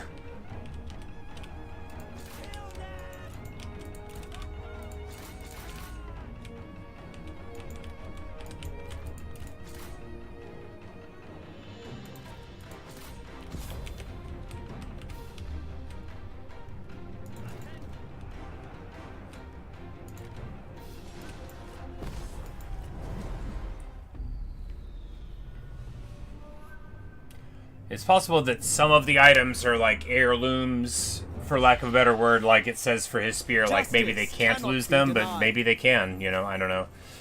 They would rather die than betray their cause. Well, you know, we will. They fought only for their beliefs. Spare them. Return them to their Can buy him a new weapon.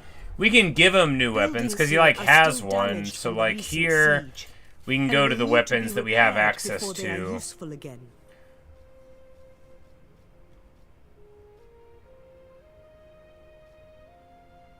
So here, this is a refined military grade axe, so we can, rather than using these crummy glaives, we can give him this. This is like a better weapon, right? So it's that higher quality. And then you have unique ones, which are the ones that come with the characters, I guess.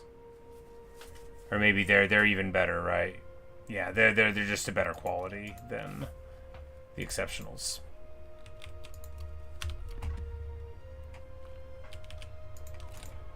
But yeah, you can get weapons through combat or whatever thing. You can take them from other people. You can steal them from other factions. You can demand them, you know, in trade and whatnot. There's a... Home gladdens the heart.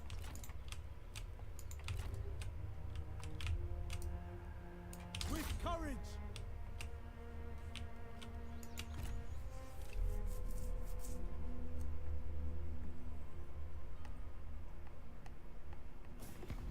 We would not be your... Greed is an ugly trait.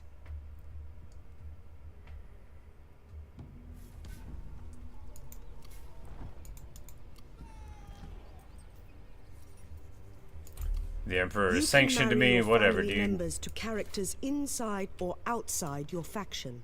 This can secure Sauron is here. and improve relations between factions.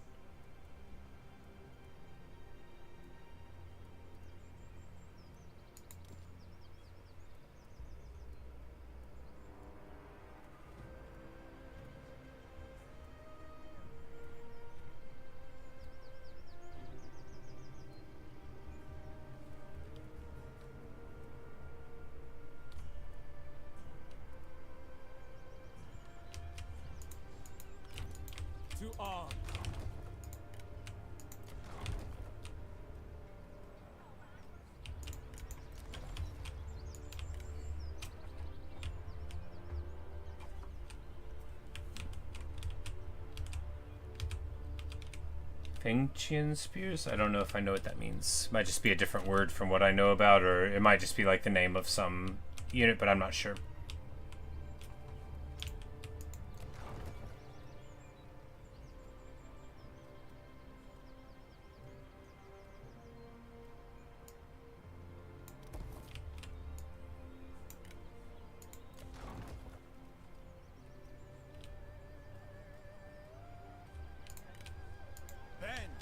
Do not break.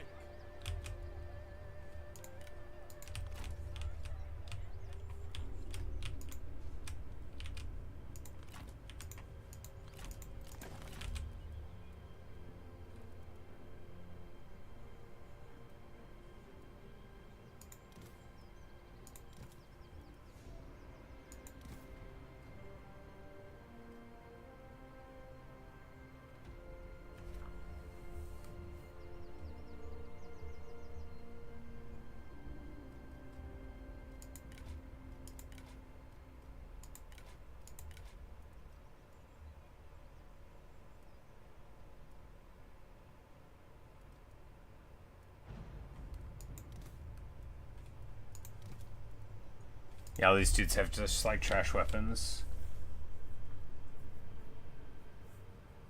Oh, the trident halberds. Okay, yeah. That is the famous spear of Le Beau, who I don't have yet, I don't think, but. For China! And by yet, I don't think. I mean, I don't think we have them, but. Our faith was rewarded.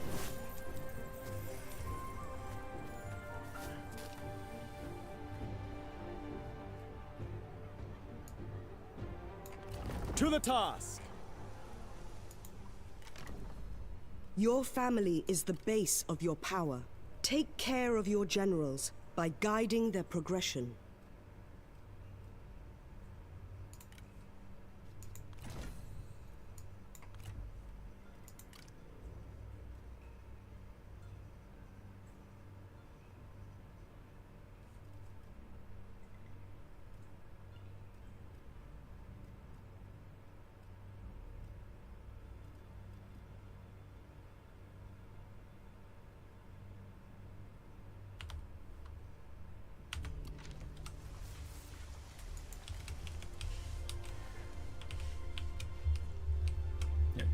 Well, they are cool weapons. The weapon I love most is called the Guan Yu, which is the weapon of Guan Yu. His specific one is called the Green Dragon Crescent Blade.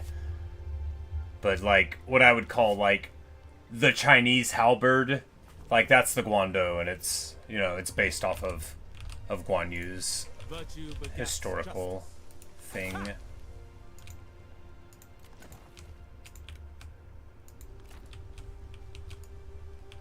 Or rather, his was one, the most famous of all of them.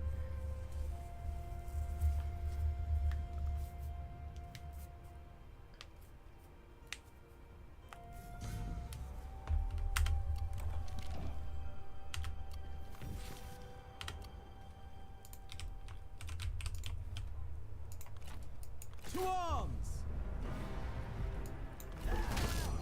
From the roots And we to drop heaven. a spear down. We take this in the name of the people. I return. How fare the people?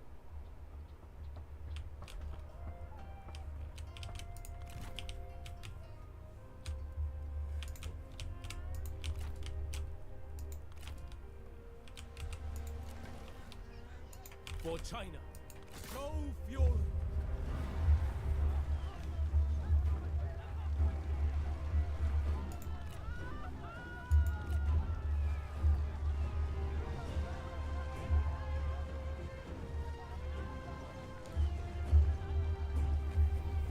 Alright, it says we're evenly matched. Of course, they also have thousands more troops than we do.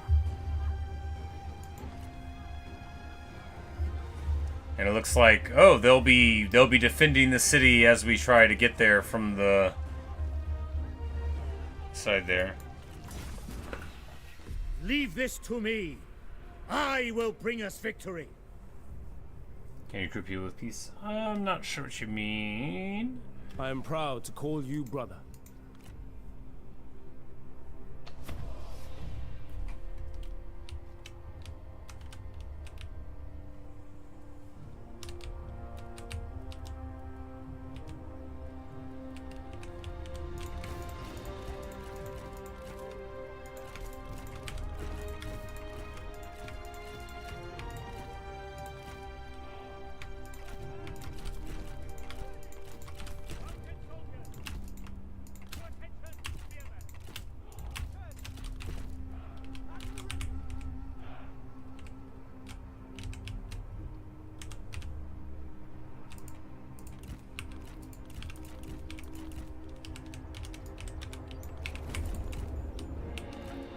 For a successful siege assault, concentrate your forces to first breach the enemy's defenses, and then capture their key strategic point.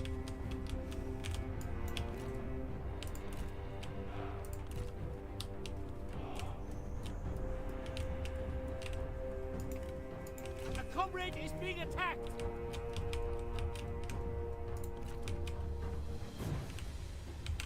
We'll just go around. They're gonna go all the way here. We'll just go all the way around.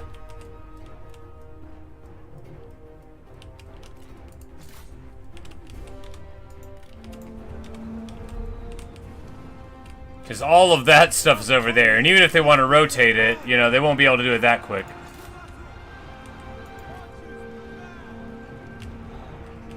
And then we will just get the,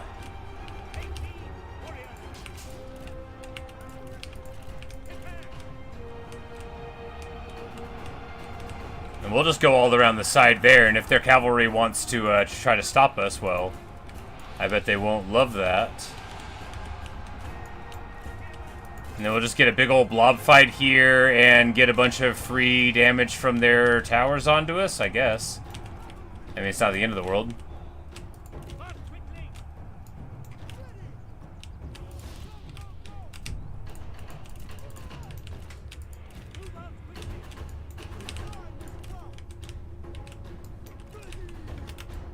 Our men are running the spineless towers. Yes, so our spineless cowards at the front are running. Our infantry is bad. All they do is make us lose.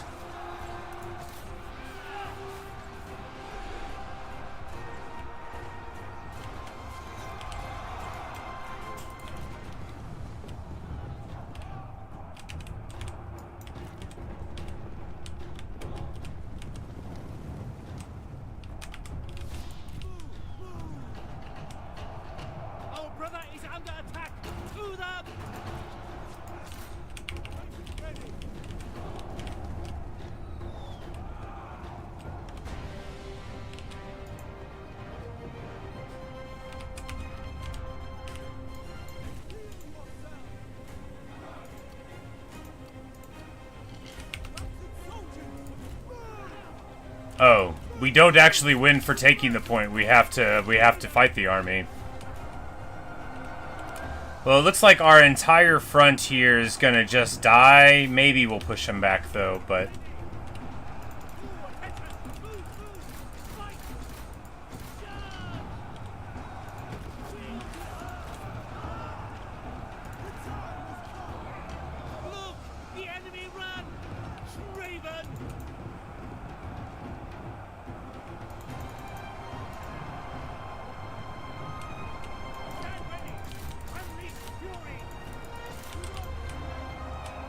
But anyway, now the tower is our tower, and we can just fight here at the base of it.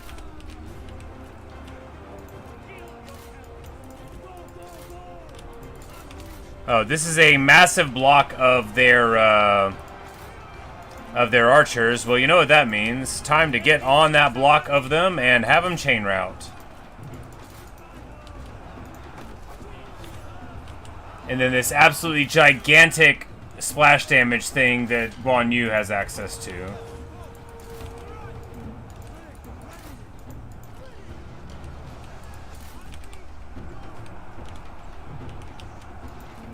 Yeah, so they're trying to run here, and it looks like we're probably going to chain route every single one of these archers all at once. For that is what a chain route means.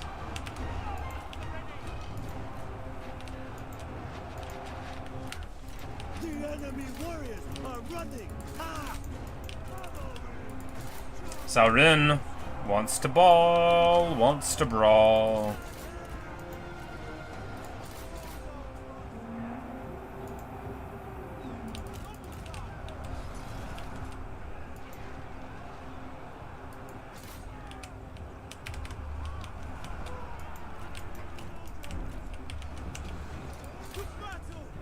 Oh, Cao Ren went over there. I'm like, I thought we were on him.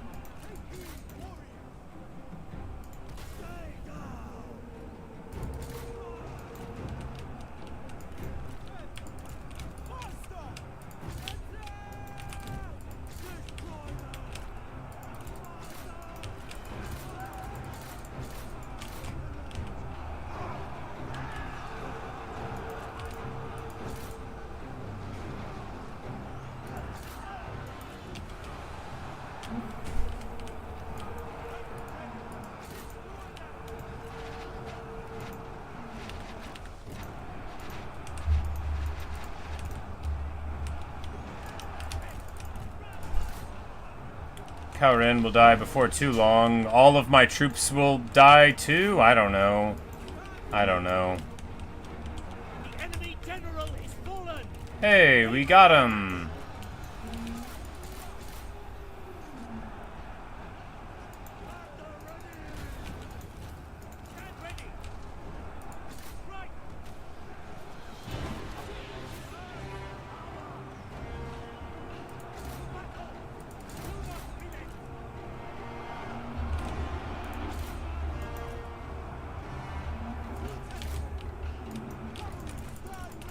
Alright, we charged all of those, all of our valuable cavalry. We just ran them into... Okay, and then all of these guys are chasing off those dudes there. That's smart. That's very normal. And now we lost the point.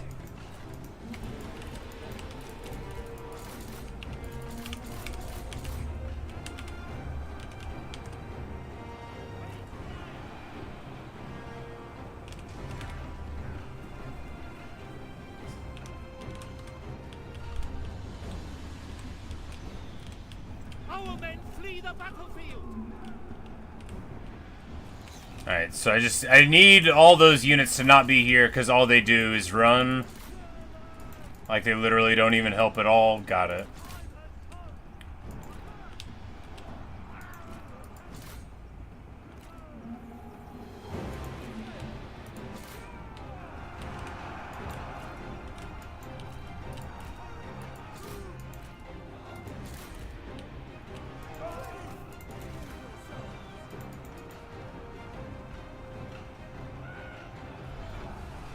Enemy unit flees! What cowards!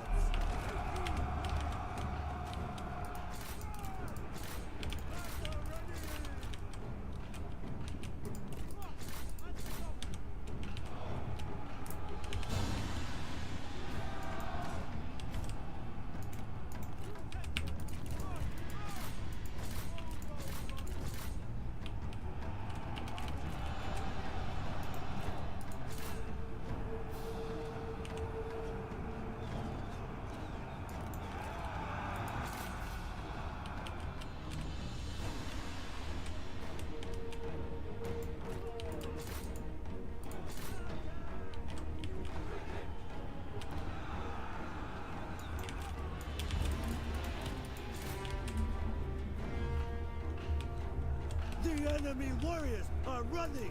Ha! Same militia are okay, but they don't reflect charges.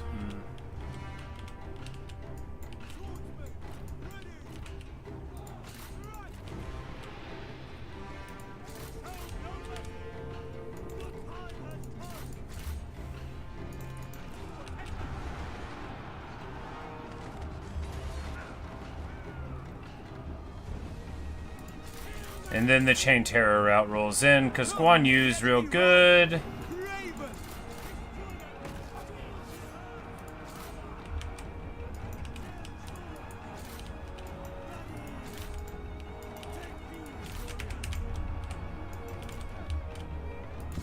Alright.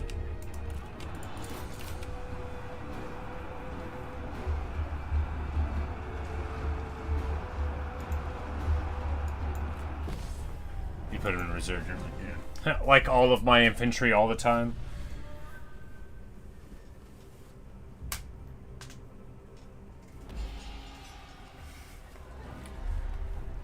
Righteousness guides our arms.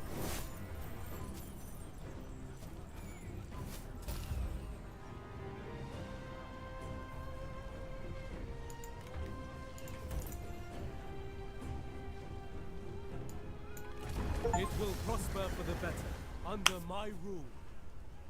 To dust. Playing as a faction, destroy any other faction. Faction destroyed. Zhao Zhao. Wei is no more. Leaving one less warrior on the battlefield of history. They may be remembered, or their very name may be consigned to oblivion. Well, you know, in spite of me complaining the whole time about how badly I was doing, and I still don't think I'm doing well, you know, hey, we got rid of our principal enemy. And as anyone who's the slightest bit familiar with this time period knows, Zhao Zhao cannot be allowed to be around you. Gearing generals generally have better units. Purple generals are better at fighting personally. Okay.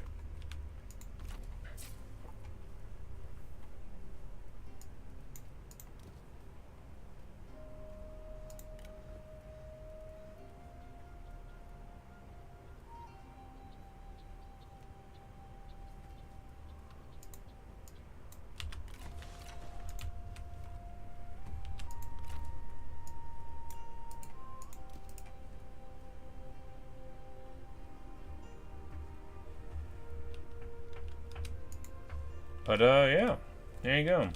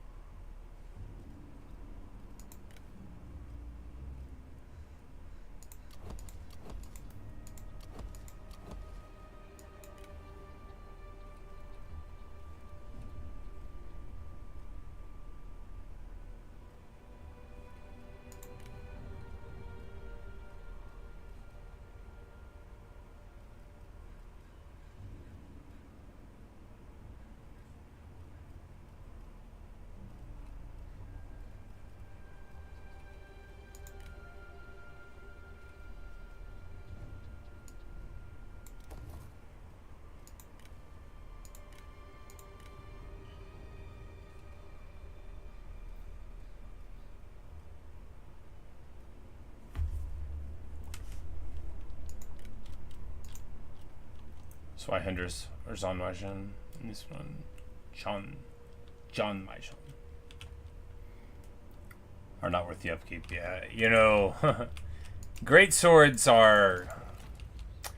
They occupy a really strange place in military history, where they look very cool, and in films and stuff, they're like really played up, but like often. Like the classical Zweihander, as we would think of it, like with that name, right? With the sort of like Landsknecht aspect going on. It was like, you know, Zweis were like for like flanking, often to like break the tips off of pikes and stuff. Like very much shock infantry, but for specific like anti-pike applications is what I would think of as like the real use for a greatsword in like, you know, that era where this Zweihander got its name, which, you know, is a very specialized thing and not at all what you would need people carrying swords to be doing all the time. You know, you want, you know, sort of different aspects out of it,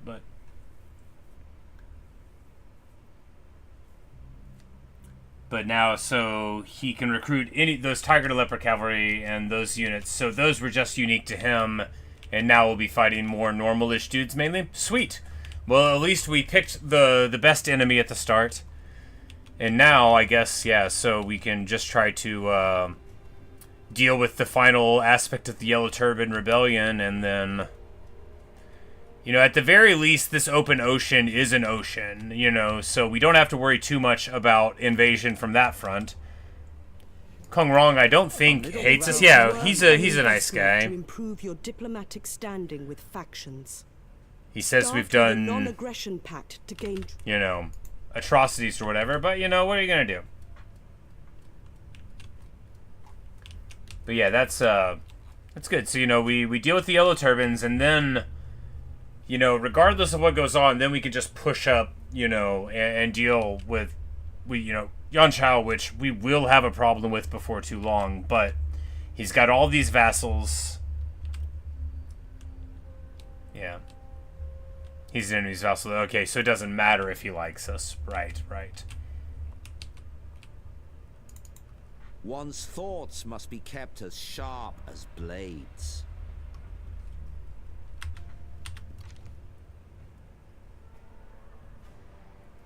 Where's the Diplo button? Ah, here it is. Your actions will affect your relations with other factions. Yes.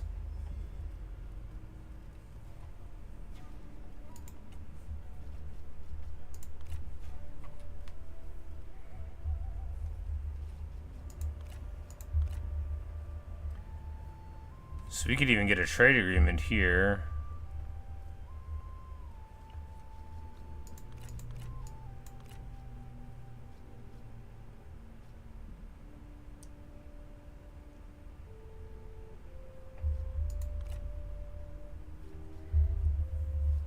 Okay, so support vassal independence. You could do this. So theoretically, because he just likes his master too much, so you could You could be like, hey, you break up with your suzerain, and then I'll declare war on two, which is awesome. Like, that's a great little thing.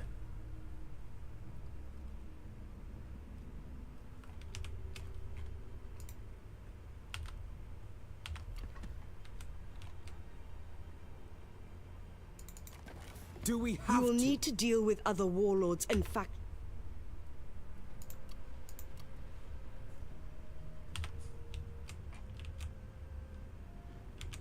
Oh, the unification just does that. Okay. If you can get them to love you enough, then it'll happen. Word.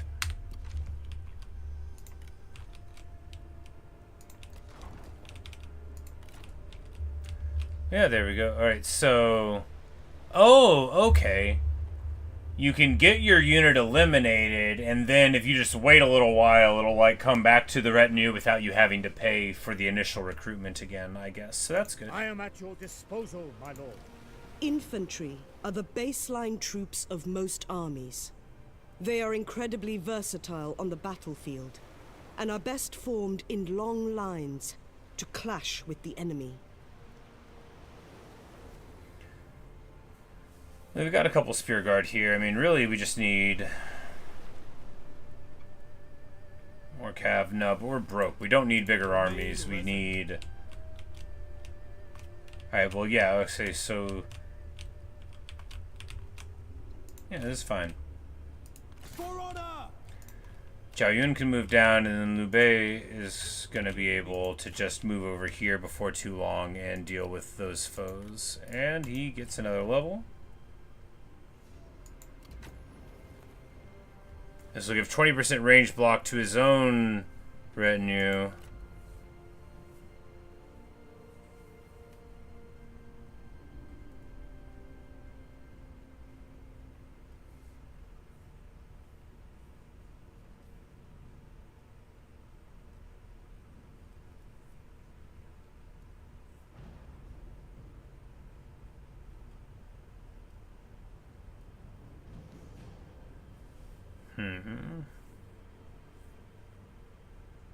I mean, yeah, we might as well. That's a big missile block chance, and we do have a lot of the dudes in his retinue specifically.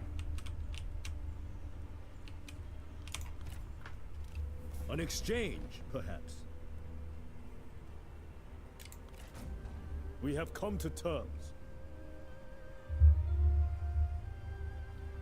Dynamic strategists, yes, I can't get siege engines.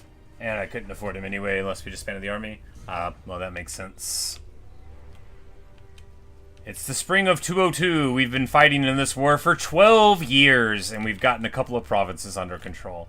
Of course, if you're not a video game, that is a very good rate of return.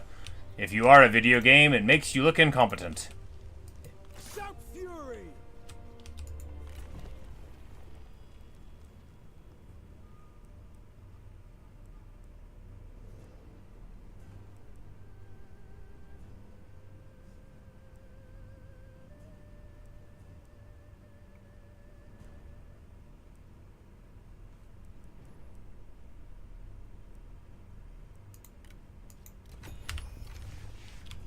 You're just gonna get the public order for everywhere. Hey, we finally have enough food. That's good.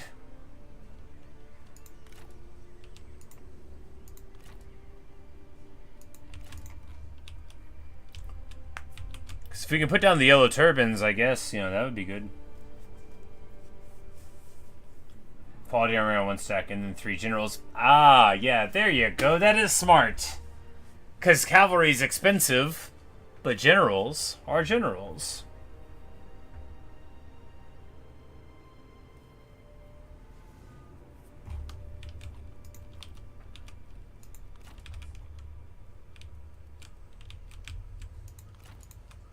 To battle! Your continued independence upsets order.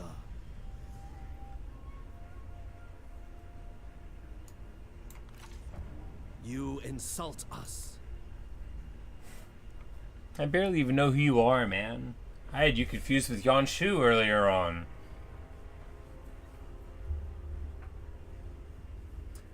So these Yellow Turn rebellions are like going from all over the weird place. Okay, so here the rebellion attacks me, even though they're very small in number. I mean, that's fine, you know. You don't want a rebellion to be good enough to beat you.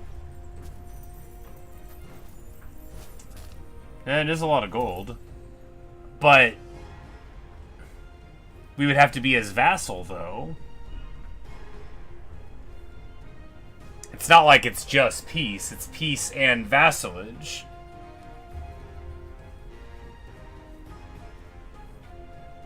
And that is shameful. Return them to their kin.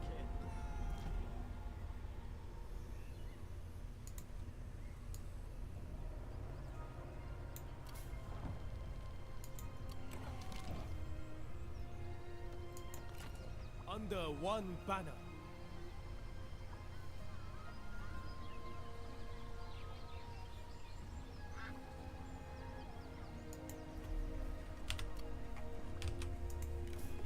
Sometimes it is not important who you sign an agreement with, only that the agreement itself comes to pass.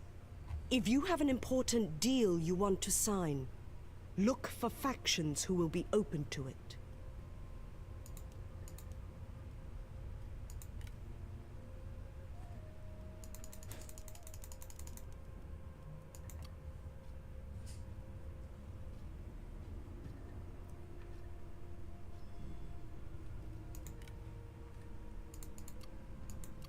I guess we gotta beat up on him a little bit first.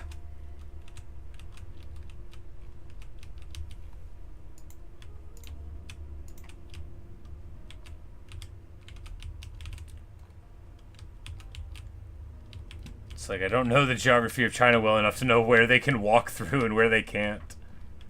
Because it looks like there's a river here, but you know, are there river crossings? Not over all of it, right? Not over much of it.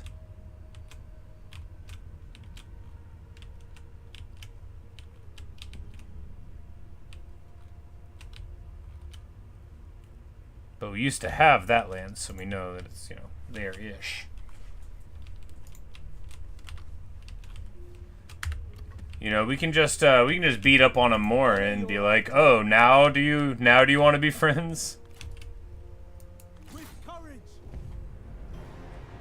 And this is the capital, and he's not even here. And you can get a night battle thing, but I guess you gotta have to get that when you get the skill or whatever thing. Alright, so.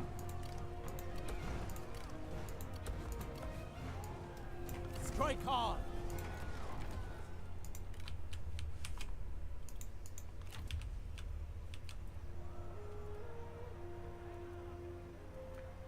This guy's a singer?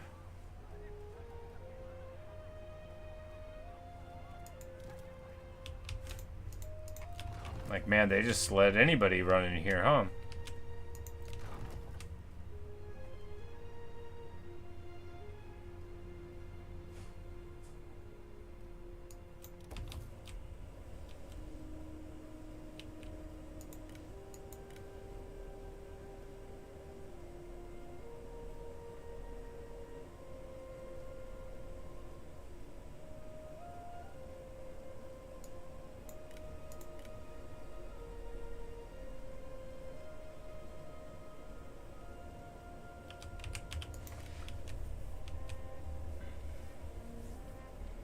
Okay, so there's the 4 Yellow Turban factions, and then one of them is the Otter Rebellion faction. That makes sense. I was like, I thought we already took one of these out, but it was just the one of the ones.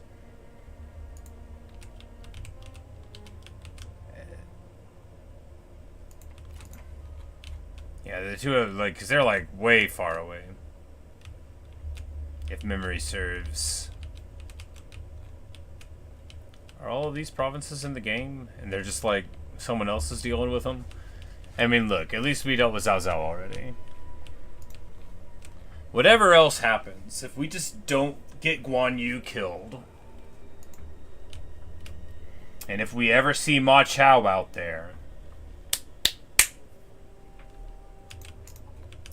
for those unfamiliar, Guan Yu was slain in our universe, because Ma Chao neglected to send reinforcements to his besieged army. Later, Ma Chao betrays Shu for Jin, so great. Anyway, like I said, if we see Ma Chao,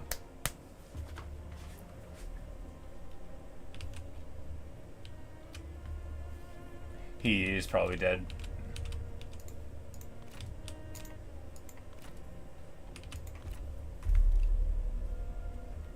Tolerance is the best we can offer. Alright, so Dongmin wants some food. We actually can do this, yeah? Yeah, we could do this. And the Emperor like us better. This is just a bit of food. We had a ton of extra food. Our talks are done. Alright, there we go. Now the Emperor will be pleased.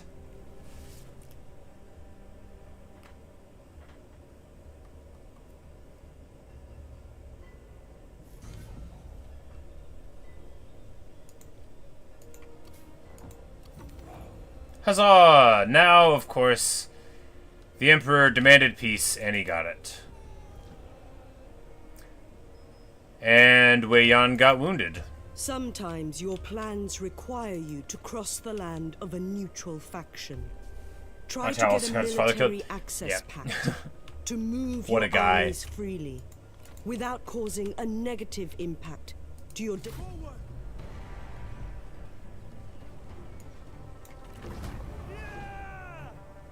He's like, yeah, you're no match for my two-sword style.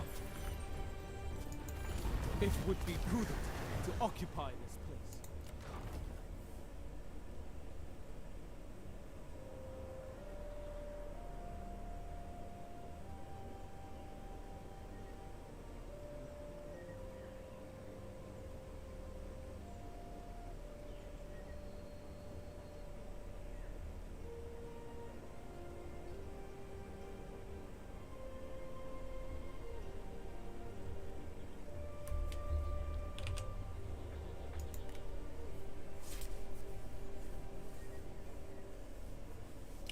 Right. That thing. I remember now that you bring it up. Yeah. You know, and that is a perfect example of what is called unfilial conduct, which, while frowned upon everywhere on the planet, is especially frowned upon under the Confucian ideal. And,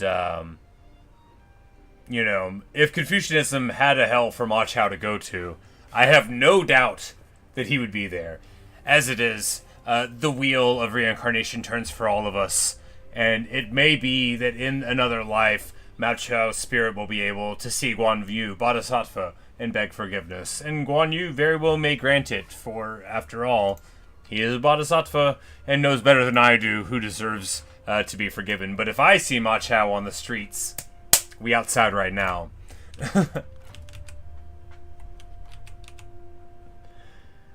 Alright, so we just need to go up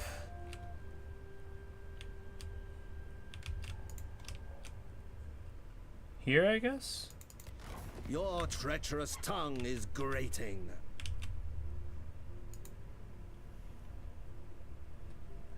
Yeah, we can just deal with the rebellion and then from there try to figure out what we want to do, because this is... Who goes first? Is this guy related to me? He must be sort of related to me.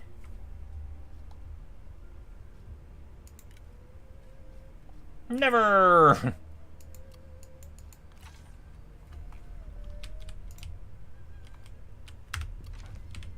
But anyway.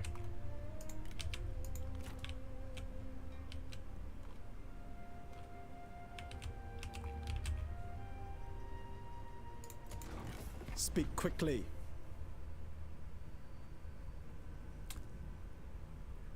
So this dude is at war with, like, everybody.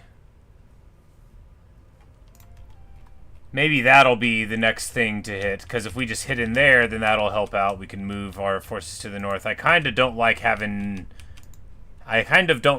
no one over here, but maybe it'll be fine. I don't know.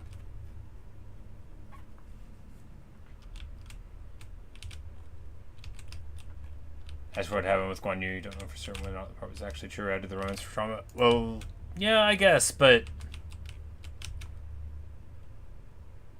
I mean, I'm like, I don't know what the provenance of the records are, but yeah, I mean, like, it said that Liu Bei got, like, real mad about it, so.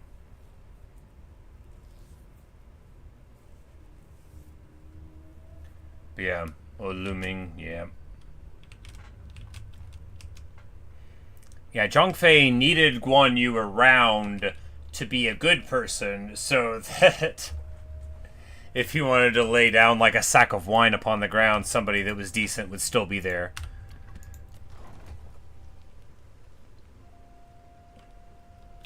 Alright, so.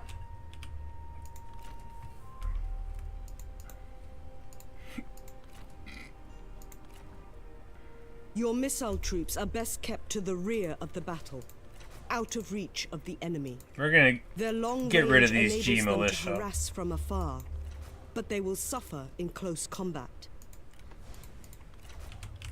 Because all they ever do is run, right?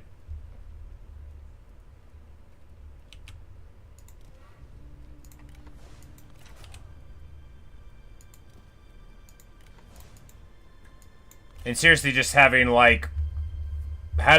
one spear guard per 2.5 militia is probably still fine, right?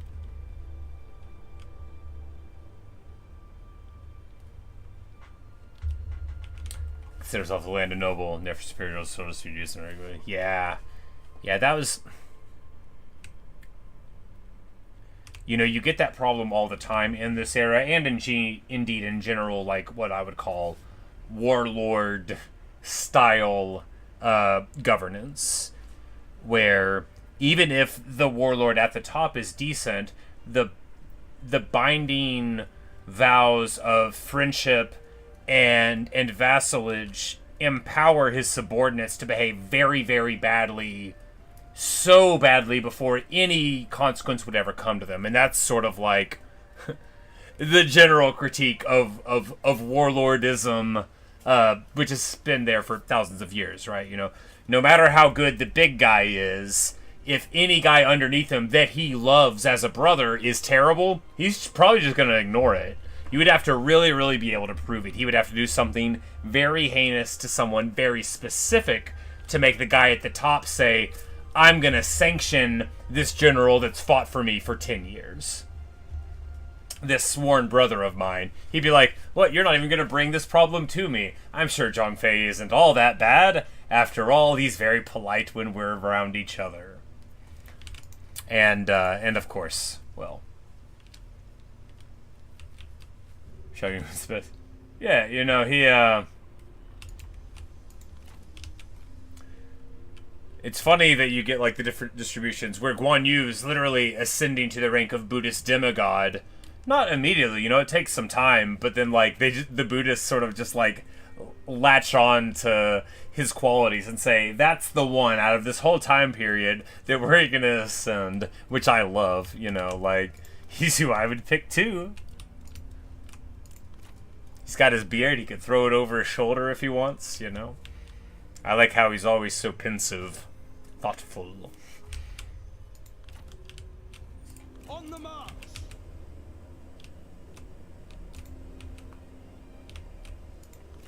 Restore harmony.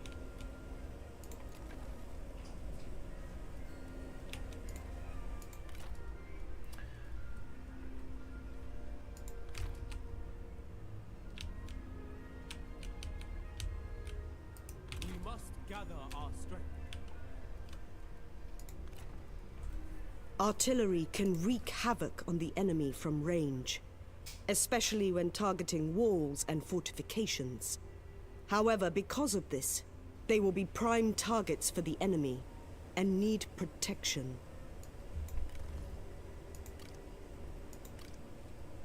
Like, lady, I don't have access to any artillery. We'll get the Jian Sword Guard Cavalry. Yeah, we will.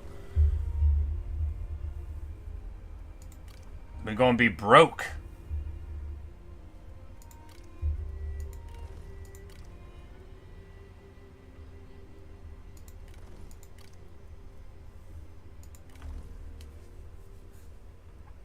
It's gonna be great. Because the, I believe the salary upkeep, they already calculate it based on who you're recruiting.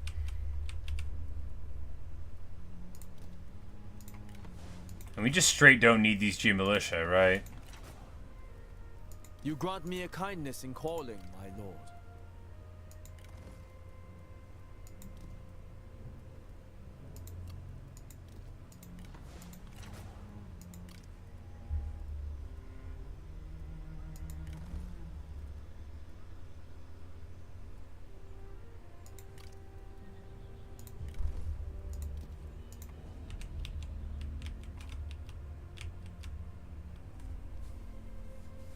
The old MT4 trick thing, yeah. Yeah, but, you know, it's such a famous story, and it shows up in every bit of media that's ever, you know, like, that touches on the Three Kingdoms era, because it's so, I mean, just the idea of sitting up there and playing a sick song where everybody listens, I mean, no notes.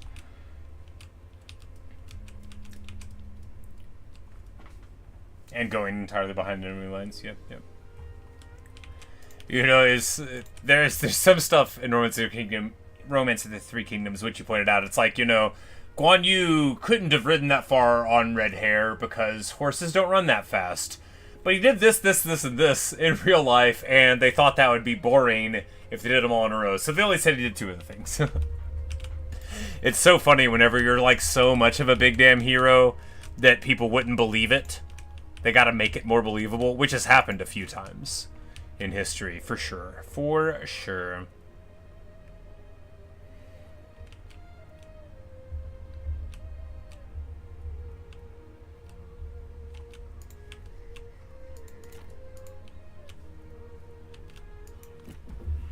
We can agree. And red hair wouldn't live long. Indeed, you know, even a very, very old horse.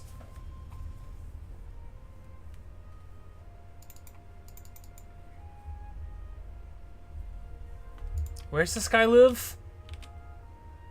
Like I don't remember where he lives. Alright, so he's weak compared to me. Oh, he's all the way down here. I mean, a non-aggression pact is fine. He's an outlaw, though. So I guess we don't need to make friends with him. Well, he's probably just worried about us. Maybe you should be. Maybe we should attack him next. Maybe that's what we should do.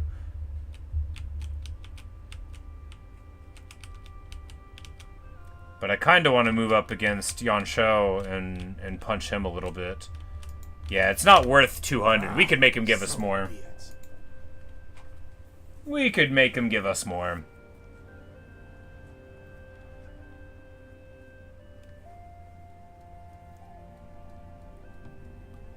Secure your diplomatic surroundings by signing non-aggression pacts with your neighbors. It is the first step to improve your diplomatic relations with those nearby, and may lead to better opportunities.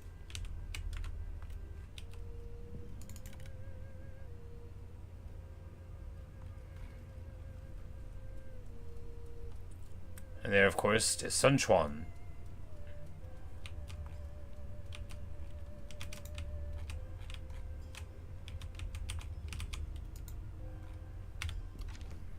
Alright, so...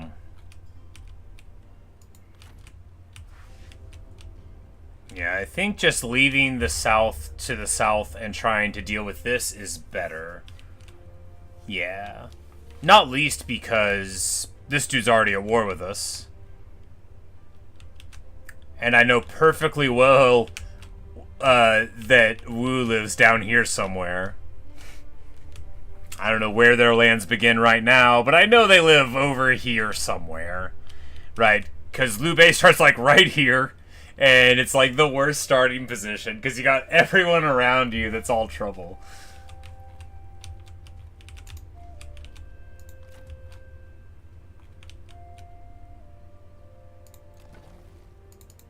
Our patience is thin. Oh, but this guy is at war with us already.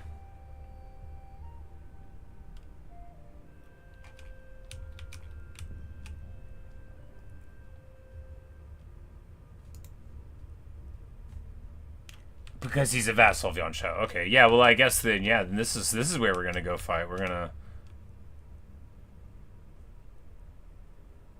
Okay, so the little red color of the thing means that they're my enemies, and then, okay, well, you know, that would have been good.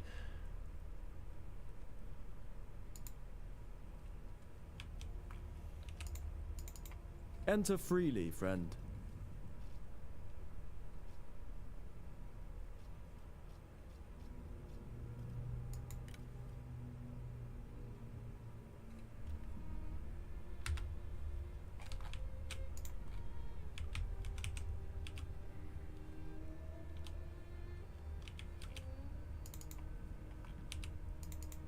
Wounds are healed by wise words.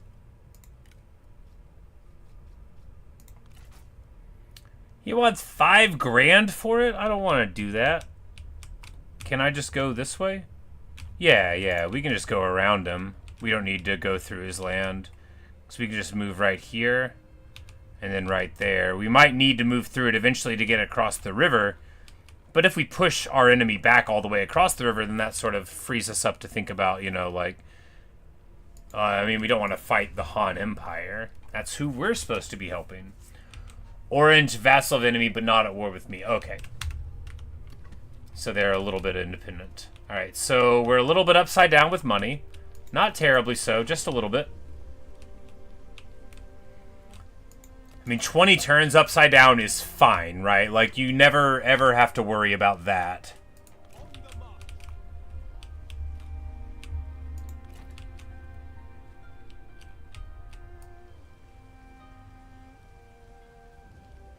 Towards peace! You beckon? Mounted troops are extremely effective in battle. They are especially useful to charge the flanks of the enemy, or swiftly move to attack the rear of enemies, engaged with allied infantry.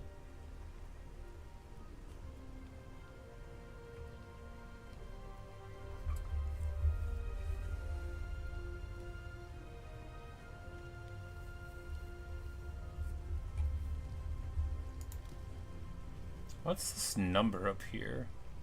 Oh, the level, the rank. Got it. So these start at like rank 4, and these start at rank 1, and they level up. So the Archer Militia has a higher recruit rank. Okay.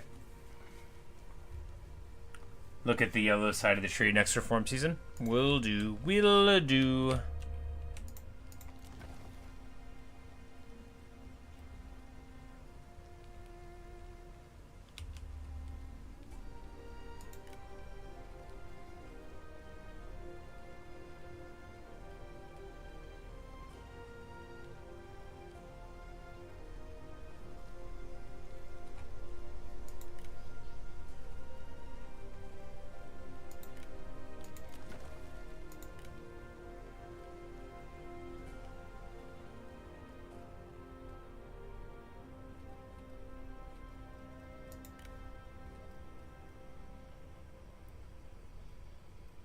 And we can just keep on upgrading this thing because that's our faction thing, is we get the free upgrades and the free building cost there. Okay.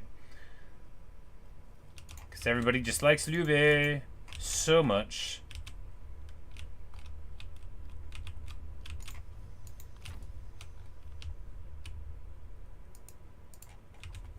And of all the names I don't say right, Liu Bei's is probably one of the most. I don't actually know how to say it right.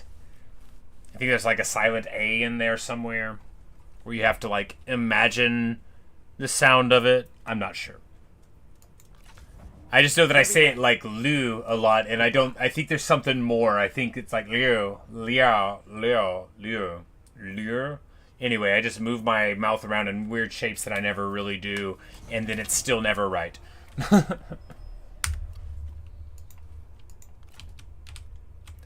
Alright, so these yellow turbans are just, like, in the water. Can I just, like, hit them? Destiny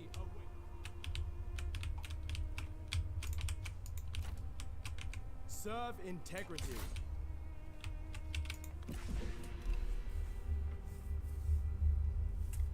Liu.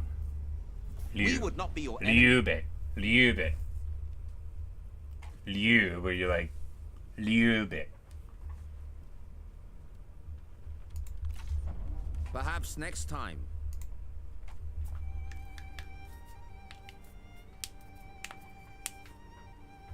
You know, like I say all the time, like, I do my very best to get the consonants right. Which, look, I'm not flattering myself. Plenty of people can't do the consonants right. It's not impressive to do them a little bit right. And sometimes I mess up the Z's if they don't have an H right after. You know? Like, I know it's a J sound. I do. I know it. But if it's like... I don't know. If it doesn't have an H right after it... For the people!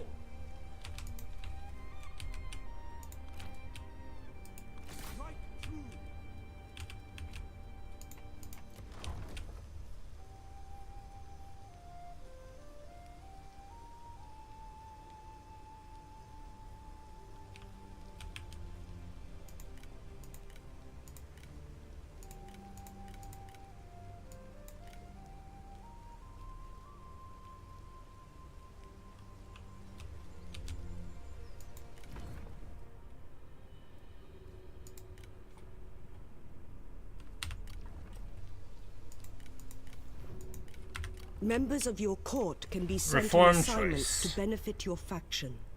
So, Examine Yellow the Tree, available we've got assignments to see where you can improve. income from industry, blah, blah, blah. But then we've got...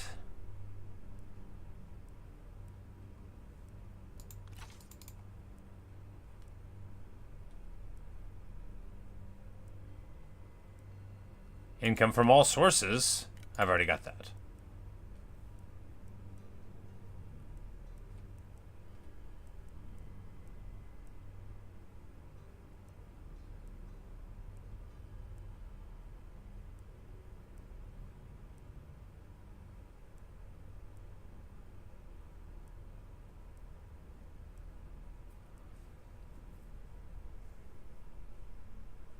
That said 10% replenishment.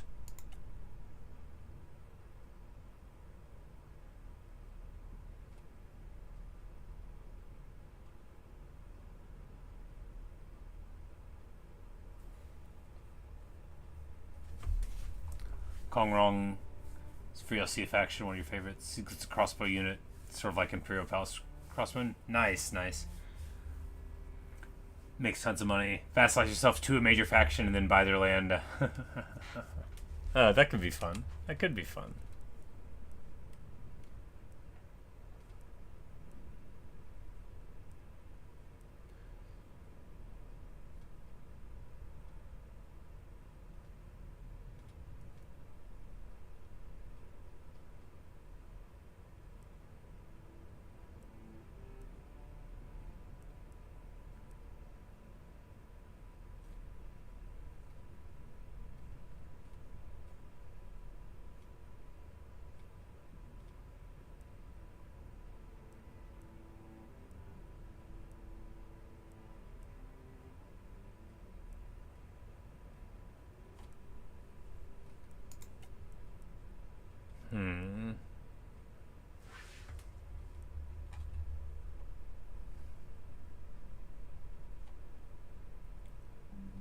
Trade agreements.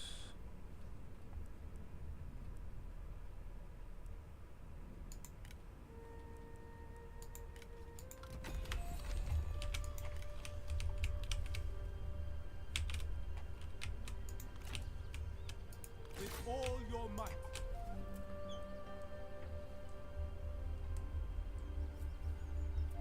Be able to advise me better on that one and help try to help all the big guys who neglected. Yeah, you know, there's so many things I'm like, just don't even click that. Just don't even worry about whatever this one means.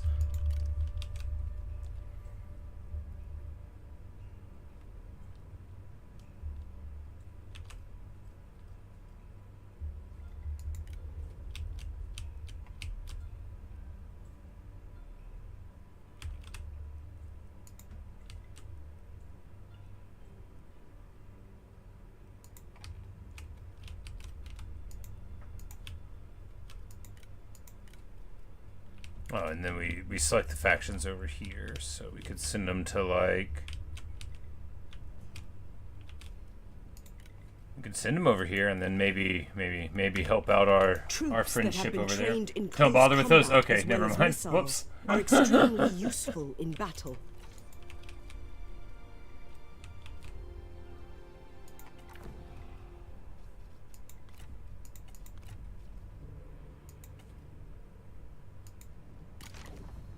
A warlord who cannot safeguard their own family shows weakness to their enemies. Families can be managed by appointing an heir, rewarding loyalty through adoption. Can they do these offices and still be in my fighting? I think so.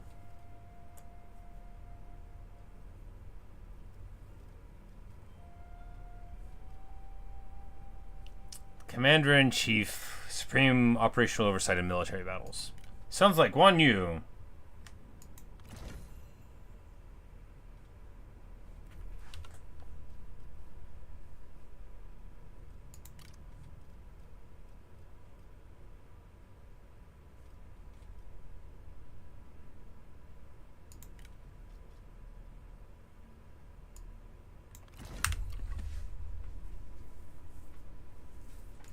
When a character is really unsatisfied, you can buy them as a spy when they're still in an enemy faction. Ah.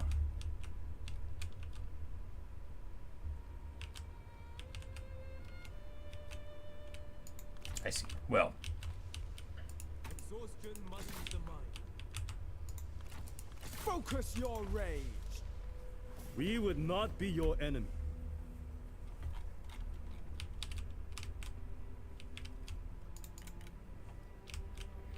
Non-aggression pact from you. You're a born soldier. You are a guy who is happy to not mess with me. Who are you at war with, man? Who do you even know?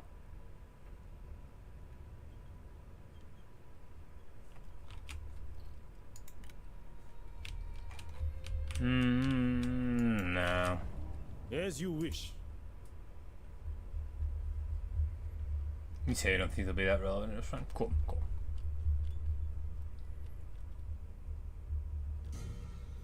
Kongsun's on. It's like the name seems familiar, but I don't remember like he's in it for every War with Young show. Okay.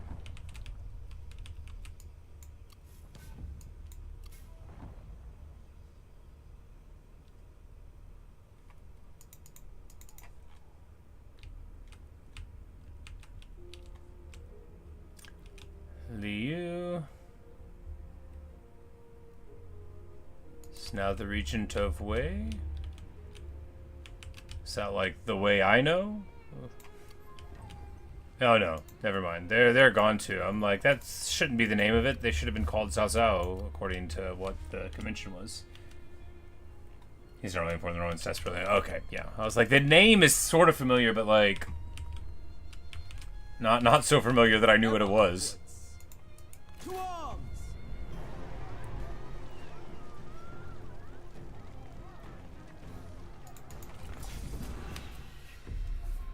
If we are bold and strong, victory will be ours. With a sharp, powerful cut, this tree shall fall. Yeah. You tell him.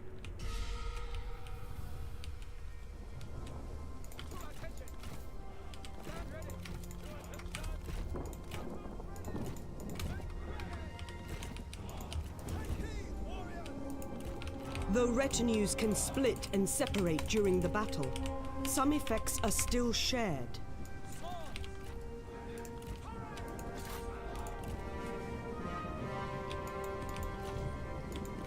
Alright, is there a way to make that lady just stop talking to me? Because it'd be fine if she'd show up, but then I have to like click off of the thing. Yeah, let's turn the advice level to low.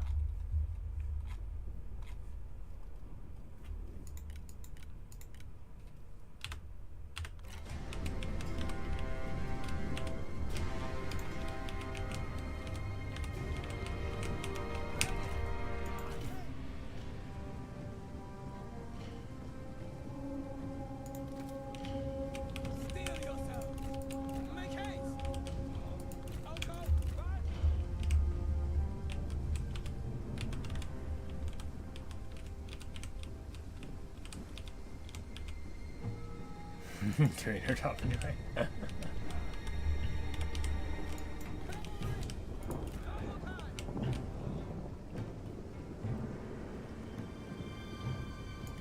Yeah, I think these G militia are literally just like, just worse than not having things now that you mention it. It's like they just rout, right? They just rout and then they don't have expendable.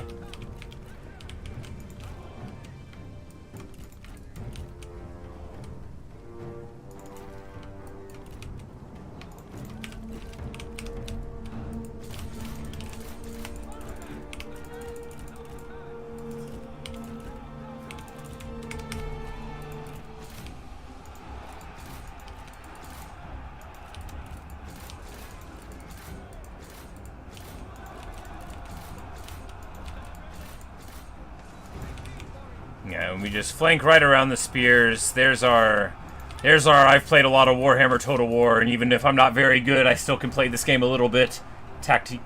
Oh, this dude has Roar of the Beast, which drops 18 morale when he roars, which is just like such an awesome chain route all your guys thing. Oh man.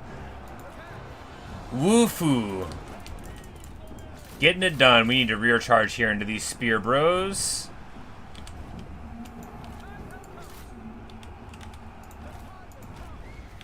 Let's get the old Flames of the Phoenix here. I can't wait to play as Zhao Zhao. Oh, I'm gonna get Xu Chu. Oh, dude. Ah, he's so good. I wonder how they render him here. Do they give him the huge Warhammer, or does he look more like a normal guy? Is he huge and portly? Oh, God, I hope so. He's such a big guy. Everybody loves Xu Chu.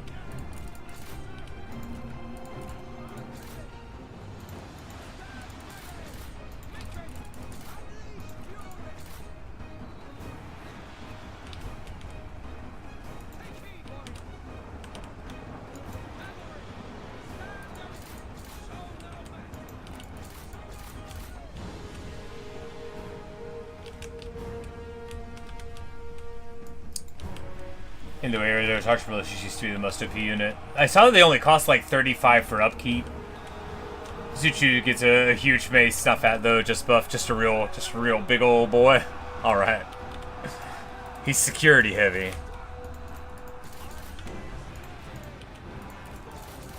God, talk about my favorite new meme. Look, everybody knows that about me. I like me some Cardi B. She's so funny and good, but oh man. Her in court describing somebody as security heavy is just the funniest thing. Just the funniest thing.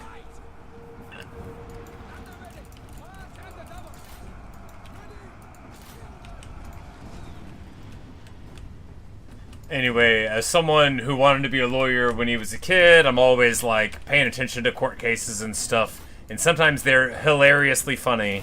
And they make me think that 6-year-old me as a child could have done a better job than the lawyer in the case. And, you know, that's just the way I think about stuff sometimes.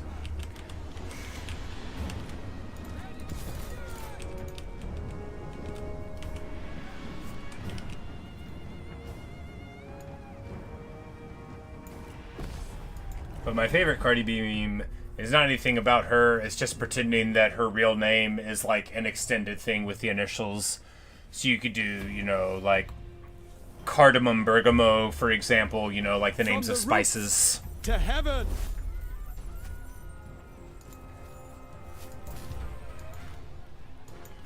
Though I rise, and we lose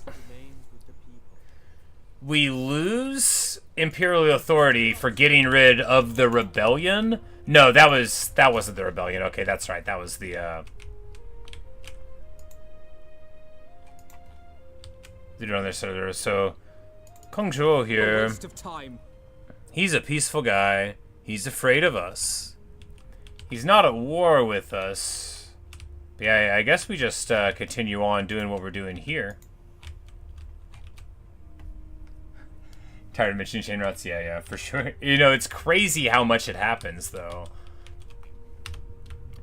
Secure loyalty through respect and actions. Yeah, because, you know, you get those... Because, again, like, that earlier one where I had my 3 generals alive and they all ran. You know, they would have fought for 5 more minutes. if it wouldn't have been for all of Y Army running away already.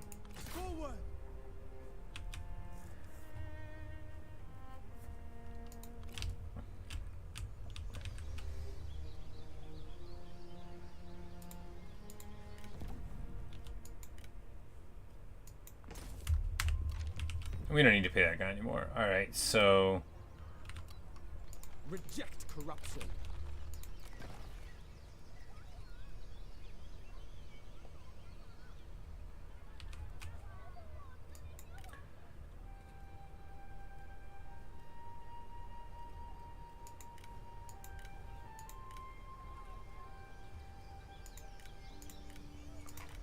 So we still have just a couple of turns until we can do anything, but what do we have here? So this guy is our enemy from across the water.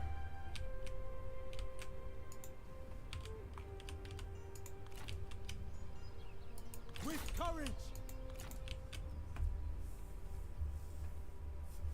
Morale's the real health bar. Yeah, it definitely did seem that way, you know, because they have huge health bars, but man, you know, they run, they just keep running. You don't, to shatter them, you don't got to get them down to, you know, like a third HP. You can just beat the brakes off of them, they'll be 80% and run off.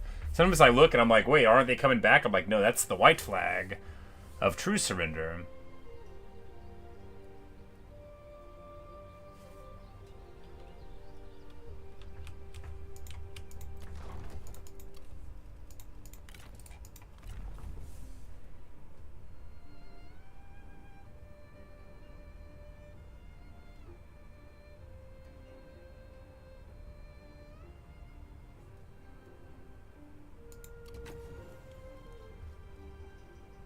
As I walk this land of homes and families, I see China.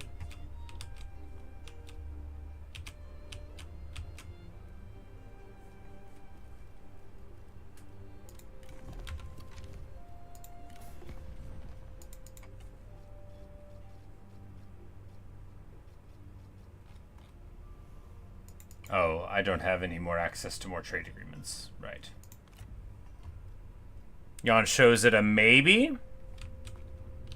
Well, you know what that means. That means we don't want peace. Anyone who wants peace with me doesn't deserve it. You need a great ruler to take control.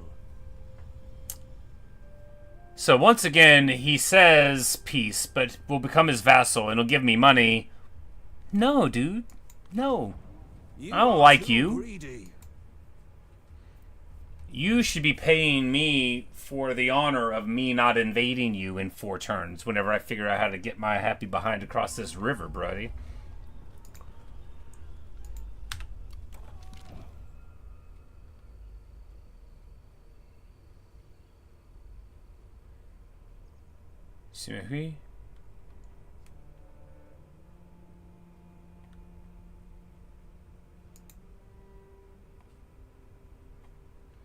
Is this like a different transliteration of like Sima Yi that I would have said it that way with like a Y? Probably, maybe. Yellow Turban, Junior Strike, just only peasant spears and you can get up to 50%. Nice of replenishment. That is awesome. With honor. Do not break.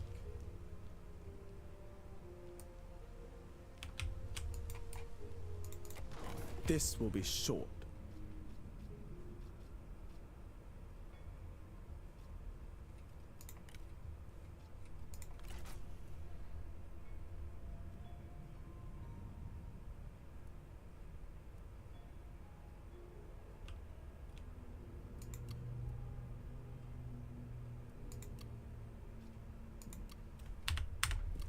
Alright, so he doesn't want to let me go across his land. Is he very strong? Nah.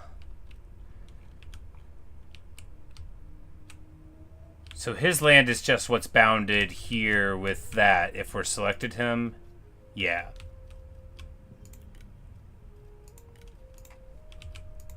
Well then, yeah, he won't be able to do anything to us if we walk across his land, and we'll just do it anyway, yeah.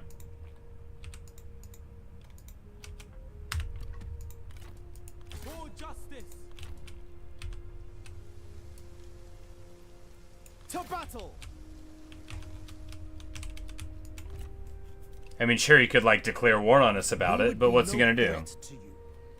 And he wants me to give him all of this stuff that I could be using and am not for a non-aggression pact. I don't care about you, buddy.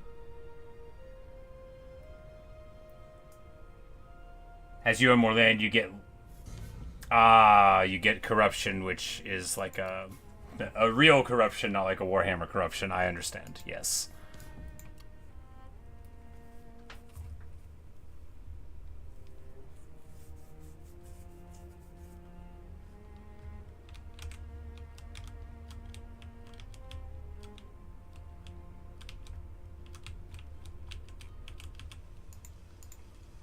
To arms!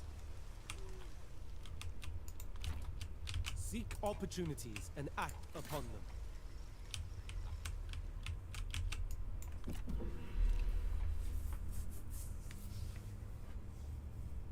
Accept peace and trouble us no more. Where do you live?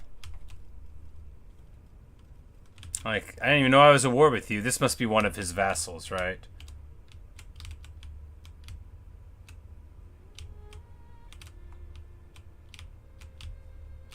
Girl, I do not know where you are from.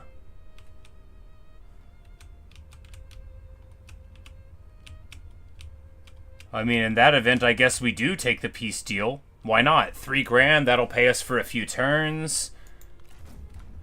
Are these like all of Yuan Shao's vassals and they're all just like coming to peace with me? Nice.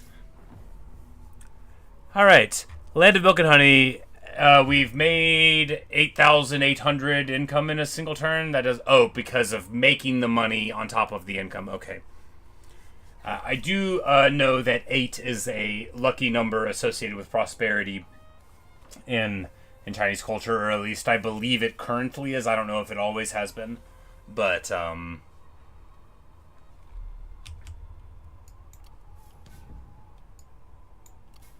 she's signing treaties with everybody right now. Okay.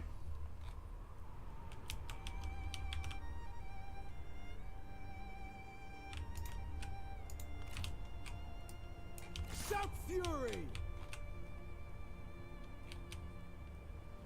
And here's like the actual place of Wei. The commandery of Wei. To war! Strike true!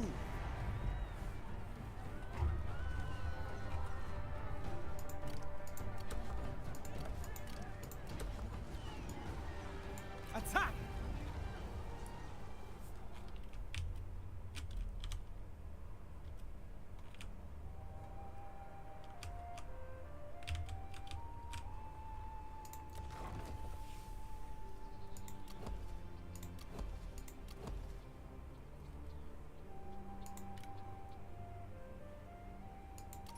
Like, that was a lot of a repair order, wasn't it?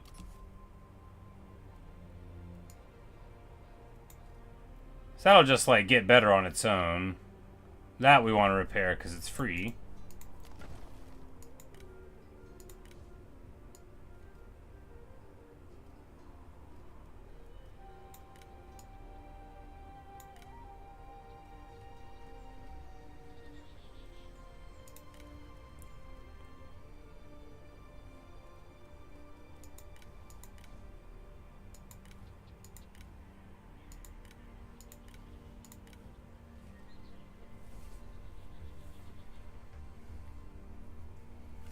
Oh, right. Now that you say it, I remember. I'm like, yeah, because Yuan Shao, once he, like, ascended to trying to do his nonsense, then...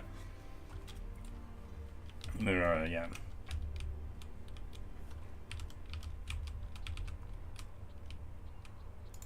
Even the highest mountain sits beneath heaven. China is people, not its oppressive warlords.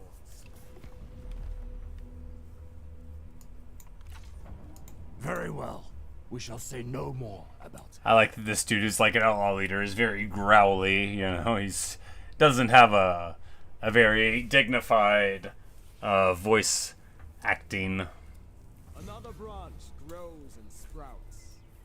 Hey.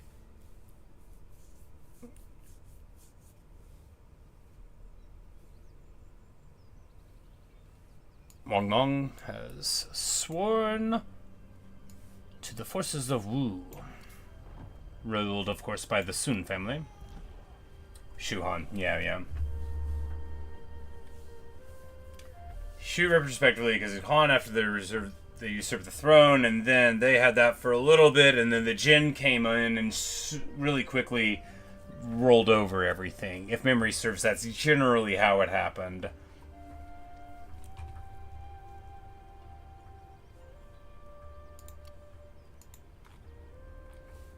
It's a little complicated.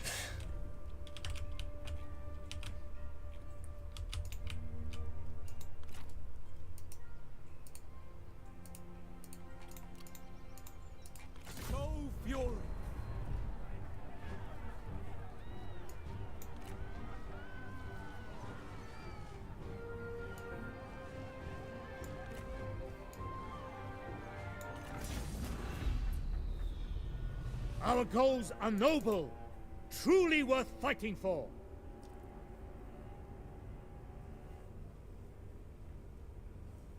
All enemies will fall. Order will be...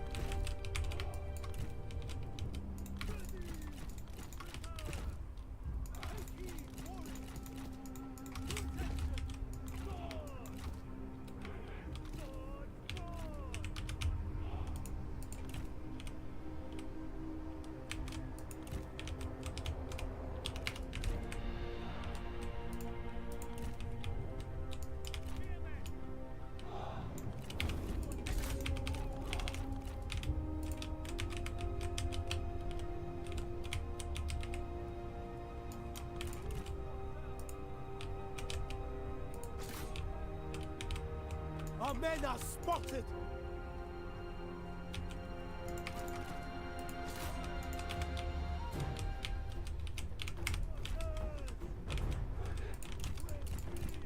So we don't even need to be over here, right? We can just go around. I mean, it won't hurt anything to be here, though.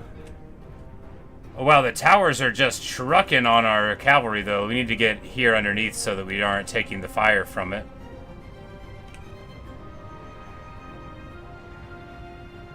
I think they shoot, like, all along the surface of the wall, so there's not, like, a lot of safe areas away from it, I suppose.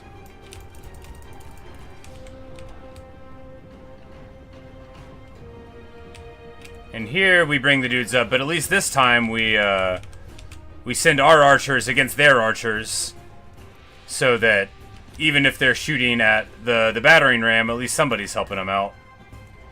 These guys aren't like the peasants we had on the last battering ram, they're the spear guards, so I think they should be able to get up to the wall, probably.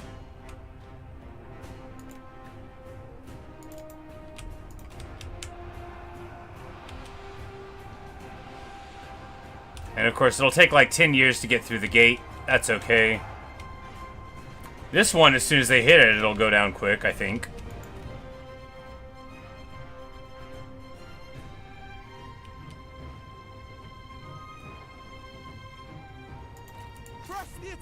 Okay, yeah, okay, that's all you gotta do. All you have to do is get there with the battering ram and it immediately knocks it down. Well, that's good.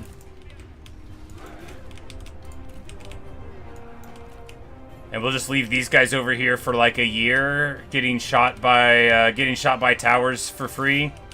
It feels bad. It feels really bad. I guess we just run along this side because that's smarter than doing what we're doing. I mean, I guess this sort of is like distracting them.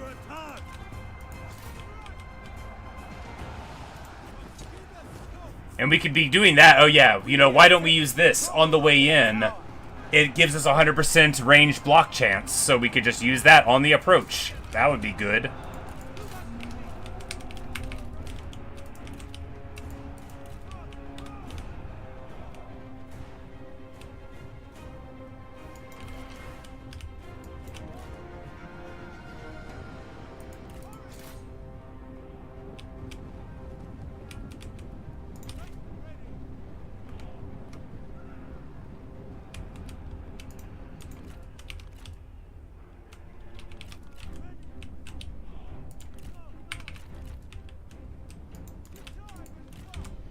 And then, just like always, we charge all of the glorious cavalry in, and that'll be all they wrote. The men have no ammunition. Draw your weapons. The People's Warband.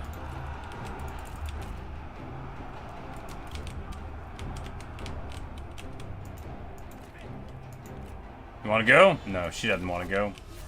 She doesn't want to brawl. She doesn't have the courage. She doesn't have the heart to fight Guan Yu, the god of war, which speaks well to her intelligence, if not to her bravery.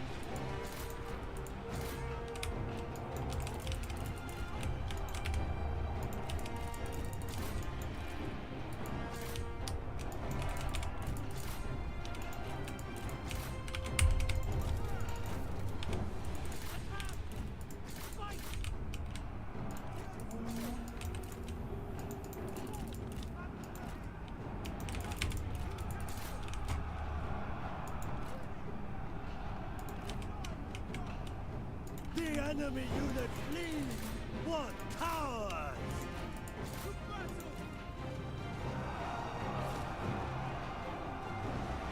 Oh, they gave him an 18 morale. I'm like, how are they still fighting? This person buffed him up.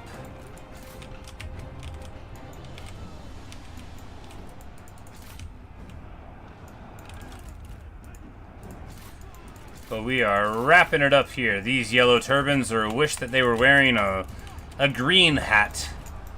The hat of Shu.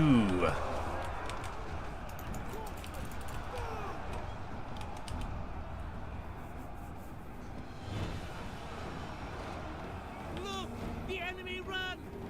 Raven. Yeah, very, very ineffectual. You know, when you read about, like, Wu, you want to be like, hey, they seem like good guys. And then you read, like, the naive way that they administrated their regions, you know. You're like, oh, you just sort of were hoping this was gonna work. The formations, shield wall and turtle. Oh wow, so this one gives you 100% range block chance. Okay. And you can shield wall for a fight also, and then... Oh, and then a tight circle, so you can just, like, go bam. And they'll form a ring. Oh my god, that's awesome! Man, I wish these formations were in Warhammer. Yeah, you could just be like, bam, form a ring, and then, okay, now they can't get charged as well, they block stuff better. And, you know, they're hardier at fighting, so you can just, like, get some rings around you, you know. I love it.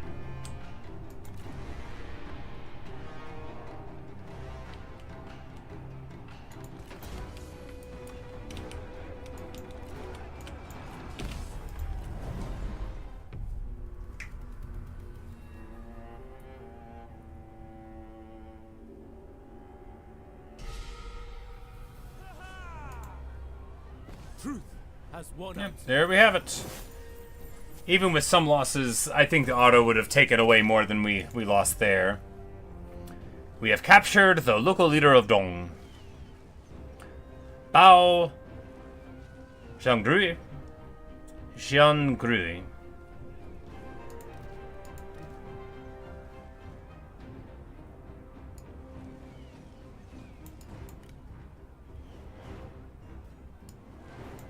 I grant you this boon. And we will spare them, and we grab this, and that gives us a little bit of money again. Through respect and action. Yeah, Shuhan tax collection. Oh, because Puyang here, that's the capital of the Dong prefecture.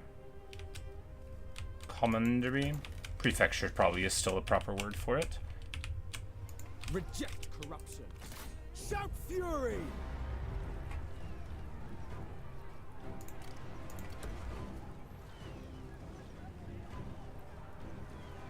Like, why does it think we're gonna lose? Okay, they have heavy cavalry.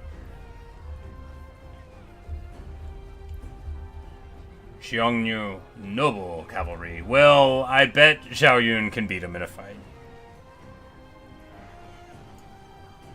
For the people! Green Generals, any stack benefits from having 6+ spear guards. Yes. You know, I'm starting to believe in the spear guard myself. Given that some of these militias early on, you know, I wanted to believe in the spears. You know me, Luke. I love the peasant spear. I wanted to believe that my spears would be as good as Yon Bo's spears were in Warhammer, but it was not to be. It's also a tier 8 settlement, so they get even better towers. I see. For China! To battle!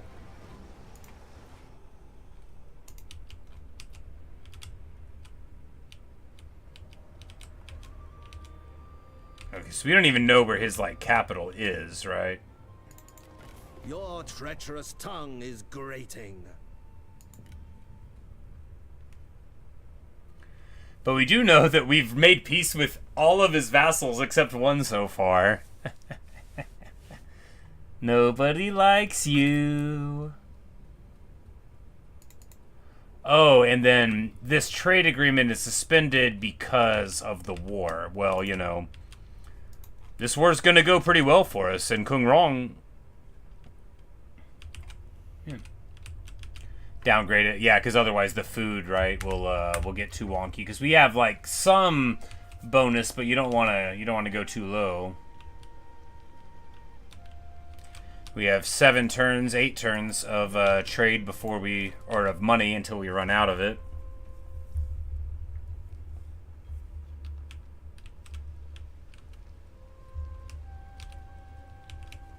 All right, well.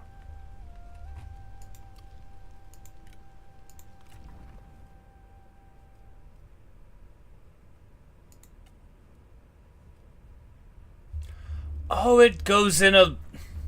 It goes around, so you can, like... You don't have to go in any direction. You can choose to go through the bottom path or the top path. I see. Now I get it. There is strength in meekness.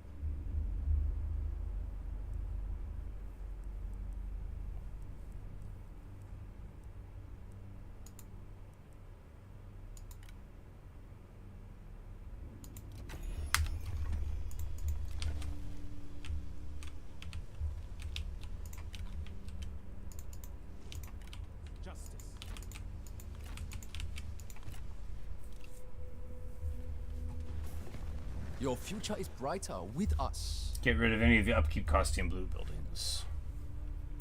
So now Sun Quan wants me to join him as a vassal, and then he'd pay me for 10 turns, and will guarantee our autonomy. You know, but I already have guaranteed my own autonomy. So be it.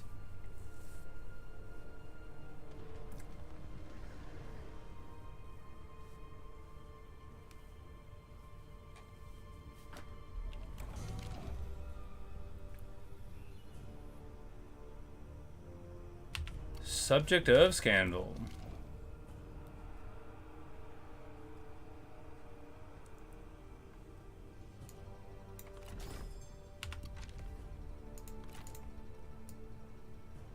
Strike hard, with courage.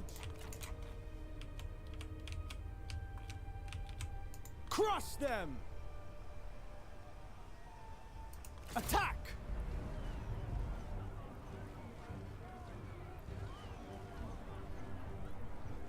Oh man. All right. That. No, we can do one more.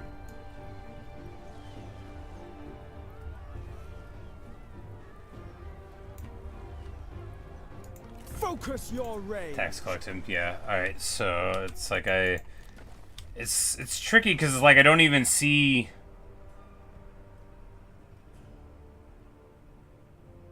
Like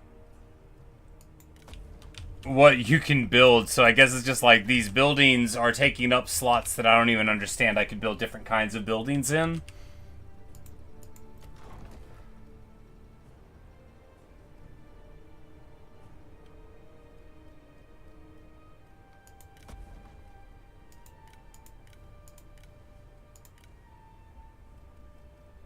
So you can only build one of these tax collector offices per place, right?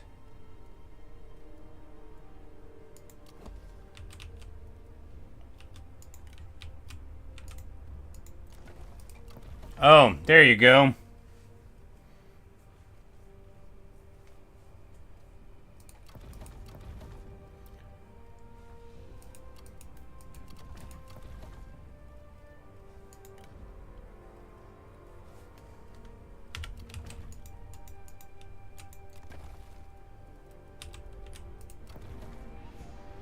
And here I can only build stuff that's here.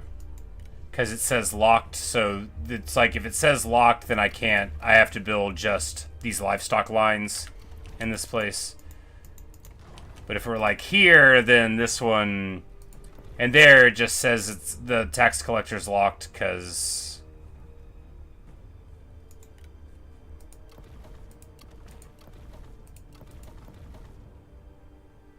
I don't know.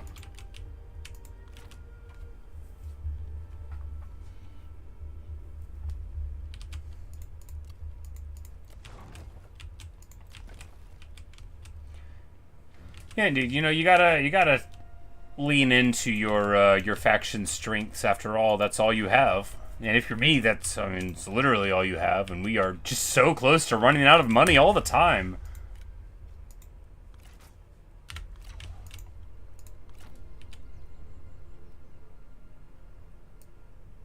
To arms.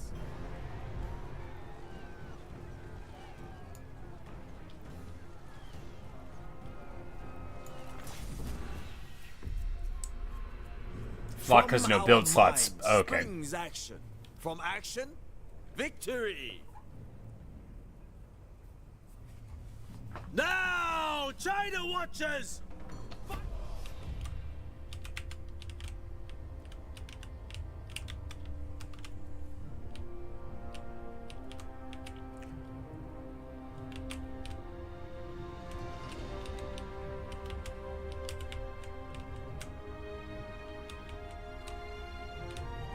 So they've got like these internal things everywhere, but if we can just get in somewhere, man, that's a lot of towers.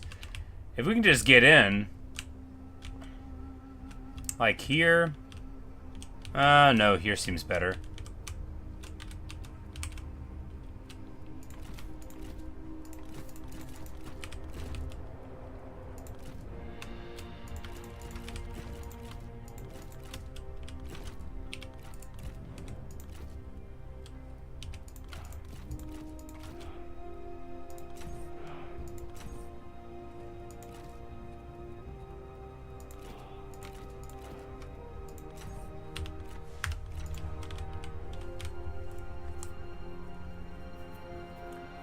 Towers hit harder and shoot faster. Genuine wanted to focus on shutting them down. Word.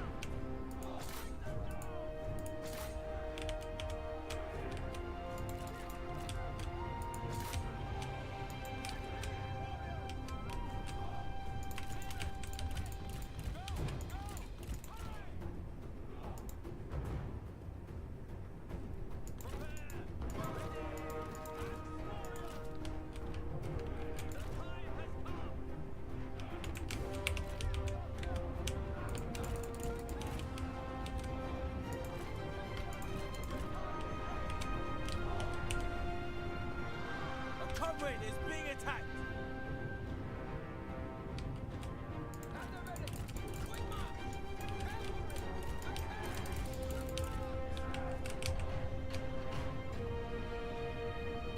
It's like, yeah, we're just getting our cavalry totally tuned up here. I don't even know what we're doing. Well, we're like eating arrows from the towers with our cav. It makes me sound like an idiot. At least this arrow tower can't shoot this way.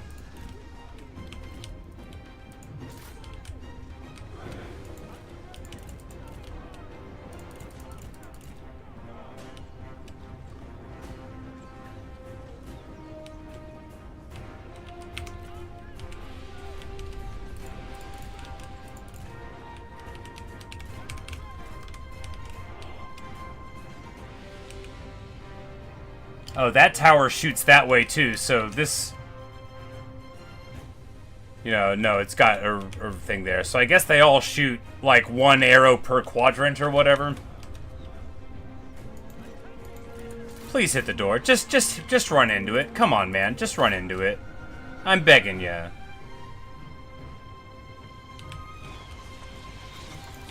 Oh, God, they're idiots.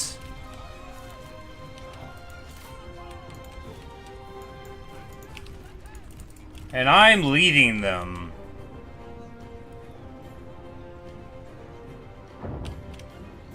Yes, knock, knock, knock. Get me in there. Let me in the door.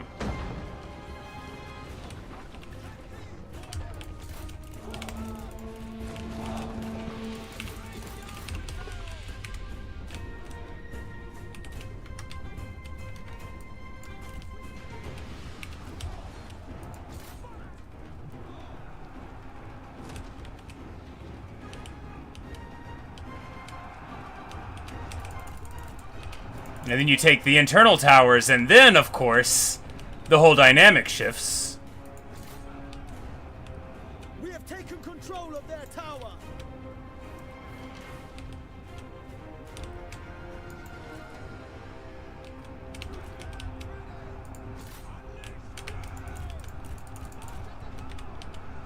Or rather, it doesn't shift because we get our guys out of position. And they retake the towers. But this guy, we will just pop the roar here and melt all of them. This is like, it's so good. Because the chain route is always what you're going for, right? And then it's so much easier to achieve. We're going to get in here. We're going to hit this splash damage. It's like half of what Guan Yu's is. It's still pretty good.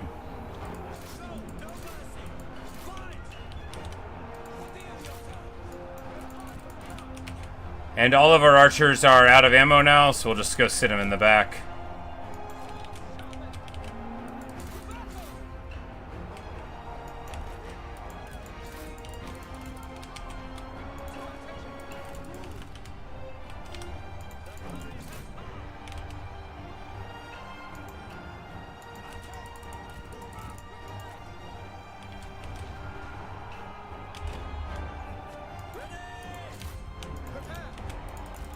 But the important thing is this isn't going to be like a Pyrrhic victory. It'll probably be a technical victory, but not like a bad one. Oh, you have to walk here to capture the point. Right. I knew that.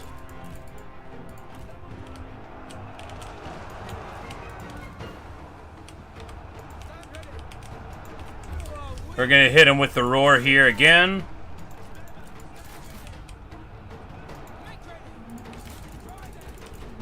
And if some of them start fleeing, then they're all going to start fleeing.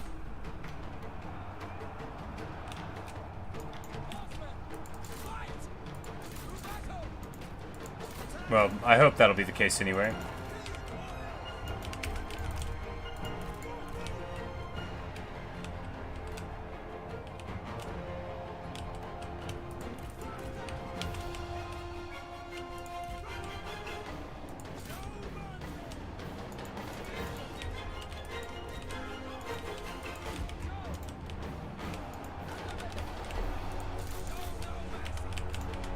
Guan Yu's is over a tiny area, and his is a bigger splash. Oh, okay, well that explains it. I'm like, I thought Guan Yu's was like twice as much, but it's all about the specifics of what the thing means in a game like this, right? It always is. Zhao Yun's splash seriously seems like it hits like a third of a whole unit sometimes. Or if you're in like a bunch of guys, sometimes it'll seem like it hits literally every single thing on the map that's around you, like the whole blob. And maybe it does. And Wei Yun, you know, you can use his, but it takes a lot of his health, and then it does a ton of splash damage. I think that's more of a, you know, an emergency type of thing.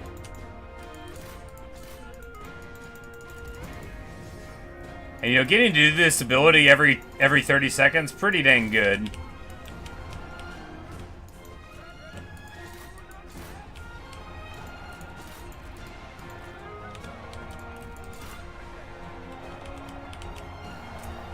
We just need to get him in the melee again, and you know these glaive infantry are sure fighting.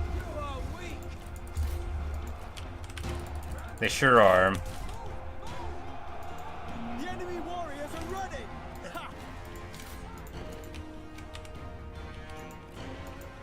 Yeah, she's gonna duel Zhao Yun.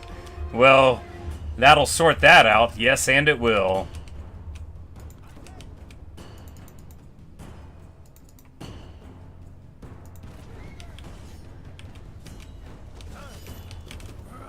Like, imagine this person minding her own.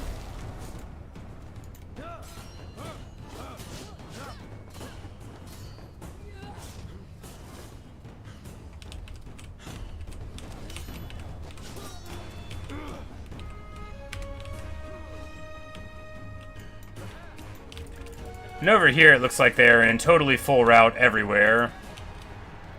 Their archers are out of ammo. That's good. And Zhao Yun, of course, as one of the premier duelists of all time, and certainly one of the best that I've got access to, just absolutely putting the trash can on Gongshu. Anju. And she is out of here. And we win? Question mark?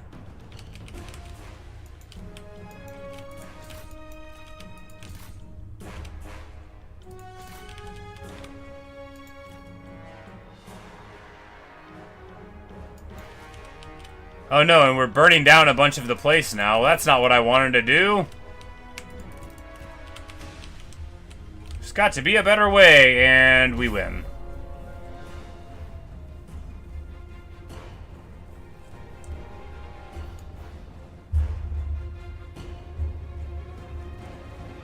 He spares any enemy wins duel against. Oh, nice. Oh, that's what... Because you can see the intention on the duel to kill or whatever. Okay. Justice cannot be denied.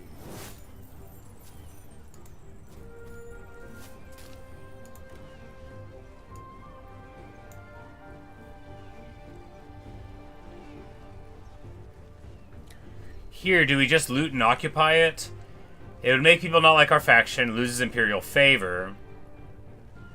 And population. We're already going to downgrade the settlement. Do we want the money? Do we just take it for the 4 grand? Decisions.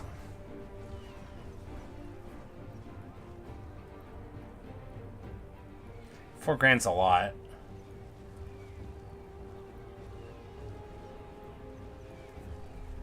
Just occupy it and then downgrade it. This power will serve the people.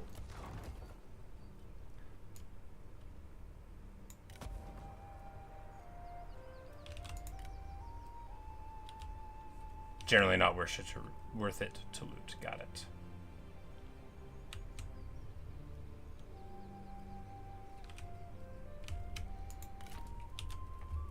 Who is at the gates?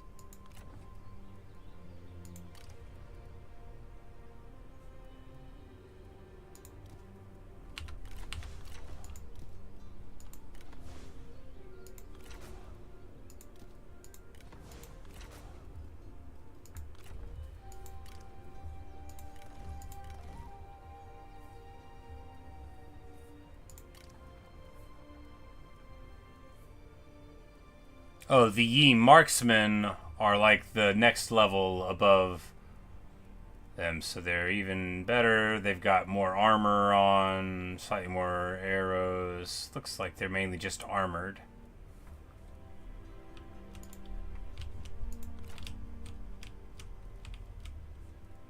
You grant me a kindness in calling, my lord. Forward!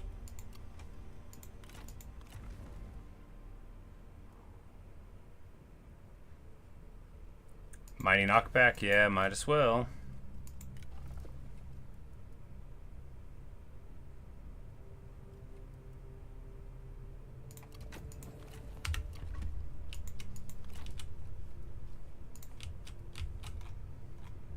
Alright, well.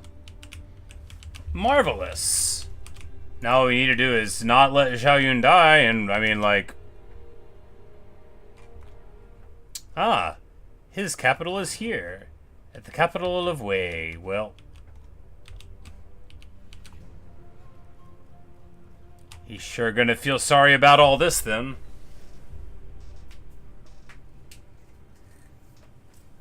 Is that the only way across the river, though? All the way up there?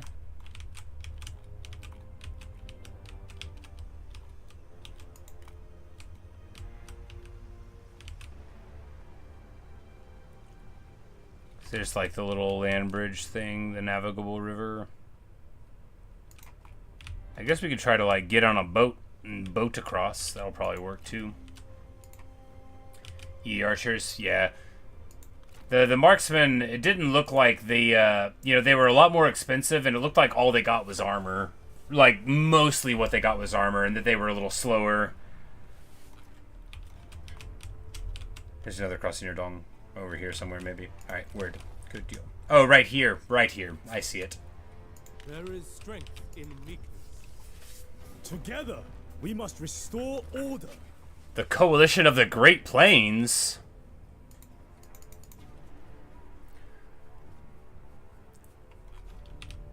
And these are all of, like, these other guys that totally would probably be good friends, you know.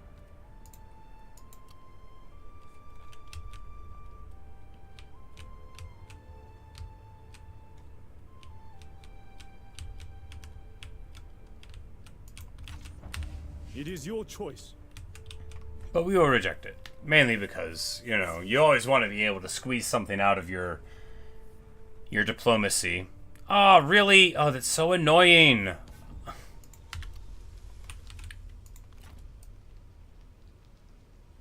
Like, can we even catch him? Is it even worth it to catch him?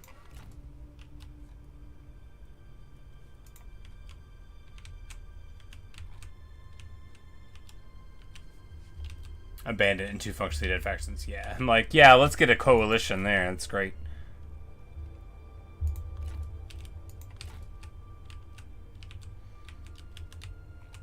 Just running around playing whack-a-mole in my own lands.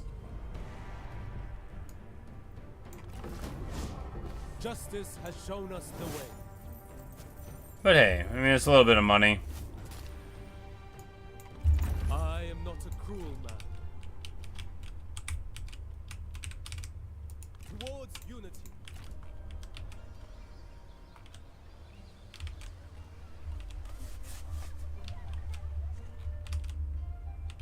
Oh, yeah. I already moved before I read your advice.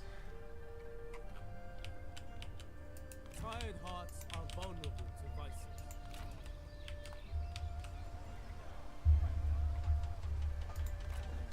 Welcome, my lord.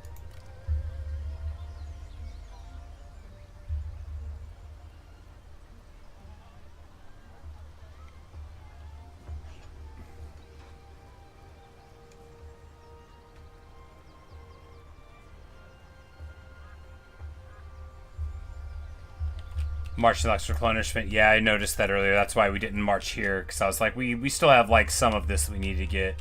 I noticed it when I moved into the stance. I was like, no replenishment?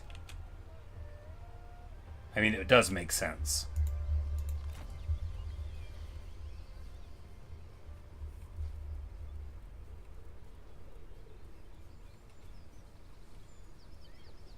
Resist corruption and endure hardships.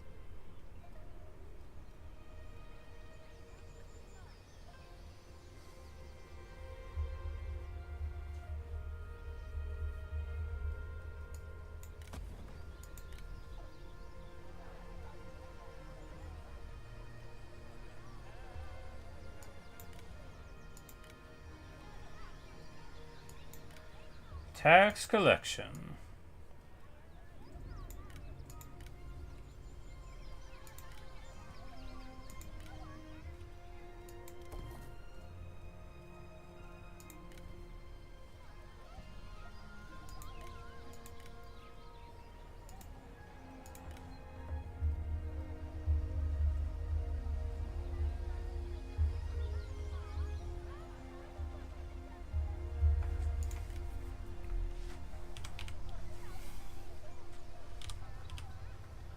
Purple usually isn't very good. Yeah.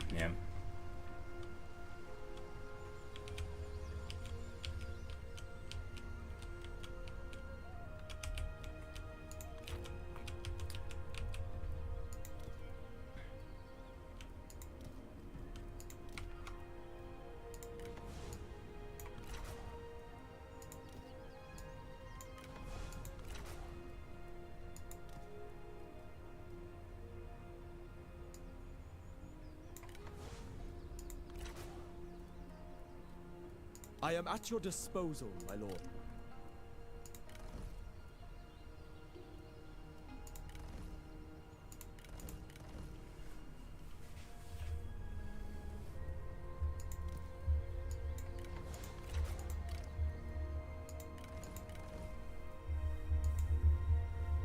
Sprout ever upwards to heaven. Can you like move this one to your friend? No? If it's in your retinue, you're just stuck with it?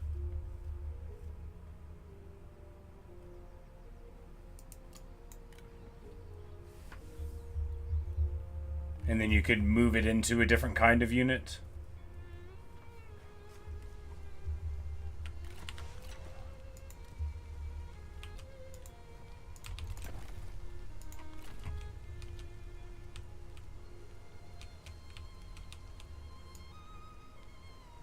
Readiest Head Generals, yeah. Actually, like, proper setup how it should be. Alright, so we just get rid of this unit just for symmetry's sake. I mean, no. Maybe, I don't know.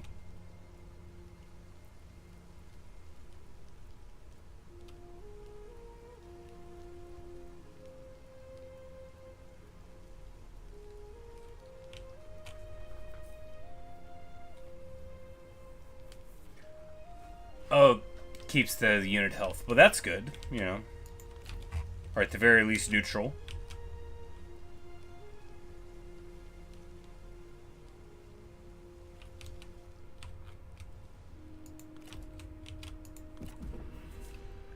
You are an irritant, and must be controlled.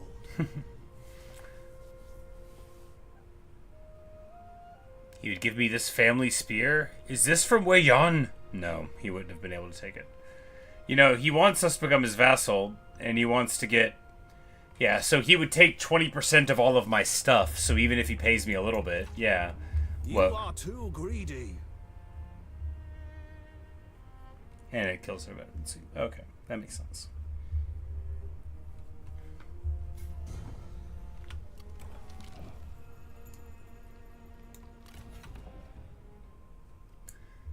And now, rather than the second Marquis, we are the Marquis!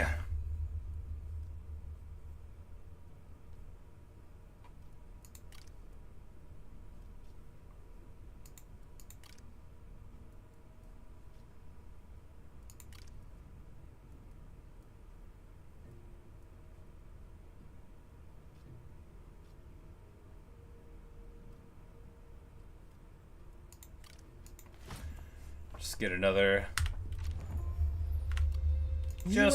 trade agreement access. Of other factions. Oh, heyo. That's cool. This will ease your administrative burden while continuing to strengthen your faction. Can I get any vassals right now? Are the vassals in the room with me? Oh.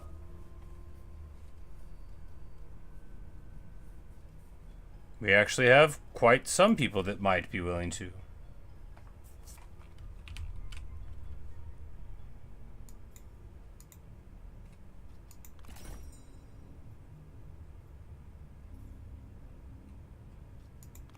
Well met, friend. We would have to give them all of the stuff. Food, Warblade, autonomy, of course. And then we'd have to pay them money for a while on top of all of my money. You know, we'll,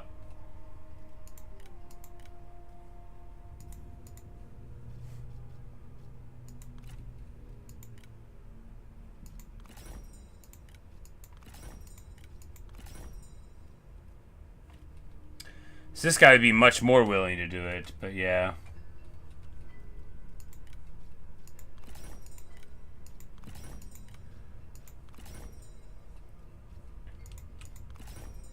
You have a proposal. So it's the guarantee of autonomy, and that you always give for the vassalage, and then we could also just pay him some money, and then we would get our first vassal? I mean, just giving them 1,500 for vassalage seems totally fine. And it'll give us something... Yeah, because the autonomy is worth 19, yeah. So, yeah, I mean, paying a little bit of money here seems worth, because then we'll have, you know, somebody on the south that will hold on. And even if he's not very strong, which he's not, so what? You know, that'll be somebody on the southern border that will dissuade people from wanting to fight me. We are far from shore and need guidance.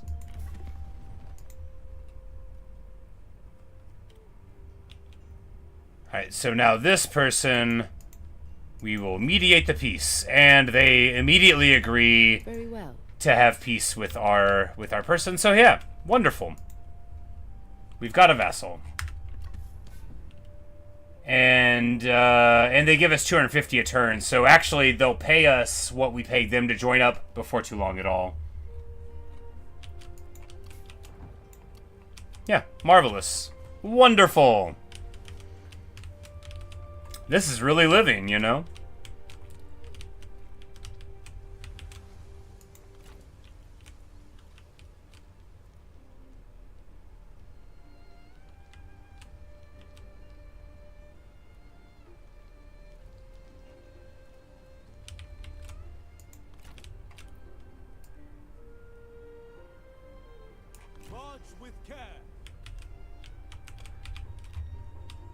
Here we can march for one turn, because we're almost at max. March as one. Reject corruption.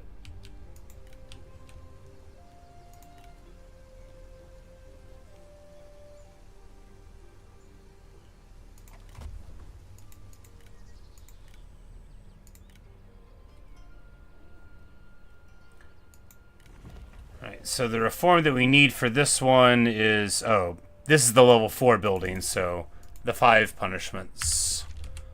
That's what we gotta get.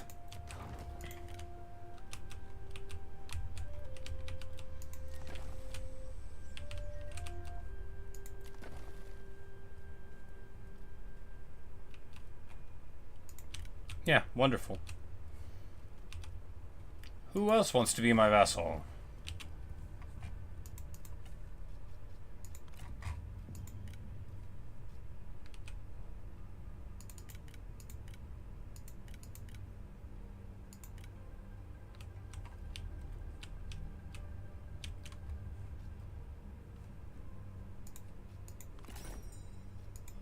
Glad to see you.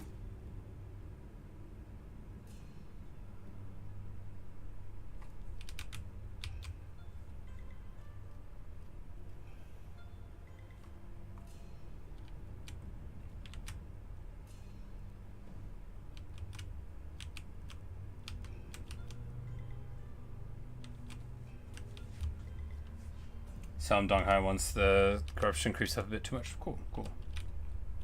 Donghai's the one right here. Guangling is the major settlement. The small city.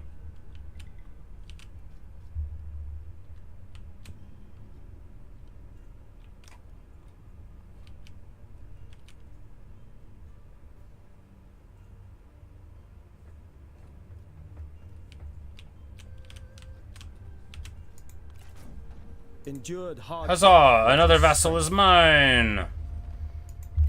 And we get them to mediate peace, and we get them to mediate peace. A worthy proposal. I don't even know where that guy was. Did he even have any land?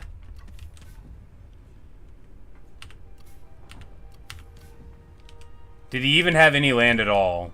Did I just vassalize a guy that didn't have anything?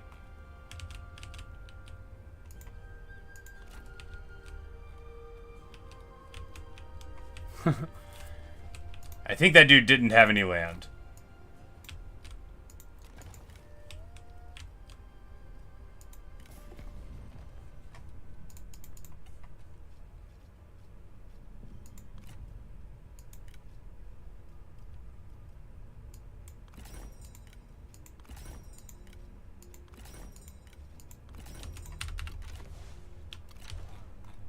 Deep South.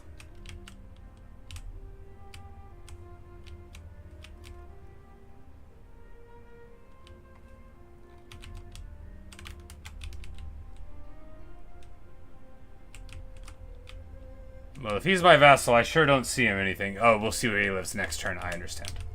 I'm like, I thought for sure he should show up somewhere. I mean, like, how did they let me vassalize a guy who didn't have land or an army, right?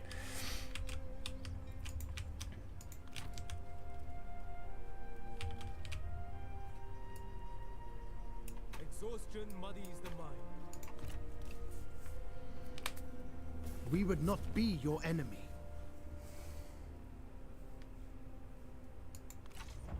If you wish it. I'm like, I don't need to make you like me, man. Trade agreements, right. Gongsun San gets eliminated. Being part of an alliance will affect the way deals are made, as you will have to consider your alliance members' wishes. For example, alliances will often act on a majority vote, in the case of going to war or suing for peace. Alright, so if we can get an agreement with Sun Quan, then that'll make them like us slightly better. Your presence brightens my day.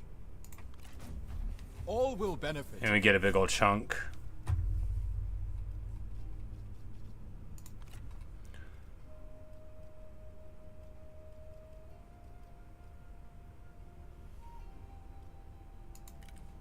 Making one with our vassal is good, because, you know, we, oh,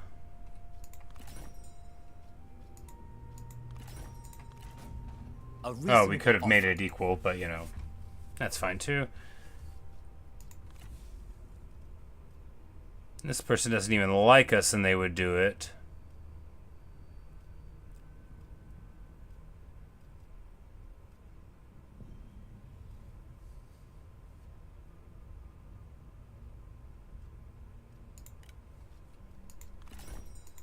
Welcome. Take a seat. We accept your offer.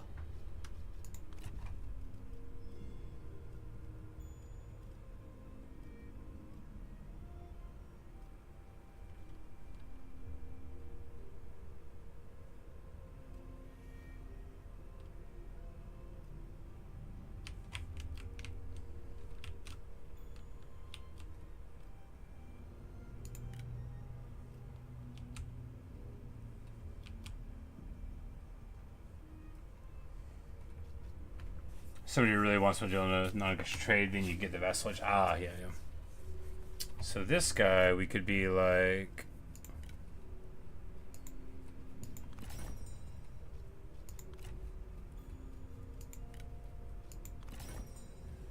But how do you add things? Welcome, friend. Yeah, that was a negative 40, but then, you know, we guarantee autonomy. Yeah, it would cost all the money.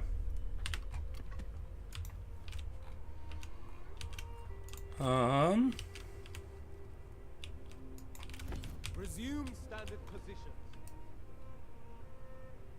March!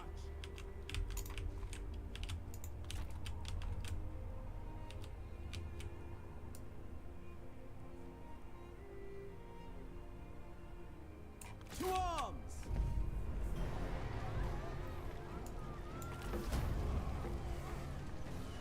Hello, KP. How are you? Our faith was rewarded.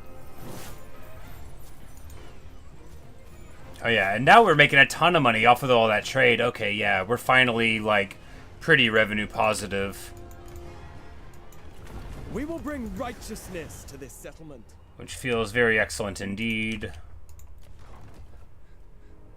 Just downgrade this one again. Maybe, I don't know. All as one. The music in this is so good. It's just so good. With honor. Then, do not break.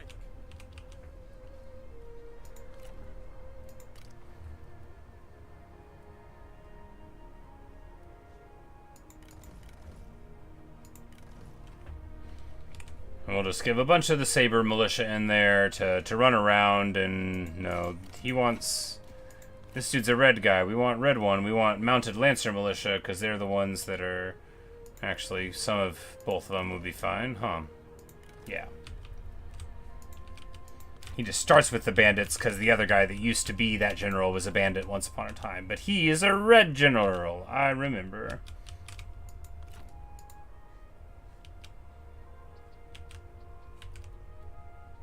Greetings, my lord.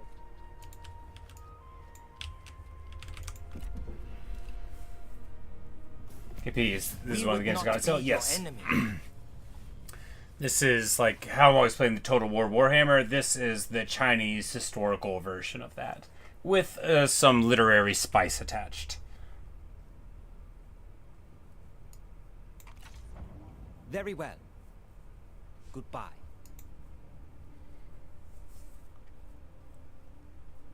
But yes, I got this, and then I got some more expansions for Total War Warhammer. You can threaten on sale as well. to pressure them into a... But the real news is that I beat the Radiance in Hollow Knight this morning, so we'll be playing Silksong tomorrow, which will not be on sale, but I will buy it all the same.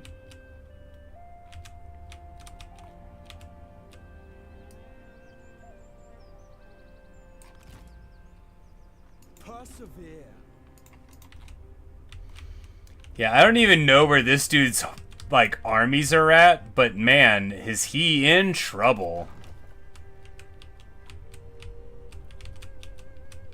Is he ever? Okay.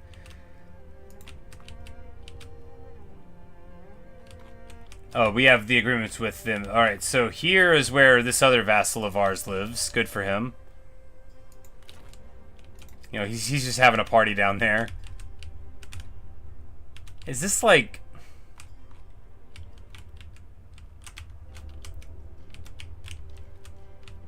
Like, Laos? No, it's not that far down. Maybe it is.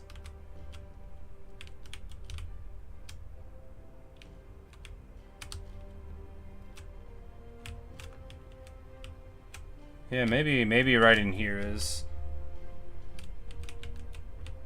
Yeah. It's historish. Ahistorical, based on history, historish. It would be like if you made a Total War game about Rome based on the TV show Rome. Or on some poems a guy wrote about Rome, which is even more appropriate. Yeah, Silksong's supposed to be just $20, which is very exciting. If it was like $40, even though it's a wonderful game and I do want to support blah, blah, blah, blah, blah, I'd be like, maybe I wouldn't have. But for $20, for a game that I had such a high opinion of the sequel, even though I've only played it, you know, or the prequel, the first one, I think I'll pick it up.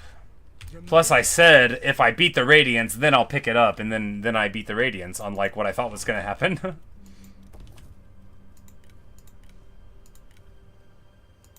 Alright, and now we're going to get our Shuhan tax collector rolling. rolling.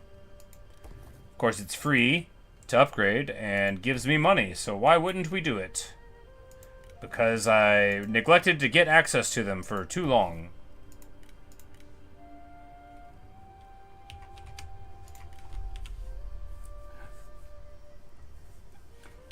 What are your favorites? 2 Trebs, 2 Juggernauts, the Flamethrowers, 2 Archers, then 6 Superior Guards and Turtles to guard them.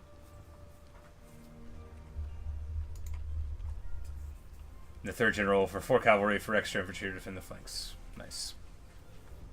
I guess, yeah, if I had siege weapons, if I had Trebs, and I could make the opponent come to me, then I wouldn't be like, I should just charge the Cav. But yes, Coolio, it's a very exciting time. I mean, I know everyone in the world that's excited about Silksong is more excited than me, but I'm still pretty excited. I mean, it looks like it'll be fun. It'll be a new game to play. Ever upwards. And this one, we take the building for this one, so it lets us get the upgraded tax buildings everywhere, which we could probably build some one place.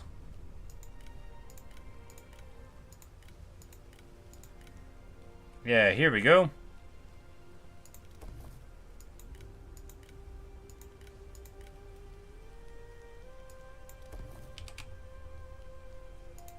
Oh, and it came out like 8 years ago. Yeah, exactly. Everyone else has been waiting so long, and me, you know, I finished today. I mean, I didn't finish it. I just, you know, I got the true ending, but.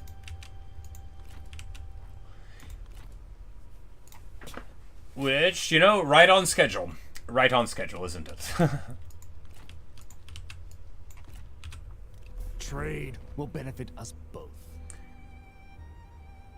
Yanbihu wants to give us a trade agreement and some money. He's like an outlaw, though. I don't really trust him, and also I don't think other people are going to be too happy for me giving him a trade agreement. I bet we can get a trade agreement with someone who we like better, who might be able to give us a little bit of juice for the squeezing, you know, a little bit of power.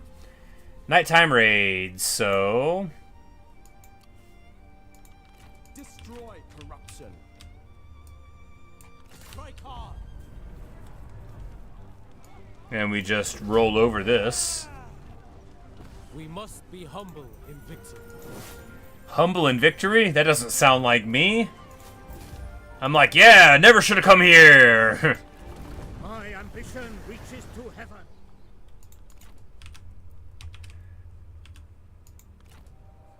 Oh, these guys don't get along. What do you wish to know? I didn't realize that. The previous dude did, but now they don't. Maybe he took... Maybe we gave him a trait that made him not want it.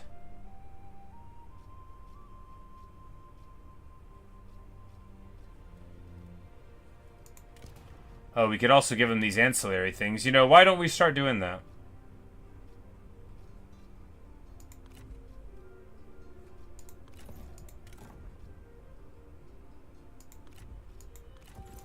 Replenishment on the own army? Yeah, I mean, why not? Who calls? I am at your disposal. Welcome, my lord. Your presence is heartening.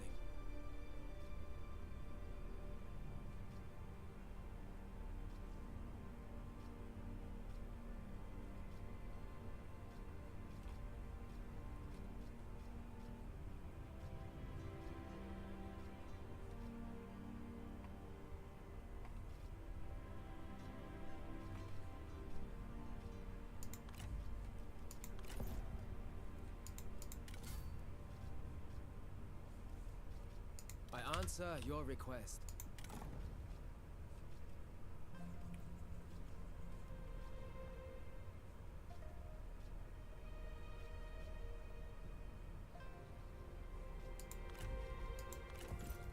Welcome, my lord.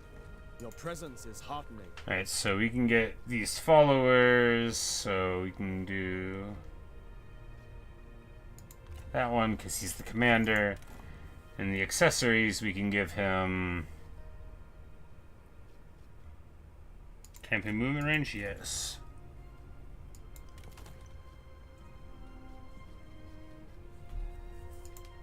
Leon's hard to get along with. Yeah, that's like his whole thing, isn't it?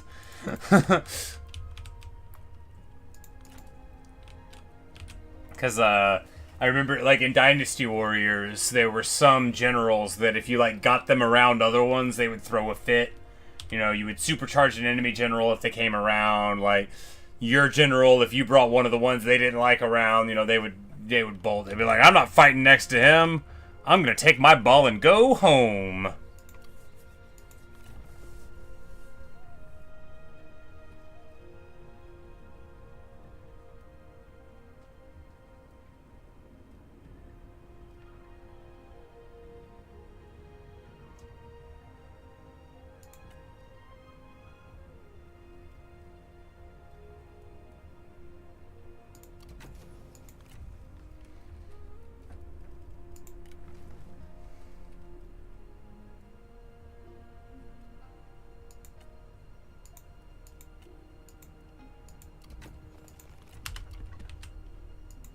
Change to the core position. Yes, yes, indeed.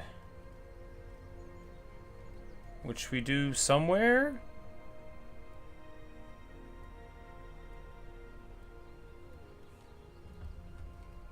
Here, yes.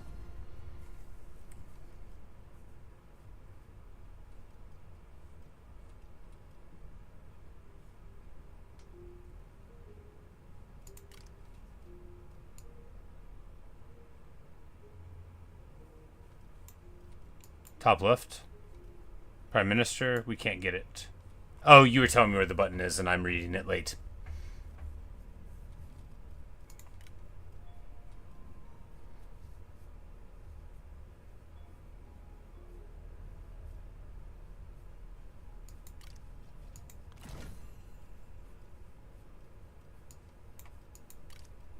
The tutor.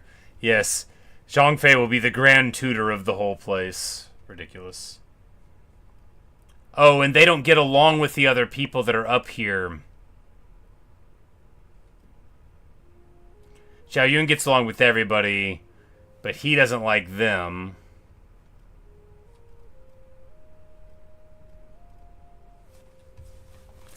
Paying attention to people's personalities is the worst.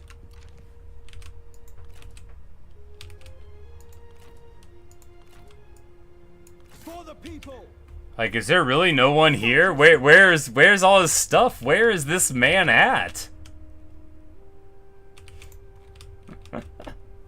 Get wrecked, right? Alright, sweet. I'm having a great time. However, this has been going on for, what, 6 hours now? Yep. I was feeling a little antsy, a little hungry, a little, Ufu's really mad too, but he's only generic, so he should just get a title. Fair enough. He wants these crappy ancillaries for a non-aggression pact. He's strength rank 1. And he is at our doorstep?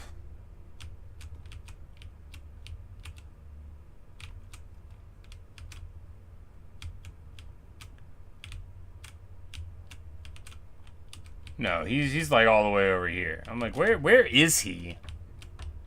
Like, I keep thinking these yellow ones are him, but none of that is his markland. Yeah, we'll just reject it. I think we'll be fine. I tried, at least.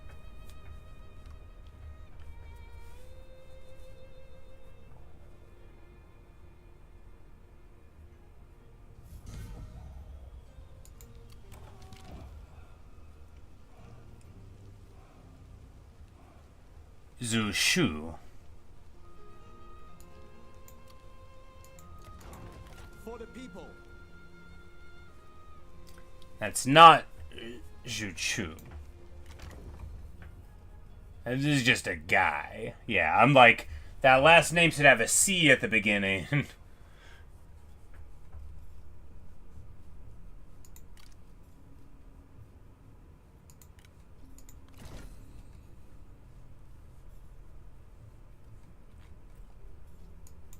Is he a good strategist?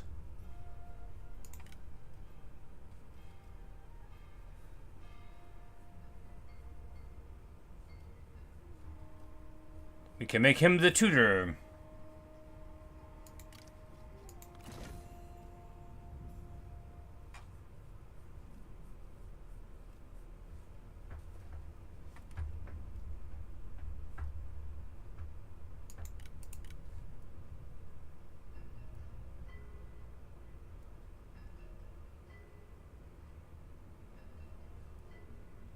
This guy's name looks familiar, but he's not the guy I think of whenever I think of Zhu Shu, but like, it's Zhu Shu, so.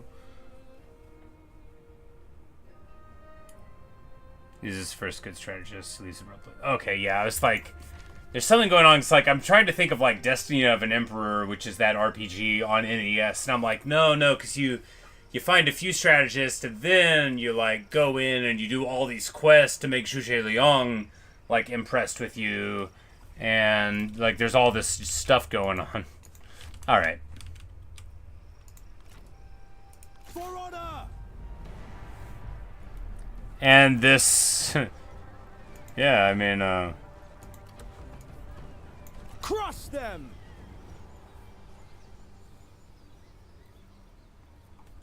Okay, that... now it's all ringing a bell. I'm like, there was... That's what it was. In the game, because like in Destiny of an Emperor, you had to get Zhuge Liang to get on your side. Like that was the first major thing you had to like run around before you could like move the rock or whatever, you know, to move forward. Attack!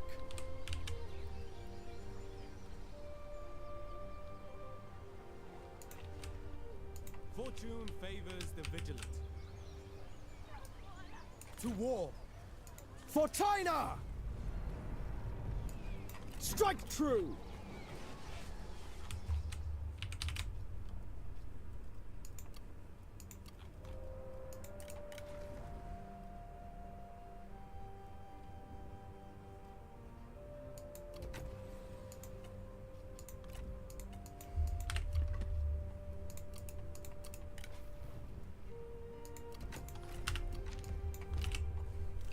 Oh, of course. And they start at the part of the tree that the color of their aspect is. So the Sentinels start on the purple line, and then you can go around. Now I get it. Luo Jun has declared war against us. Oh, and we are a little bit away from home, aren't we? Offered in good faith.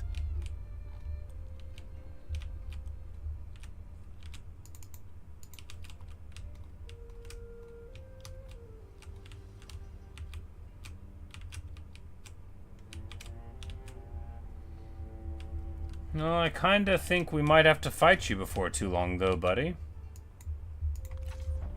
Another time, then. Fire Hu Shao.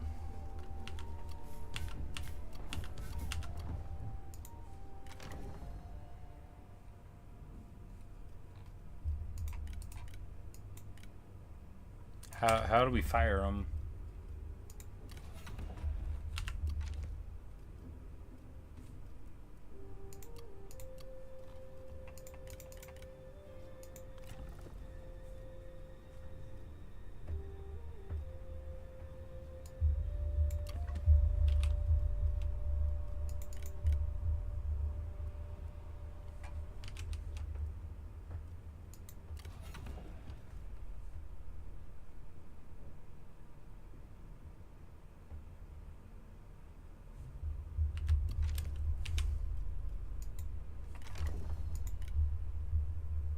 Over here.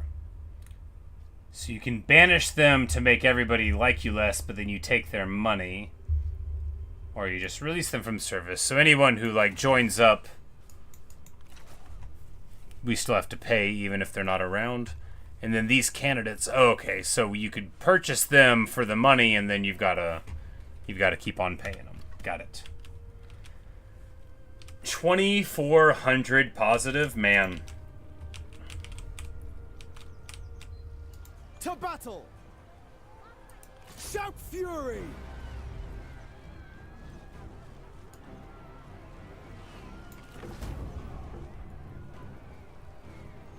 The people's voice cannot be silenced.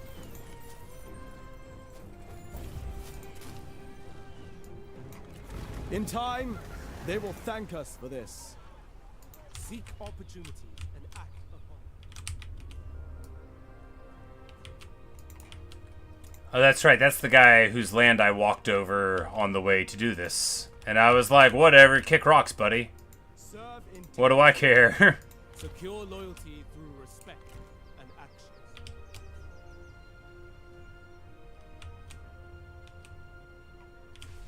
So she needs a commander, vanguard, and a sentinel champion. That's cavalry general and a frontline general. And then we can use that for the other one. Ah, yes. And with the strategist, we could maybe get some trebuchets someday.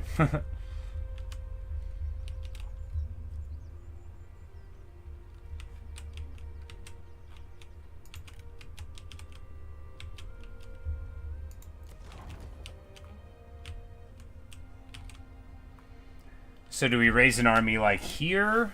Because we've got enough money to support another one. We've got enough money to support like one more.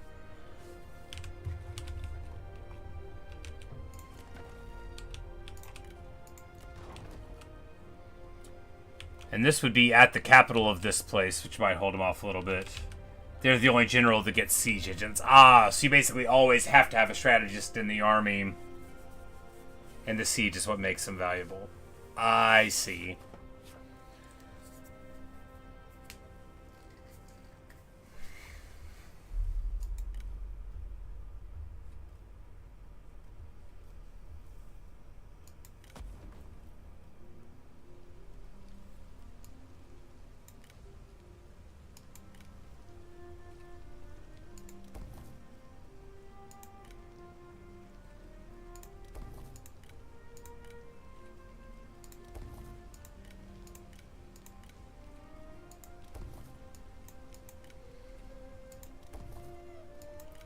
We're just rocking out, getting all of our economy in a good spot.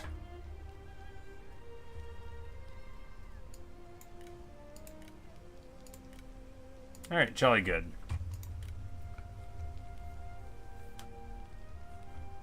And there's your Journalist Guide to 3 Composition. Well, thank you. You know, it's certainly very handy. I think, honestly, if I just kept those militia in my army, that would have really messed me up for a while. There was this thread on the Total War subreddit that was like, they were doing it every day for like a month. Where it was like, you know, what's the worst unit in the game? You know, what's the worst unit for this faction? What's the worst unit you can play in 3 Kingdoms? And I think it was G Militia. Strategist, red / yellow, or, and then green and purple, and spear guards are better. Yep. You know, it already seems like I know enough, you know. Get some spears, get some dudes, get some cavalry, smash. It seems like battlefield control is mainly, maybe it's just because so many of the cavalry's very hardy and it can like do a good job and like be sort of unattended for a bit. But it seems like a lot easier to like play than Warhammer. But it also might be that there's not like so many uber high lethality things on the battlefield to worry about.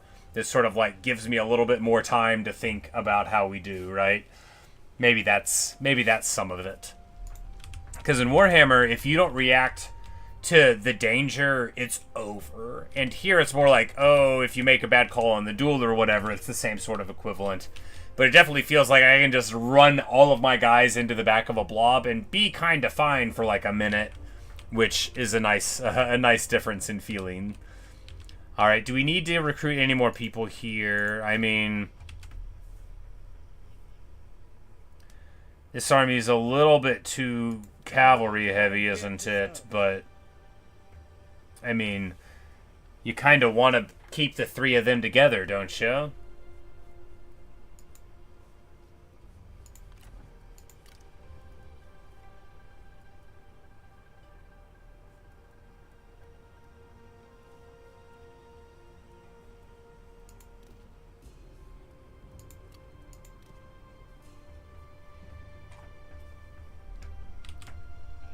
big danger points are the generals themselves, and then generals' worst enemy is the spear infantry, because the generals are all on horseback. Yeah, yeah.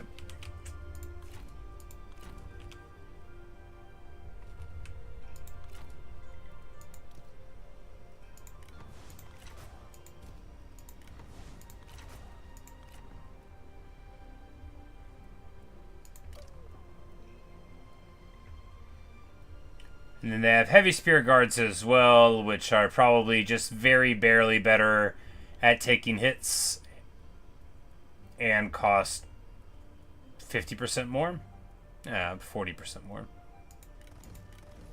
Well, I'll note that you didn't say get the heavy ones when you can, so we're going to stick to those. Oh, and so because... Oh, okay, so...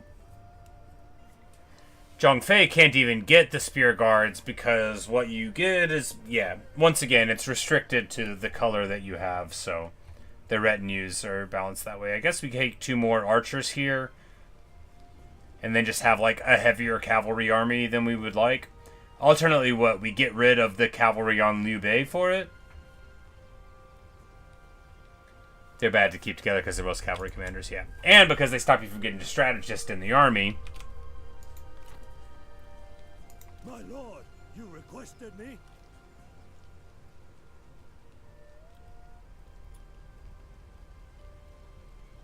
Can you spin them off? You can. Okay, so you can say move the selected retinue outside of the force, and then... And now Zhongfei's his whole extra army here. Okay. And that's all you gotta do. And that's all you gotta do. Got it. My lord, how may I serve? Well, hopefully that didn't cost us any movement. I think we had already moved that turn. Oh god, that's rough. So it... Moving him out and moving it back in counted as unit transfers, so it obliterates my supplies. Feels bad.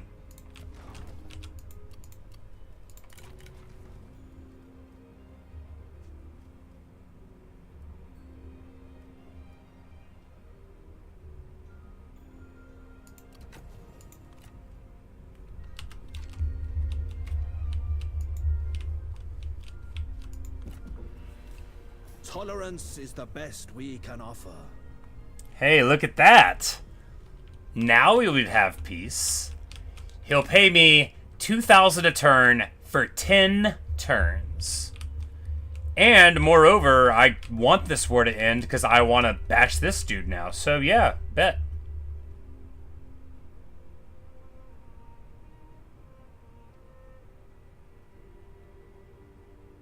Right? Yeah. Yeah, we could just have this war later if we wanted. And this will make him look bad if he starts it again. But it would make Kong Rong declare war against us when it started. Maybe we shouldn't. Maybe we should just leave Zhao Yun up here to keep on pressing the fight. I don't think Yuan Shao can beat me in a fight, right? Not one of my armies. He could make some trouble, but how's he get across, right? He doesn't. He doesn't get across. Yeah, we're fine. We don't need to take this. We can make him pay us even more money. Our generosity.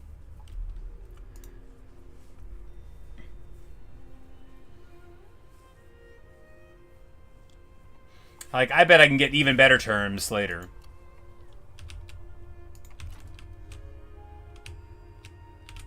Marching, going forward.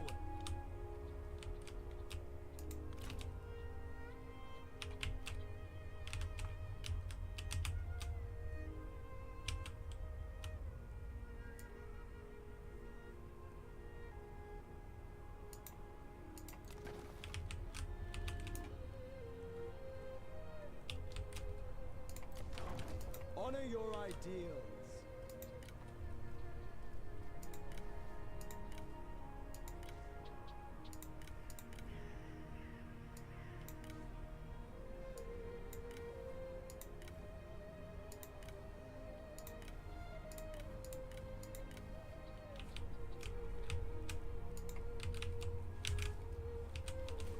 $20k gold? Yeah, but what are we gonna use it for?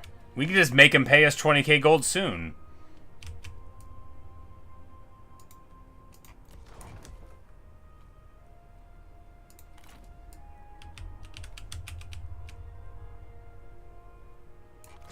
true. Inferior forces? Oh, he's here. Well, I didn't know that. Stand down. Oh, he was on the side there, and I didn't see him at all. Wow, that's really far away to be able to reinforce. Well, that's not perfect. Well, hopefully if he comes to fight us... If he wants to fight, we'll just fight. And then we'll lose, because he's got all these heavy things around, and I thought I was smart, but it looks like we would just lose. That's so many spears, and everything we have good in our army is cavalry. Oh, no, we got 5 Yin archers, archers. Yeah, his army, Saber Cav is meh, Saber Militia is meh, G Militia meh, but yeah, these medium halberd infantry, heavy halberd infantry.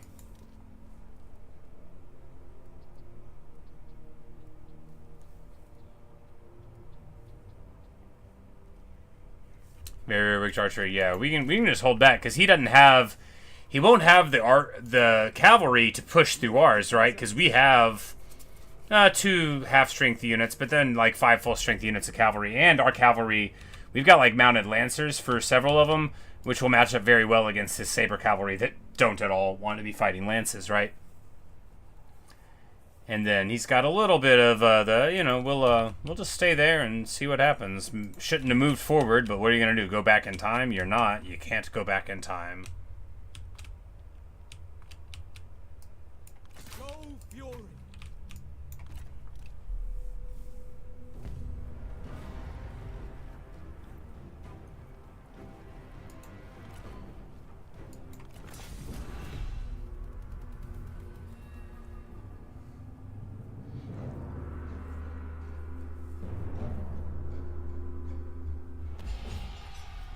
Here's a proper Warhammer 3 map, huh?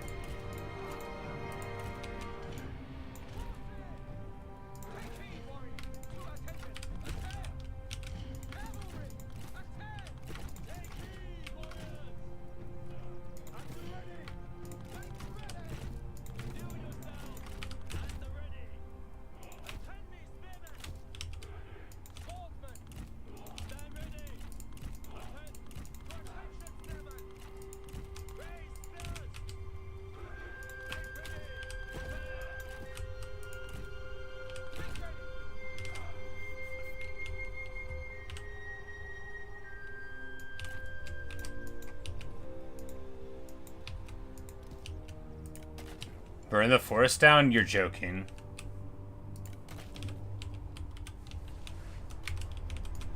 But you sound serious. Some terrain can obscure your line of sight of the enemy. Beware of forests and hills, where the enemy can find. And we're just gonna force them to come to us. Mainly because I think they'll, like, you know, extend in a way that's bad for them, but also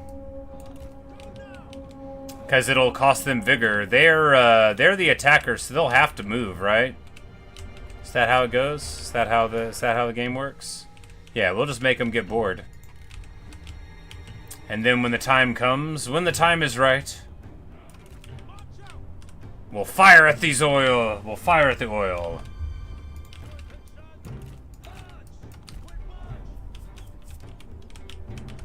Burning trees do tick damage and morale damage. Nice, yeah. Well, let's see how much of a forest fire we can cause here, right?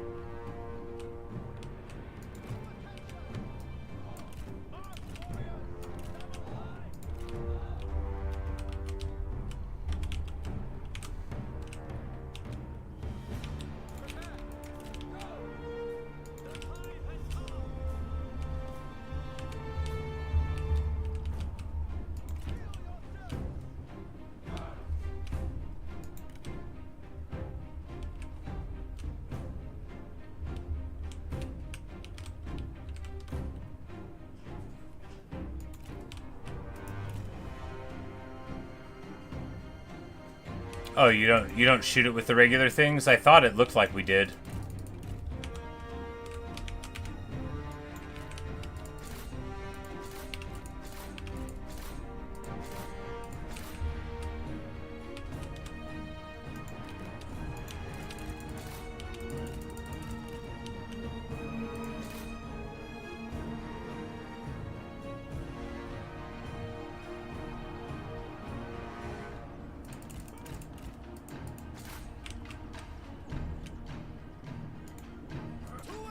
Okay, so there we go. We throw that down.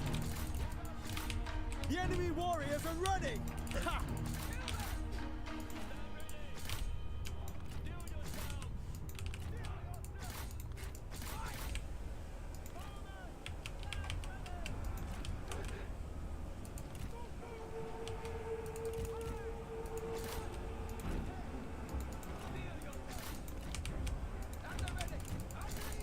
And the Sable Cav get in on the archers, but not like really bad. We already had guys up behind them.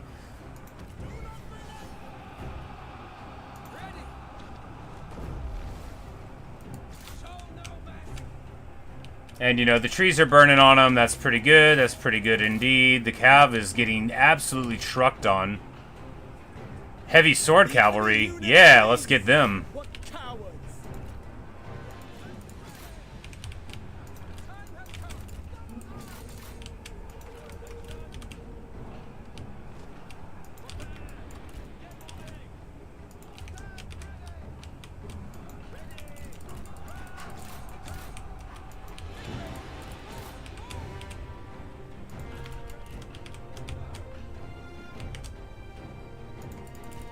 I'm like, I thought I needed these guys on the back for flank protection, and we did.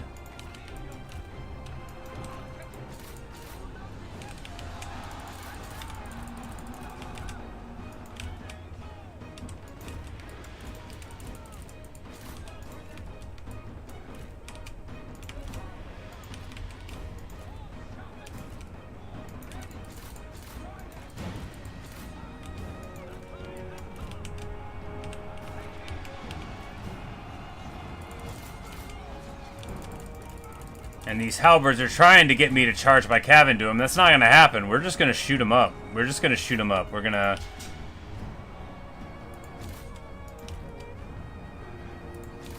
We're going to have one of these guys shooting at each of their little heavy defender halberd bros. They've burned down our tower, but that is okay. Actually, now that they're there, let's rear charge in now that they're engaged in combat.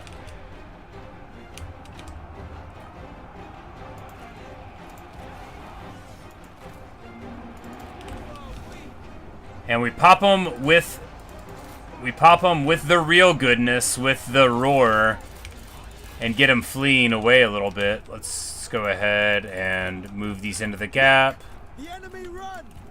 Craven. Alright, man, actually, yeah, the damage we were putting down from the archers when focused onto those halberds, I really think that made a big difference.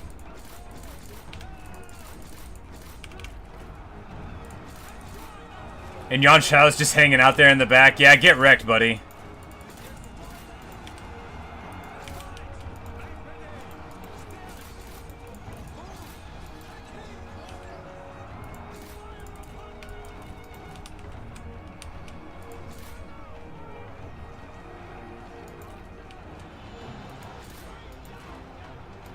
Saber Militia are going to falter and fall pretty soon. Alright, those Warriors of Yi are getting escorted off of the battlefield, and now he wants to go? The enemy unit flees! What cowards! The time has come!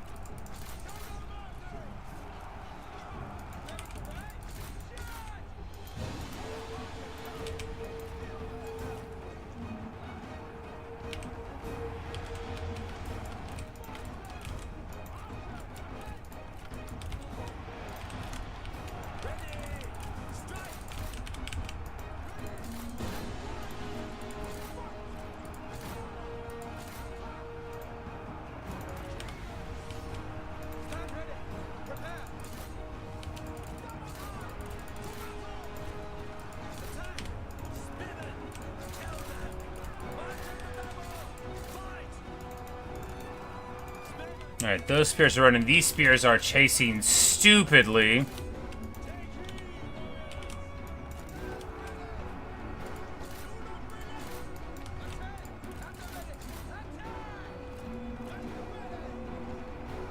Like, what we need to do is just stop fighting them and start breaking all of these guys. We're gonna morale bomb them here, right?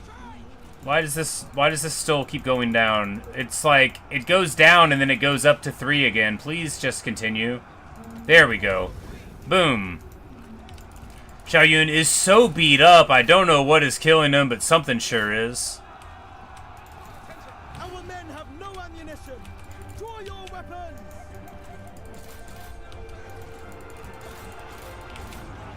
Alright, I think we lose this. I sure think we do. Anyway, it was looking fine for a bit, but man, we're all crumbling and our generals are in the trash can, but maybe we can pull it back together if we can make their generals fight on top of some spears for a change.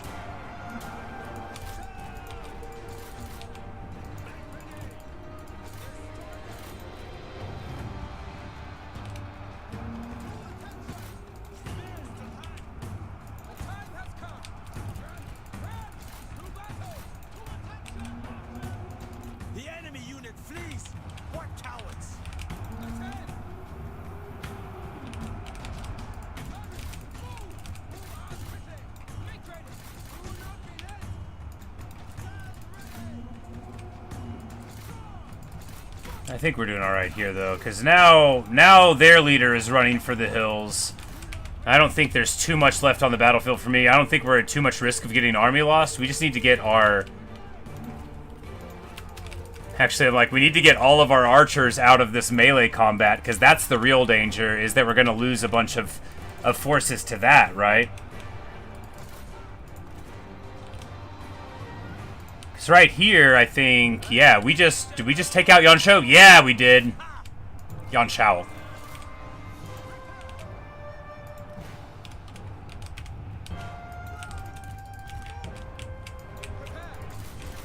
Boom, baby.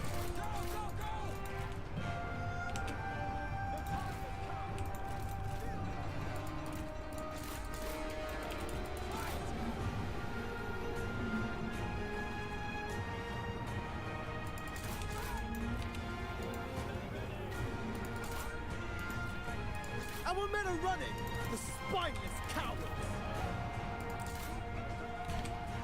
And these warriors of Ye, they're not going to be able to last, right? They're not.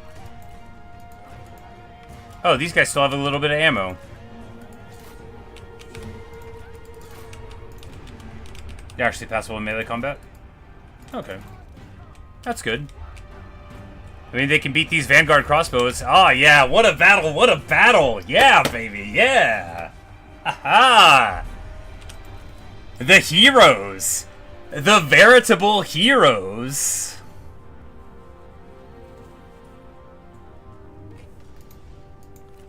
Victory is mine.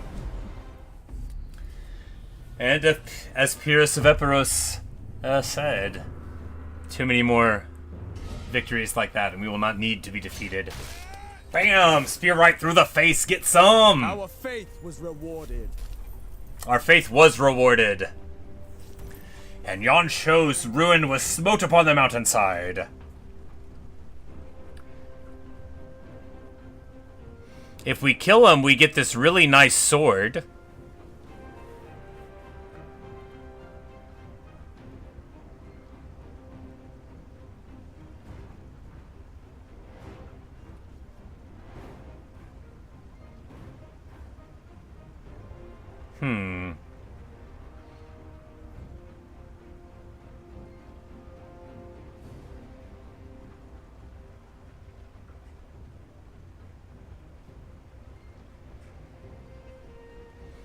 Alright, so he didn't really have any friends. His rival is the guy he works with. We should not waste resources okay. on imprisoning them. Oh, right. That's where I know that name from. I'm like, he hates his own leader? Ah. Well, you know, for the time period, it makes a lot of sense.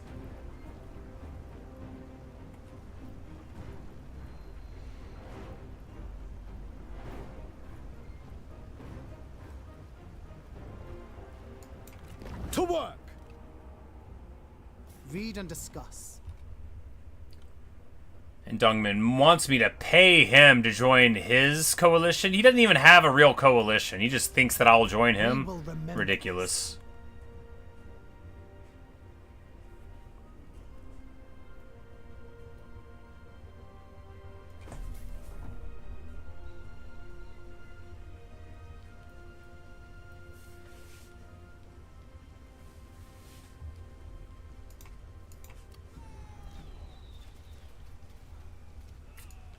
Yes, like the wind.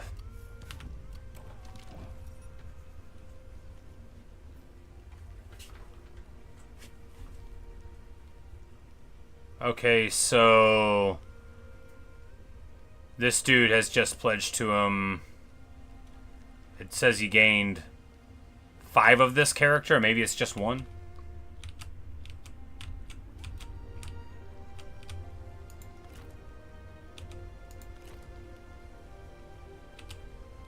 Gotta recruit after a period. Yeah, but can we... Like, no, he gets reinforced from here, yeah. Moving out! Bring news of what occurred in my absence. Gives him a follower that gives him unique units. Oh, that's alright.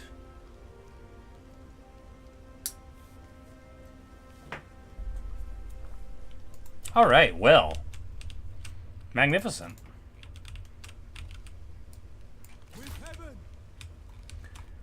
This absolute chump just got beat up so bad. I mean, so bad, right?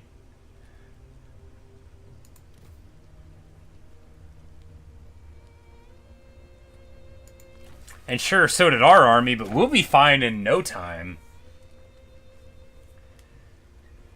Whoever gets rank 7 first between those two, they get 5 of the ancillary. Okay. Sprout ever upwards to heaven. Who is at the gates?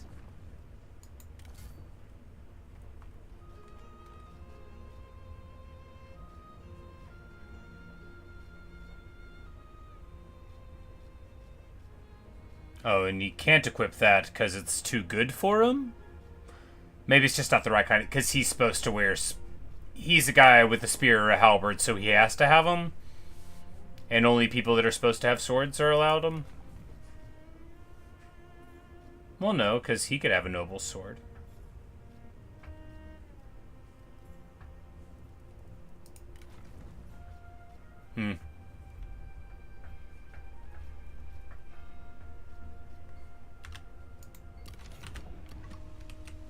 If we only uses pole arms, okay. He of course has his real one, but which is better than this is probably.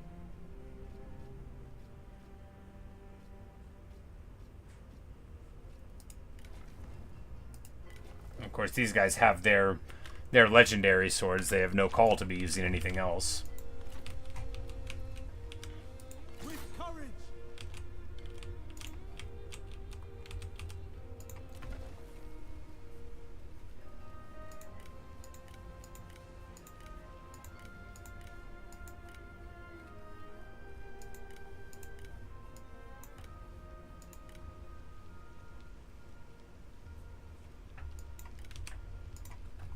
Sentinels are supposed to use swords, but Zhao's also got the spear. Okay.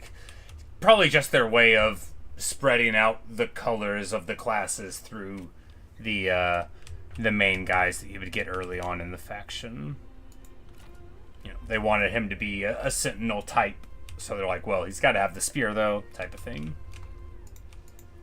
It's his trademark.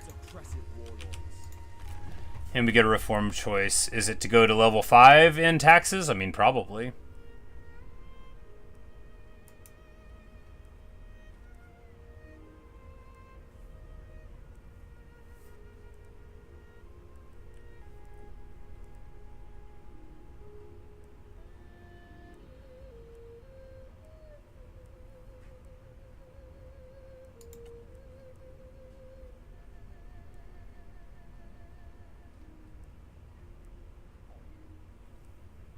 But I don't actually know which building it is.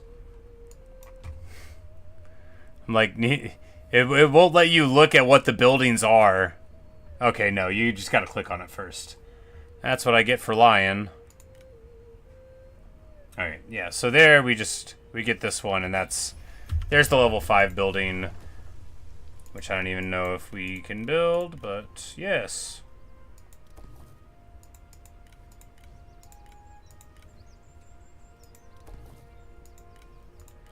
Which in no time will have us macroed up into decent shape. Commissioners of whatever. Yes, sir. The commissioners of whatever. Yeah, good stuff. You know, we got a little vassal there.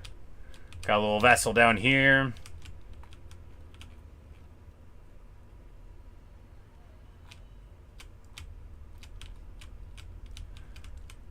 The river to the north.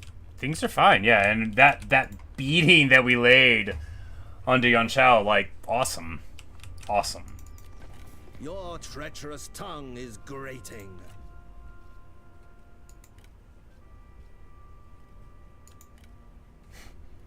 He's like, I am not going to... Yeah, he's not going to get those things. Alright, so we don't have any marriageable things.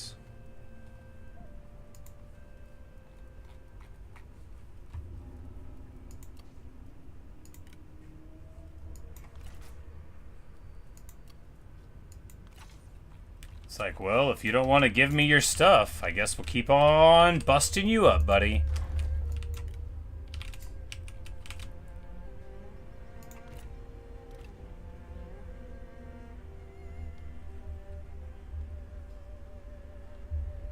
Oh, and then there's another whole army here, though. Accept this in friendship.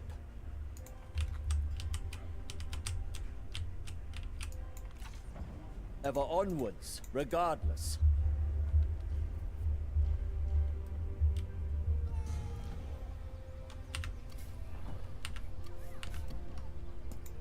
Virtue begats justice. No fury. Vent frustration.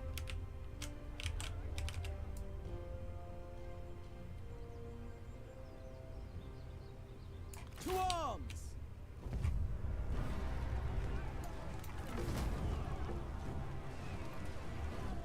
The people's voice cannot be silenced.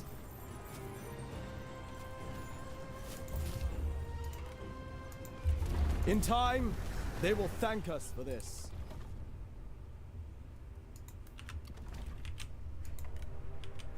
More cheaper arms, larger reinforcement must run on that good though.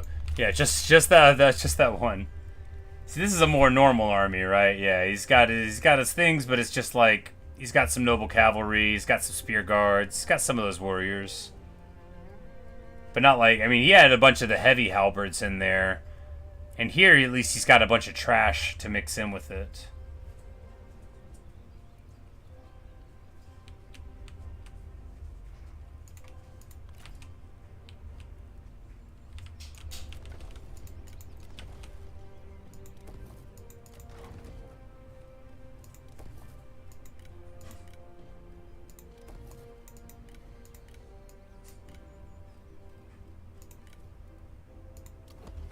It breaks your tax building, and you can repair it for 0, but if you don't click on it for 0, then it won't repair for 0.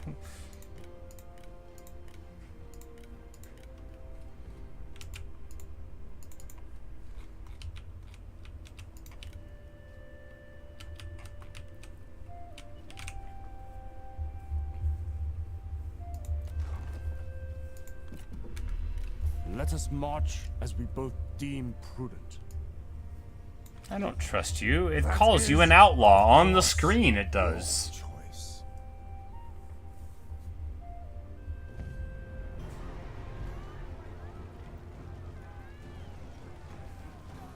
Oh, well.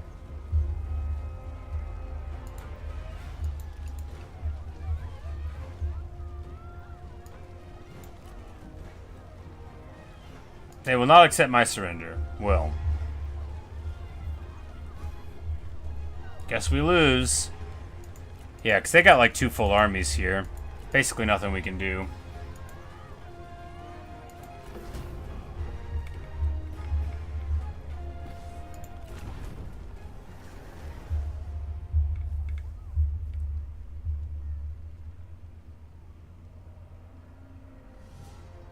I didn't know they could get over there in that amount of time.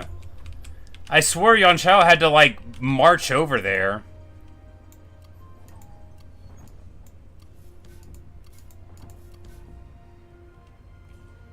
Anyway. Well.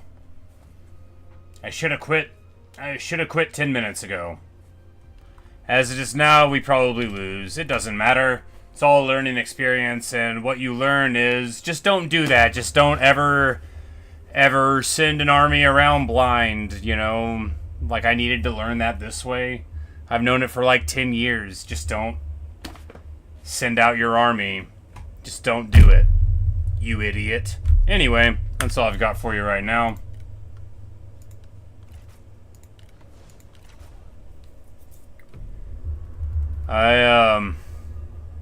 I don't think we're ever gonna unify China with behavior like that. Anyway, thanks for watching. Thanks for listening. Hope you've enjoyed. Gonna take a break and come back later on tonight with some other game. This was a lot of fun. But, you know, 7 hours in a block is a good long while, and ending on a devastating loss is fine. You know, ending on a devastating loss is fine. It doesn't keep you up at night. It's just China. Anyway, it happened a really long time ago.